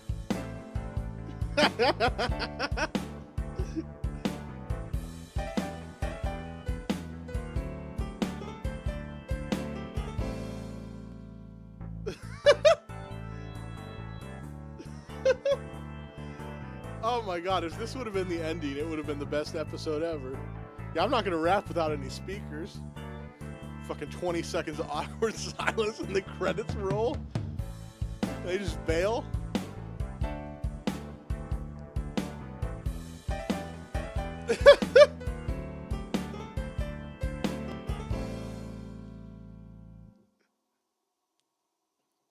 Unfortunately, I think they're going to come back and he is actually going to perform. Man, no, that should have been the end of the show. I'm sorry, Scorch. It's not going to get better actually bringing the rapper on.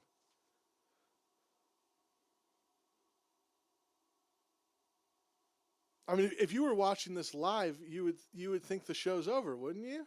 I mean, I see here we got like 10 minutes left, so he definitely does perform. But like, if I was watching this live, I would be like, oh my god, this show's over. That was fucking hilarious. Well, on to the next one. Let's see what else is live. Let's see,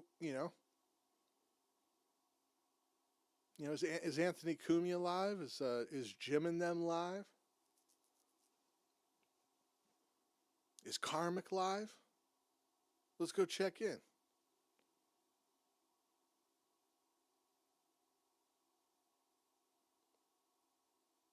All right. Oh, fuck. Okay, we finally got it. I was about to bail and say, fuck it. We don't even need to hear this guy.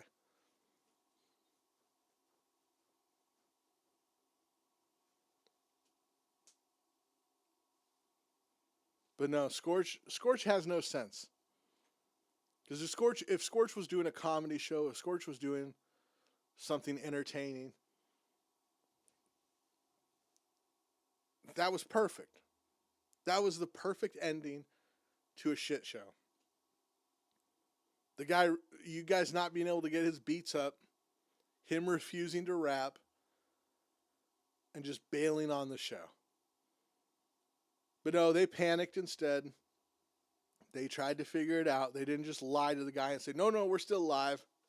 Do your shit song for 3 minutes and we'll pretend. No, they fought tooth and nail to get this back on the air. Horrible instincts. You had gold. You had the chat. If you go back and read the chat at this time, like an hour 35 minutes in, everyone's cracking up. Everyone's having the best time ever. You did the show, Scorch. You fucking nailed the ending. What's funnier than the musical act not working and you just giving up? It's fucking brilliant. No, you insist on doing a pro show. Didn't have enough time to set it up the first pub crawl, so you run the credits? You run the credits and then expect us to stick around? Nuts. You had it perfect. You run the credits, you get out of there. You go, fuck, we fucked up, but at least that was a funny end. But no, now we have to sit through the rapper. He's going to reintroduce him. You know, and it's funny because they didn't go, and look, I haven't gone back and edited out my fuck-ups yet. But they could have easily gone back after the show was uploaded and got rid of the 3 minutes of fuck-ups here. But no, they didn't.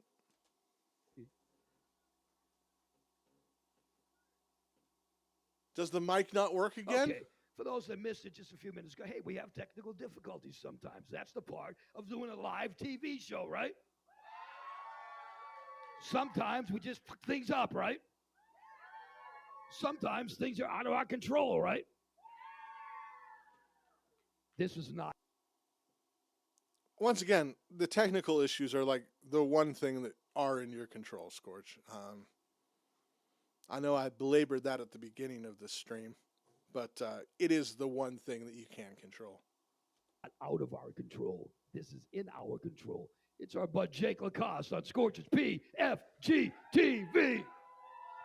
Yes, sir. We're feeling great in here tonight. It's beautiful to see you guys here. I'm glad we're all here together. Jake, we heard the audience. There's 6 people at most. Half of them have been on the stage. Almost everyone but the bartender was a guest on the show, so there's no need to hype it. We can hear how empty the room is. Now all we need is a little bit of music, and we're gonna kick it off. Shout out everybody who's making this show run. Mike, Scorch. By the way, it's been 30 seconds since Scorch hopped off the music should have been playing as Scorch was leaving the stage. That this guy's just had a free mic to just have to vamp for, I mean, you get up there for 30 seconds in front of a room full of people and your music's supposed to be playing and it's not, you're waiting for it. It's a terrible spot to be put in. It's very unprofessional what they're doing to this guest. I mean, I understand that he's not really a professional rapper, but if we're going to pretend to do a show that's meaningful, it'd be nice to not set the guest up for failure. It's rude. George, Holly, I appreciate you guys so much. Thank you so much. Let's go. Turn it up a little bit for me, man. Let's go. Come on. Souls on the motherfucking frozen cold. High octane, got an overload. Everybody took you way down south. I'm the one that brought you way up north. Papa Willie's up and down like a Caesar. No, the country boy ain't no hee-haw. It's a Northern General. Other motherfucking froze throttled up with the oak tree.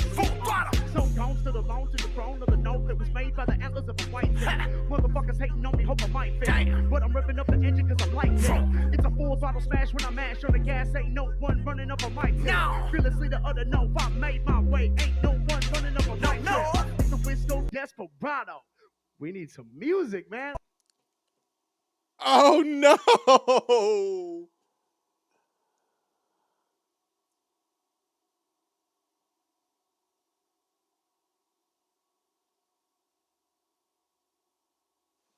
The music cut off. The music cut off. Scorch, no. Scorch, he's a rapper. He's got to get into a flow. You can't let the music fucking... No. Why are we sandbagging this guy? He sucks, but what the fuck? Why would any musician... You watch the first 2 episodes, and you should know not to come on this show. What the fuck? You can't say that we fixed all of our issues, and then this happens. No, the music can't stop for the rapper.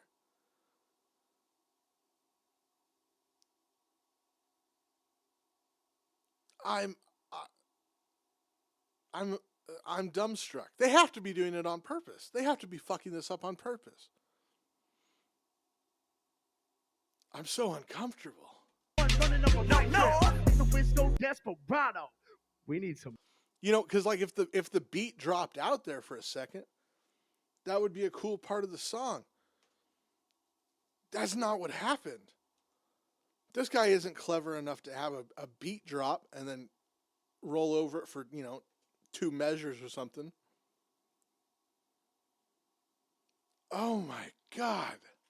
Wait, ain't no one running up on the Wisco Desperado.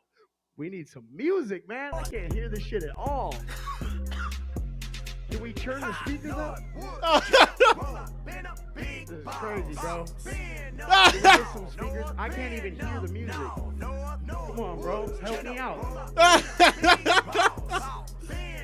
We got one channel going to speakers. We got one channel.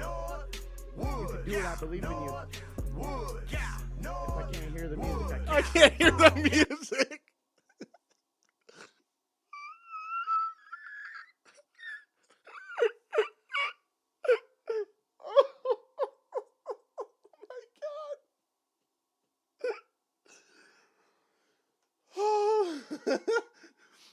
You know what? That's a justified crash out. Oh, he gave them so many opportunities. They're just fucking him. Oh, fuck me. Crazy, bro. It's fucking crazy, bro. I can't even hear the music. Come on, bro. Help Come me on, out. bro. Help me out. You got one channel going. You got one Just channel crank the going. volume. You can do it. I believe in you. If I can't hear the music, I can't sing to it.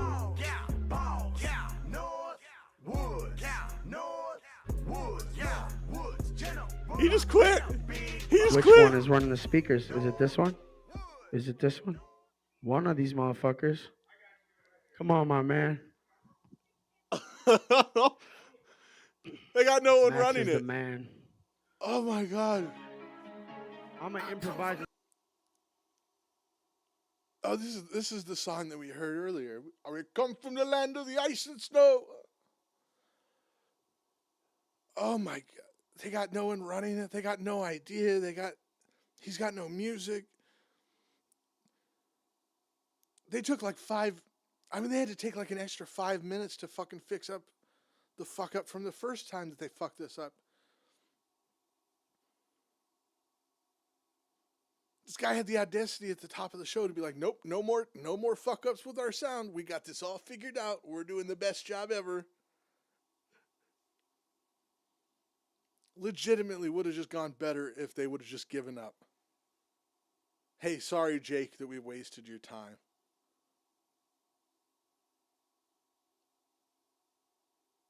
I mean,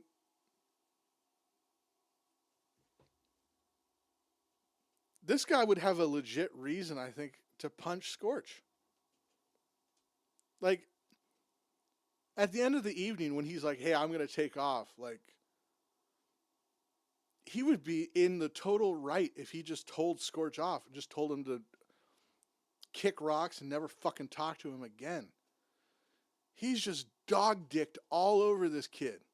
And I say kid, he said he was like 39. But, to Scorch, that's fucking half of his age. Holy shit, he just run his nuts over this poor guy. And he sucks. He's not a good rapper. But, fuck. No respect for any of these people's times. It's just all about Scorch. He just wants to seem like he's doing a show. He doesn't want to do a show. Fuck. Come on, my man. Max is the man. I'm an improvising son of a bitch, but goddamn. I don't know. I was looking around myself. It was confusing. Come from the land of the ice and snow. Really let that shit don't blow. I come from the land of the ice and snow. Really wear that mossy oak. I come from the land. Come from the land. Them North Woods come from the land. Come from the land. Them North Woods come from the land of the ice and snow. Where they let that shotgun blow. Come from the land of the ice and snow. Where they wear that mossy oak. Come from the land. Come from the land. Them North Woods come from the land. Come from the land. I come from the land. Gotta be a man. Eat what you kill. Shoot a big ass buck. Bring that bitch on. Cook that on the grill. Frozen ass lakes. But it ain't gonna stop us from using that reel. I be testing my nuts. Going 120 on the motherfucking snowmobile. Or revving up a big ass truck. All I know is kicking up dirt. All I know is hard ass work. All I know is balls for protecting my turf. And I bet you won't test my nerve. Cross that line, get your ass murked. Boy, these big shotguns don't nerf. Put your boy in a Duramax while I lurk. Ain't no luck, I'm chosen. And I come from the land of the frozen. And I'm in my own wave like an ocean. And I did it with the country culture. I'm a big black bear, no cap. With a buck knife on my lap. Go ahead and brag about having that 9mm. Everybody around here strapped. I come from the land of the ice and snow. Where they let that shotgun blow. Come from the land of the ice and snow. Where they wear that? Come from the land. Come from the land. Them North Woods come from the land. Come from the land. North, come from the land of the ice and snow. Where they let that? Come from the land of the ice and snow. Where they wear that mossy oak. All right, I figured out who he is. He's a fucking redneck version of that Mexican OT. Yellowstone, and I only come out to fuck yellow bones. I gotta miss you sucking dick and cleaning dishes. If you want them extensions to act right and listen. Yes, I like money, but I love them bitches. Get ahead while I smoke a slab wood and I'm fishing. Hey, yo, is that Mexican OT? Don't tread on me. He's just doing redneck Mexican OT. Come from the land. Come from the land. Them North Woods. Thank you so much. Thank you. This music is all about Wisconsin. This next song is called Beer Drink and I've been Venison. drinking. Whoa, Whoa, what we do around here is fish, shoot deer, drink beer, and eat venison. I'm living off of beer and venison. Bro, the other song was literally, I come from the land of the ice and snow. We shoot big bucks. We wear mossy oak. The fucking next song. Yeah, we drink beer. We shoot venison. This guy's got nothing. This guy's got no originality. He probably was a wigger rapper 15 years ago. He probably tried to be an alt rock singer 10. He probably tried to do EDM. This guy's just a fucking soulless vacuum of shit. Pure shit. I mean, seriously. It's the same song with a slightly shittier beat. You might think what what we do around here is fish, shoot deer, drink beer, and eat venison. I'm living off of beer and venison. Fishing like it's a job, shooting like it's employment, easily hitting targets. We will race to enjoy it. We embrace the voyage. Country boys staying loyal, watching over our families, enjoying days on our soil. God's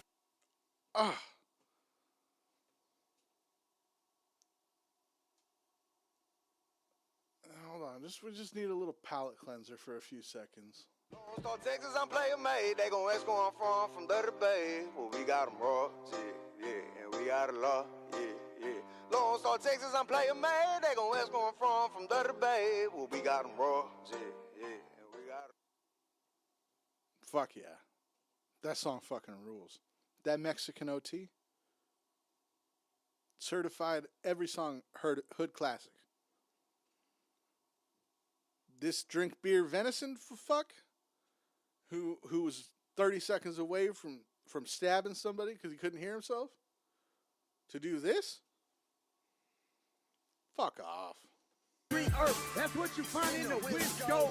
Raise off 100 rifles, propellers, and fishing holes. Backwoods, every trails, crazy four-wheelers flashing. They think they smoking weed, crazy they river action. Grilling up anything, venison and some chicken wings. Enough with the venison. Toby, just See, do this it. is something Hey, yo, is that different. Mexican OT? It's that Mexican OT. Good dog. Got me looking just like Johnny Dang. Louis Vuitton umbrella when I walk through the rain in the kitchen, whipping chicken, kind of bread like kinds. Good dog, got a Mexican looking like Johnny Dang. Eat deep muddy water stick, carry my cane. Right pocket got money, left Pocket cocaine. Bulletproof white. Hitting up Cody, shout it. Need to get side orders. 30 pack of Miller killer, chug it like this. The city was a mystery, but I love the way I was brought up. Rockin' sweet jamming out. Shit, what you know about it? I can't hear what you saying. Turn it a little louder. I don't even know how to rap. Every time that they see me, better believe it, I'm flossed up. Got crossed up, dick in the dirt, and I bounced up. I'll be catching these plays, fuck around and get moused up. I'll be eating the booty like side to get it tossed up. Pop trunk on the hat while we waving goodbye. I'm from Lone Star, sipping lean with pecan pie. I don't play by respect for that, we gon' die. Time and money, so baby, believe I'ma be on time. Louis Vuitton umbrella when I walk through the rain in the kitchen, whipping. I mean, they're rapping about the same shit, country living. One of them has immaculate wordplay, like, you know, amazing flow, amazing beat. This guy's just going, I like beer and killing animals over and over. Like,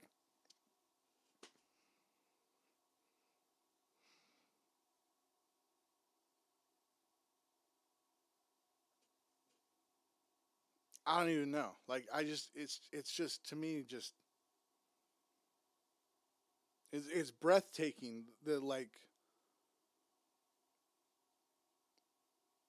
level of shit people will just do to try to fit in, to try to seem like they're hip with what's cool.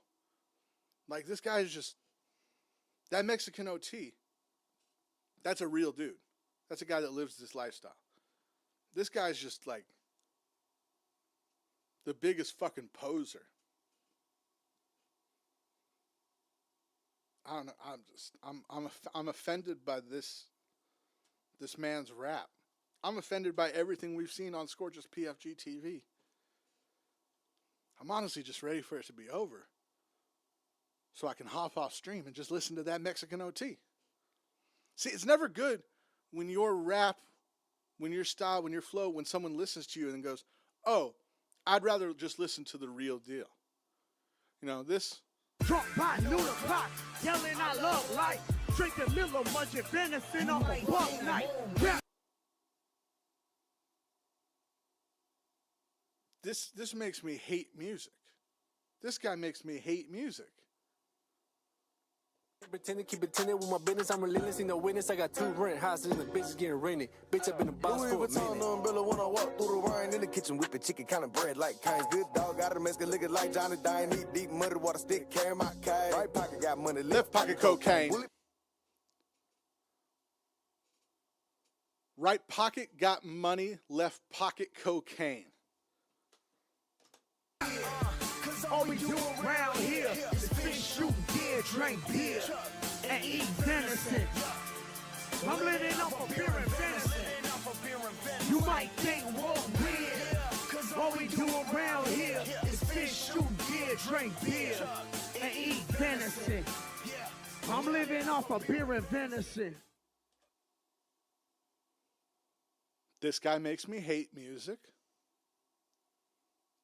These guys make me love it. Something from Spokane, I'm getting throwed. It's getting cold, put on a coat, my ice froze. Riding foes, I'm poking out on nice toes. Drive slow, my trunk up and the lights glow. Does Paul Wall feel like he's living a lie right now? Nothing fake, candy to paint, I might flake it. Riding down 288 in the top vacant. Thinking you can run up on me, then you mistaken. Getting baked, breaking them out.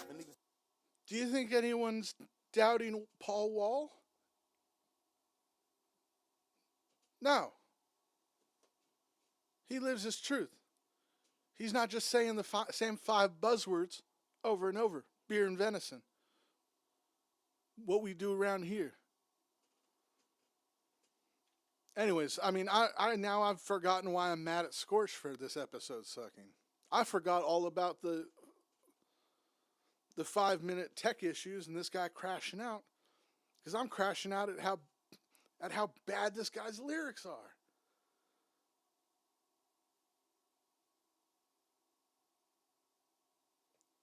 What a fucking phony. Thank you. He's getting one more song? Dirty North, what's up? Every song! Oh, we come from the land of the ice and snow. We're from the north. All we do is hunt and shoot fish and deer and venison. Beer and venison. I swear to God, if this song even one time mentions beer or venison, it's over. I'm just moving past it. I'm gonna leave with some of my sanity. We'll skip to the end because there'll be some sort of fuck up to spend 5 minutes talking about there. But I can't do it. I can't do a third song of beer and venison. I can't do how cool living in rural Wisconsin is. It's cope. You're coping. This is not coping. From the bottom now I'm living like a king. T-Pain when it bang bang, I let it sing. If I take the head off, I'ma knock out the team. Who can stand up and demonstrate, I want some drink and sign language. Mr. Bag, may I use the toilet bowl, please? You interrupted my class to go to the restroom, bro. Go ahead. Shit, it booty ass nigga. Promethazine, clip look like a limousine. Come fuck with the team, show you how to get this green. Gangsta in my jeans, Glock 19 in my Levi jeans. They like, what the fuck you mean when you saw you?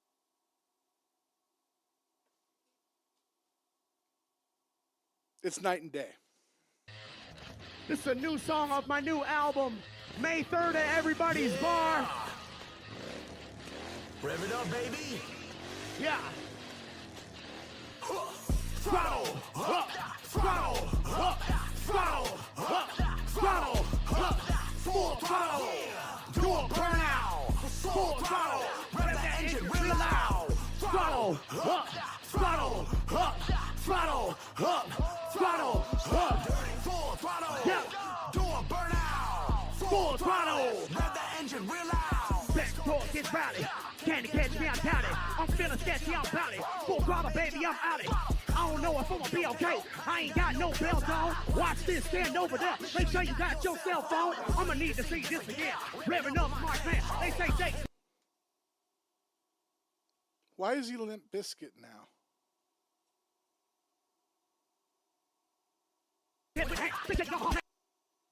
Think so, I'm on the last man. Ask for the rubber just spin. I'm flying in for the win. Another set we spin. Yo, throttle, throttle, throttle, throttle, full throttle, do a burnout, full throttle, rev the engine real loud, throttle, throttle, throttle, throttle, full throttle, do a burnout, full throttle. I gotta be honest, all this really does make me want. You guys remember Full Throttle energy drinks? I think I only have ever had like one or two of them. I remember NOS really. Remember when it was in the little NOS little bottle? Remember when the NOS energy drinks came in the little NOS bottle? I liked those. But I don't really remember having a lot of Full Throttles. Full Throttle! But you know, making me yearn for those days.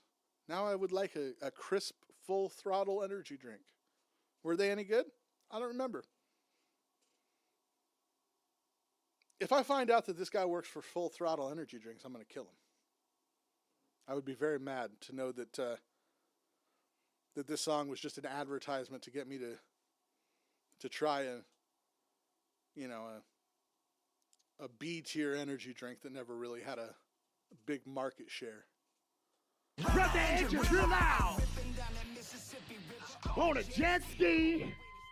Make some fucking noise one time. Wait, that was the song?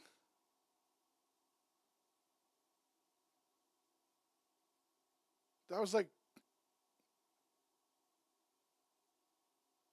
did he say anything but just go full throttle the entire? Full throttle. Yeah. Do a burnout. Full throttle. Rev the engine real loud. Back talk, get rowdy. Can't catch me, I doubt it. I'm feeling sketchy, I'm bout it. Full throttle, baby, I'm out it. I don't know if I'm gonna be okay. I ain't got no belt on. Watch this, stand over there. Make sure you got your cell phone. I'ma need to see this again. Revving up smart man. They say Jake's heavy with the hand.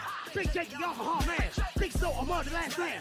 Asphalt the rubber just spin. I'm flying in for the win. Another set we spin. Yo, throttle, throttle. It was a one-verse song where he also said full throttle like 3 times in the fucking 16 bars. Holy fuck. Throttle, throttle, full throttle, door burn out, full throttle, rev the engine, throttle, throttle, throttle, throttle, full throttle, door burn out. Full throttle, rev the engine real loud. On a jet ski, make some fucking noise one time. Wisconsin showed up today. And the audience goes wild. He's getting another song? Dedicate this song to my Lord and Savior, Jesus Christ.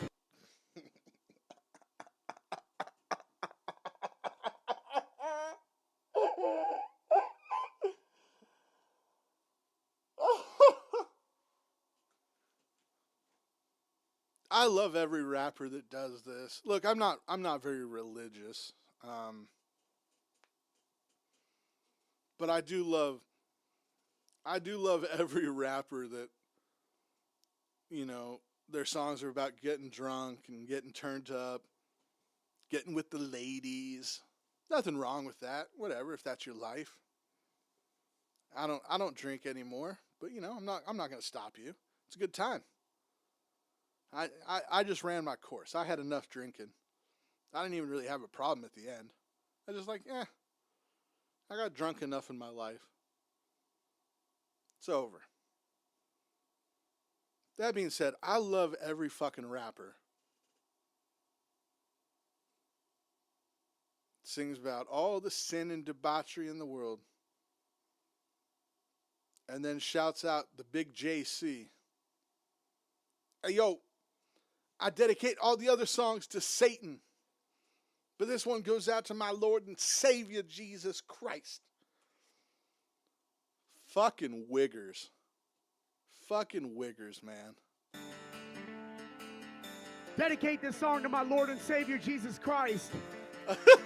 Without him, nothing in my life would have been possible. Sir, you're on Scorch's PFG-TV. I think you should probably atone for your sins. This right now is God speaking to you, saying you're not on the right path. It's time to shape up. The prodigal son must return home.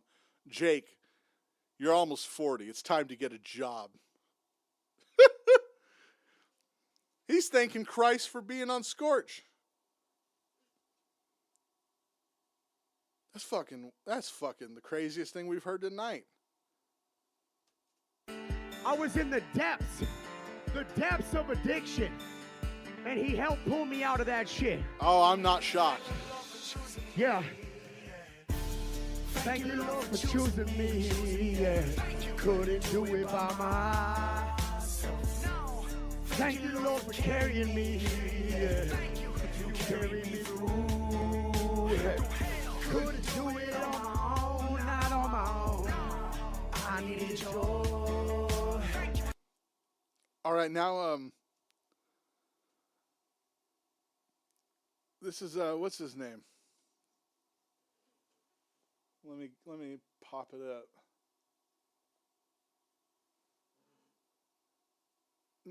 Now we're doing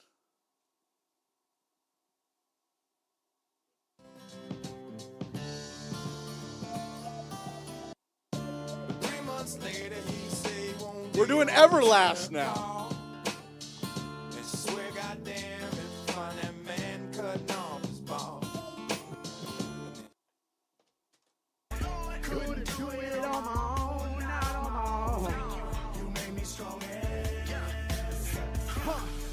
so far.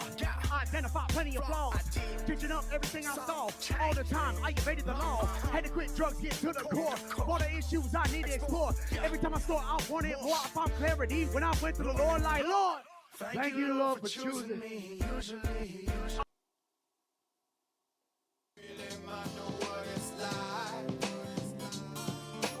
It's the same shit.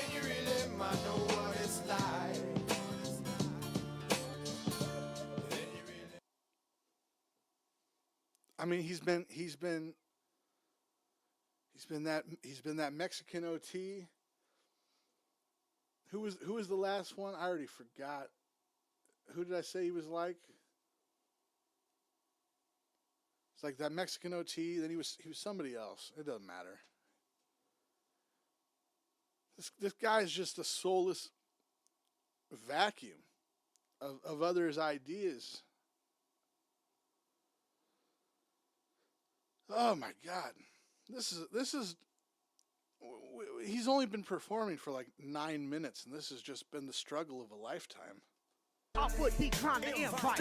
I would evade the insight. Destroy my nose and windpipe. Had to brighten up the dim light. Play just my fire ignite. Show the kids that there's a grim sight. Dark days gon' come, still try. But yourself, you start to live by.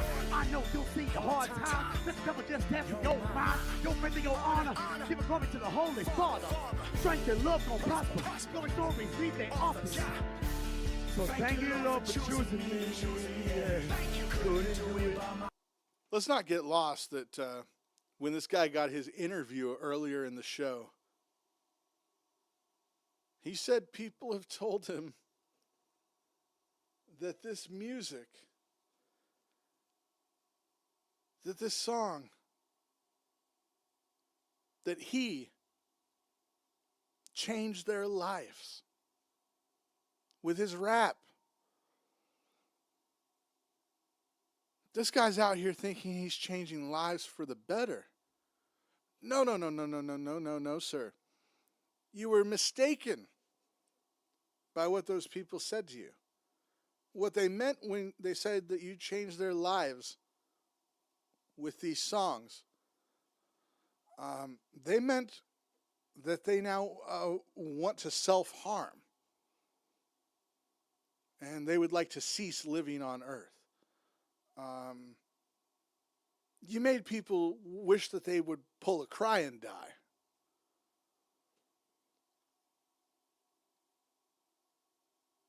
The audacity.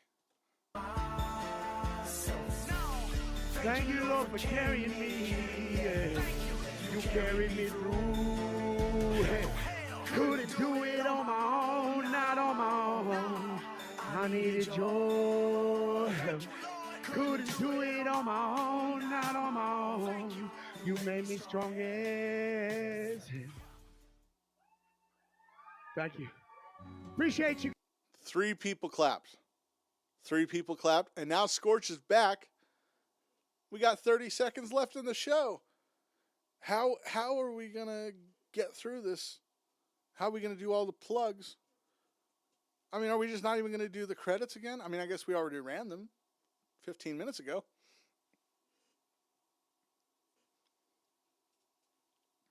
This guy's going to probably spend another 20 seconds trying to get applause from the 3 people.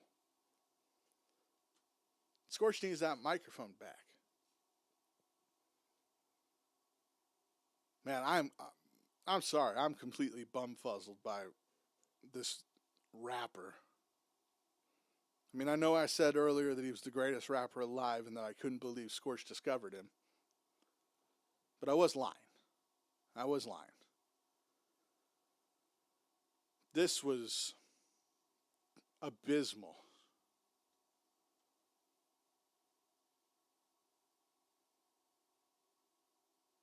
I mean, somehow the other bands who Scorch even admittedly himself said were, you know, you guys been together for 7 years. You know, you should be a better band. Even I would rather hear them do something like, it's a fine night for the summer mind. Now it's a forever bouncing off the walls. bouncing off the walls. bouncing off the walls, bouncing off the wall.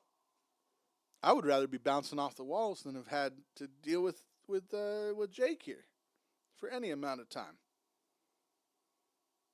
I'm always down to bounce off the wall. I will never be down to do what we did tonight again. This was no bouncing off the walls. You know, you bounce off the walls, you're having a good night. You bounce off the walls, you're having a better night. You're having the best night. You're having the greatest night of your life when you're bouncing off the walls. Hearing this guy talk about beer and venison and going full throttle. Hey there, Julia, let's go full throttle. What the fuck? Scorch got to get rid of this guy. Scorch, do it for me. Do it for all of us. We got to get out of here. I've done 5.5 hours on this stupid show. You got to save me from myself, Scorch. That's a quarter of a day. You guys, you have a great night. I love you. Okay. Jake Lacoste. And we just want to say thank you once again for coming out to check out another episode of Scorch's PFG-TV. We'll see you next time. Peace.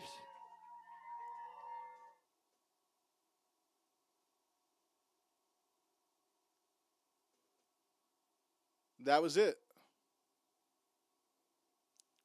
I don't know if we could find it at some point, but you see in the middle there that Scorch's sizzle reel?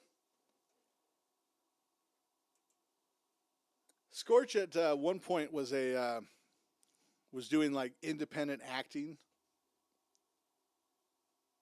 and he was pretty good. But I would like to see that sizzle reel without the you know, the comments of Anthony Cumia. You know, you might as well just watch that clip that's up on the screen. Dona Chata. Tax, Scorch, sizzle reel ×2. If I can't find the original source reel for that, just go watch that, and you'll get so much Scorch lore. That's a fucking great clip. I mean, Anthony Cumia does do the best, and has always done the best Scorch coverage, I think. I mean, he knew the guy, so how could he not? And Cumia, look, terrible human being, but a pretty funny guy. Well, I gotta say, I think I've pretty much said this every episode. You get about 2/3 of the way through a Scorch episode, you go, fuck this. This is fucking terrible.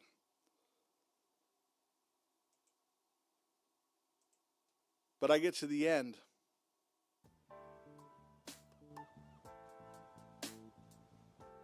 And all I want to do is hear more Scorch.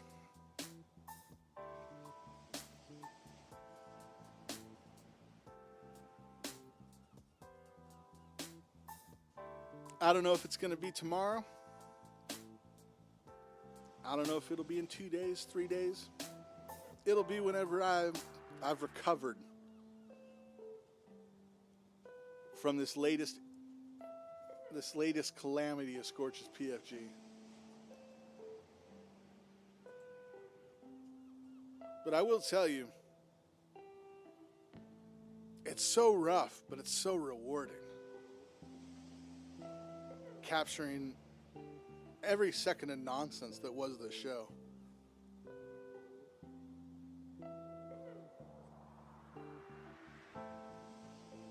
But it's draining. It's soul draining to go through an hour and 48 minutes of Scorch.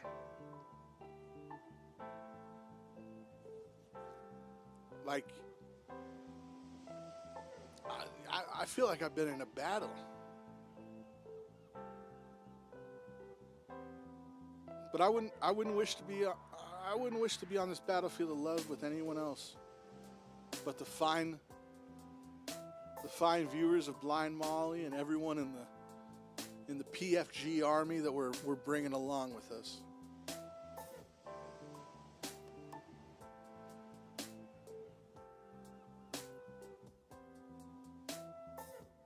So no, I got no parting wisdom. I got no closing shot.